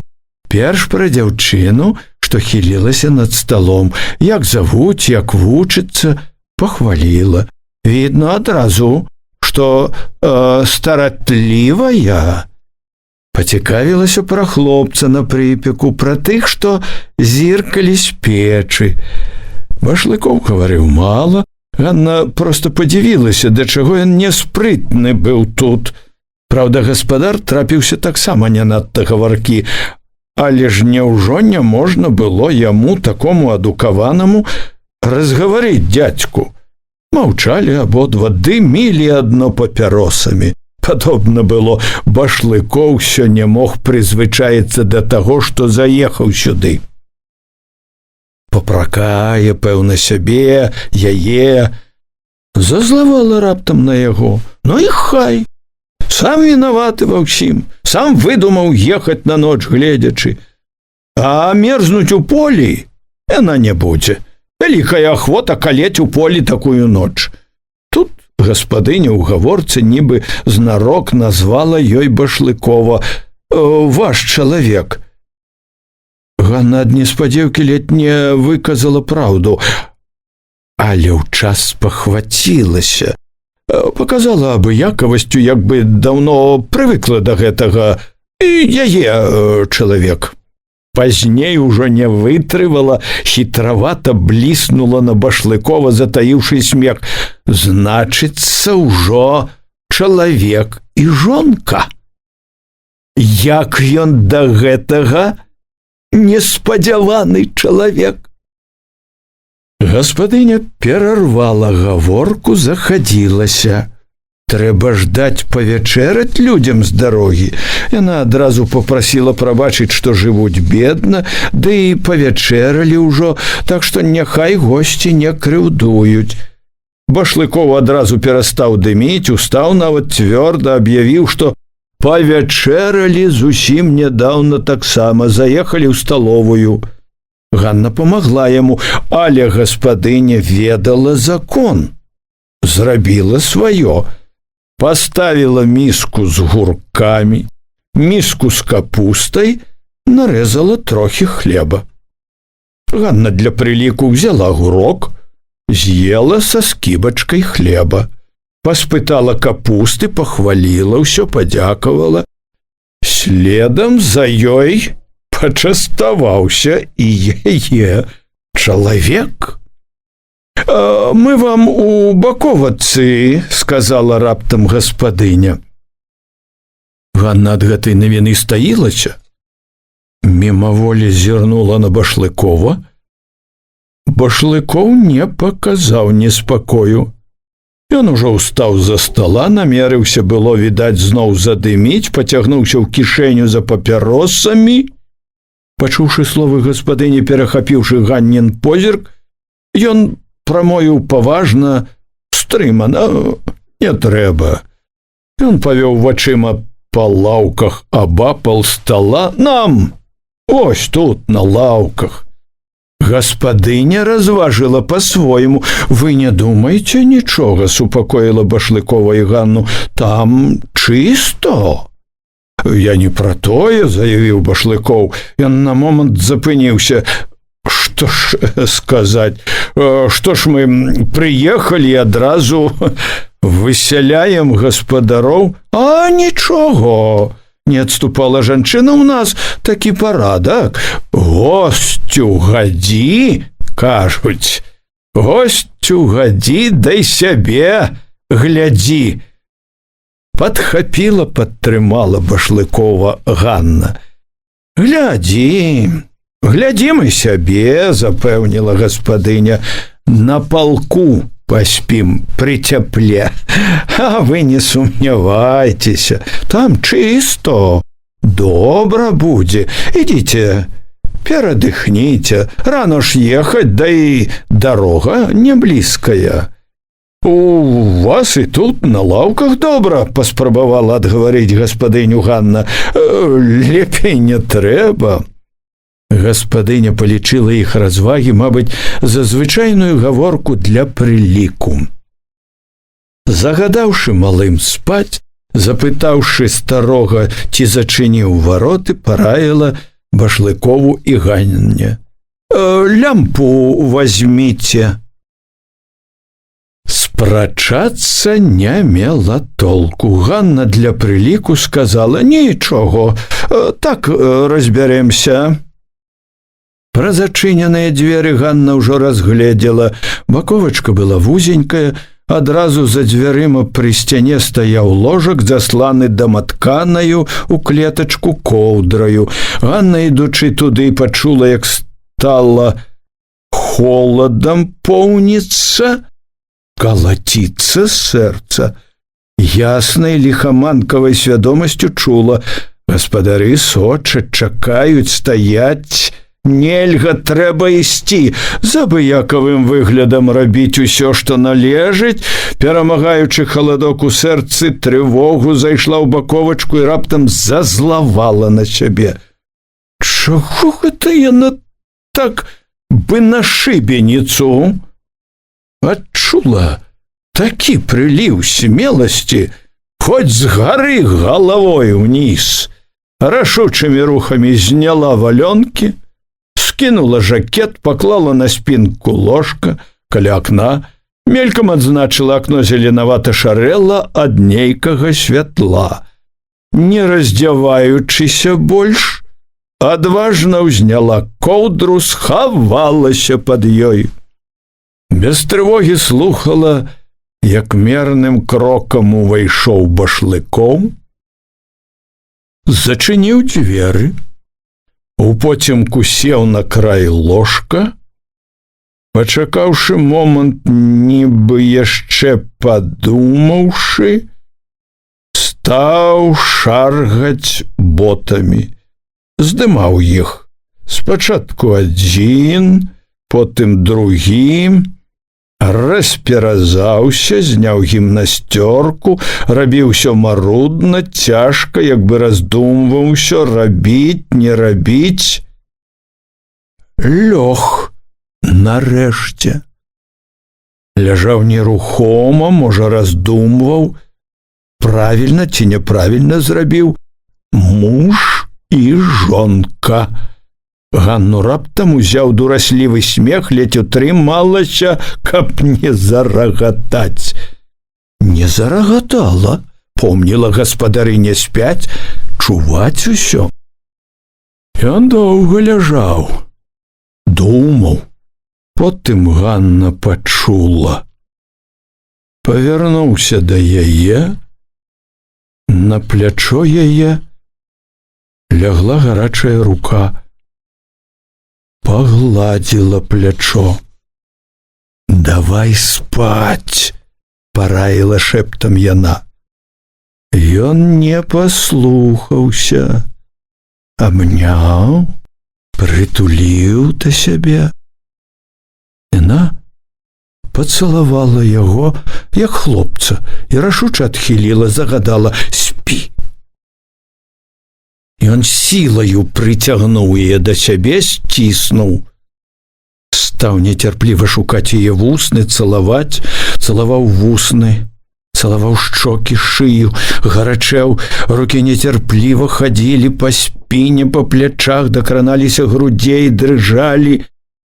Яна адказвала на яго пацалункі, адзывалася на яго пяшчоты, яе самую ўсё больш паліў агонь, ёй самой хацелася згарэць у гэтым шалёным нясцерпным агні. Але калі рука яго, пагладзіўшы калена, хутка пайшла вышэй, яна сціснула руку, адвяла яе, выдыхнула горача, непахісна: «Не!» Ён ці не паверыў ёй, ці не мог стрымацца, стаў дамагацца, злаваць, хацеў узяць сілаю, але чым больш шалеў ён, тым больш упарцілася ў ёй нейкая нязгода, крыўда, нешта такое, цераз што яна і сама не магла пераступіць, што мацней было за яе. Ён не разумеў гэтага.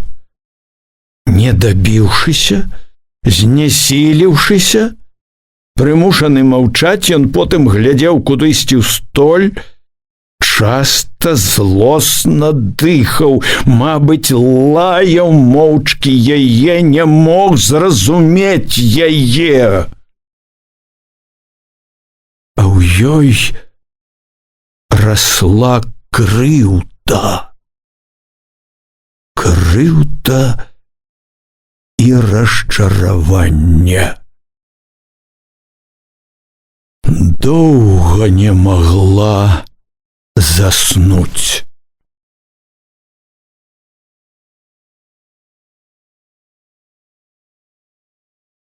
Яна прачнулася ад таго, што побач успыхнуў агеньчык.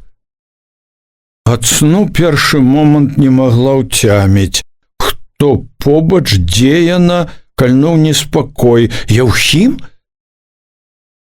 Тады ўжо стала ўспамінаць учарашняе. Башлыкоў свяціў запалкаю на гадзіннік. «Трэба ўставаць», — сказаў, заўважыўшы, што яна прачнулася. Ён узняўся, пашукаў рукамі ў поцемку, надзеў гімнасцёрку, стаў абувацца. Тады, як ён надзеўся, абуўся, усхапілася яна, знайшла валёнкі, звыкла ўздзела жакет. У акне было цёмна, відаць, толькі бралася на золак. Пад дзвярыма засвяцілася паска святла, прарэзаліся шчыліны з боку дзвярэй. У хаце запалілі лямпу. «Чаго я то так рано?» — спаткала іх гаспадыня, калі яны, жмурачыся ад святла, выйшлі ў пакой. «Пора», — сказаў Башлыкоў. «Дарога не блізкая. Ці добра хоць спалі?» Пытанне гэта недобра кальнула Ганну. Здалося, нібы не толькі гасцінная зычлівасць была ў ім. «А як жа?» — знарок абыякова адказала. «Добра, як лягла, так адразу, як у прорву, і не паварухнулася». Гаспадыня больш для прыліку сказала, што, можа, перакусілі б перад дарогаю. Але Башлыкоў, не вагаючыся, адмовіўся. «Дзякуем, не хочацца яшчэ». Ганна адзначыла, быў ён сёння, падобна, больш затоены і нейкі будзённы. Твар выдаваў цвёрдым, строгім, інакш і яна адчувала ўсё. Будзённа і цвяроза, як бы пасля хмелю. З гэтым настроем абое моўчкі адзяваліся каля парога. Завязаўшы хустку, яна падзякавала гаспадыні, гаспадару, што аддалі прытулак, выратавалі, можна сказаць. Выйшла нібы заклапочаная на двор. Башлыков, адзеты зусім не пайшоў след, затрымаўся сказаць свае словы. Ці, можа, падумала раптам заплаціць? На дварэ было вельмі холадна, рана, яшчэ і не днела. Згадала востры развітальны позірк гаспадыні, няёмкасць гаспадара. Нешта прыкмецілі, мабыць. Здагадаліся, ці што, які чалавек і жонка. Не дай Бог яшчэ за начаванне плаціць захоча. Зусім здзівіць, насцярожыць. Лягчэй стала, калі выехалі з варот, засталіся адны. Па цверазелым позіркам у паяснелай без завеі шэрані бачыла, як сыходзілі яшчэ хаты трохі ў баку, якіх учора нібыта не было відаць. Спусціўшыся па схіле, апынуліся на цёмнай аднастайнай роўнядзі. Былі цяпер навокал толькі снег, ноч, шырокая цішыня, і яны адны сярод снегу цішыні. Снег свежы, чыста пах, а ў душы свежасці, чысціні не было. І лёгкасці, радасці не было. Дарога была там і тут замецена гурбамі снегу, і конь груз, ішоў паволі, яго ніхто і не паганяў. Спяшацца не было чаго, часу было даволі. Ужо добра ўехалі другім берагам, калі развіднелася. Прасторна расхінулася белая шырыня, амаль увесь час Башлыкоў маўчаў, думаў, жыў нейкімі сваімі сур'ёзнымі клопатамі. Калі завіднелася наводдаль бярозаўка, Ганна папрасіла стаць, сказала: «Пойдзе далей пешкі». «Падвязу яшчэ», – прамовіў ён. «Не трэба». Ён спыніў каня. Яна не адразу сышла. Сядзела момант, унурыўшыся ў каўнер, думала яшчэ. Потым ускінула галаву, зірнула адважна ў вочы яго, асмелілася на тое, што гняло і што баялася адкрыць. Што будзе, тое будзе. Няхай ведае. «Ты чаго?» – здзівіўся ён. «От думаю. Вінавата я перад табой». «Вінавата? Вінавата. Вельмі. Не сказала табе, што трэба». «Што?» «Хто быў мой муж?» «Хто ён?» «Яўхім. Глушак Яўхім з Куранёў». «Яўхім Глушак?» Яна бачыла. Твар Башлыкова раптам вачавіткі пашарэў. Твар гэты працяла трывога, але разам Башлыкоў глядзеў так, як бы не верыў, як бы чакаў, што яна зараз скажа, пажартавала. «Вы развяліся?» Пытаў так, нібы шукаў прасветлену. Бязлітасная да сябе адказала: «Развяла нас доля». Яна саскочыла з вазка, намерылася ісці, але стала, павярнулася да яго. Момант глядзела на яго, як бы чакала чагосьці. Тады штосьці ўскінулася ў ёй. Хутка, парыўна ступіла да яго, сціснула, пацалавала. Аддала пацалунку, здалося, всю сябе. От усё. Сказала рашуча, жорстка.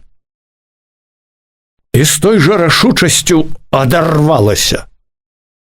Пайшла ад яго. разумеючы ясна, што ідзе назаўсёды, што ўсё скончылася, ледзь пачаўшыся.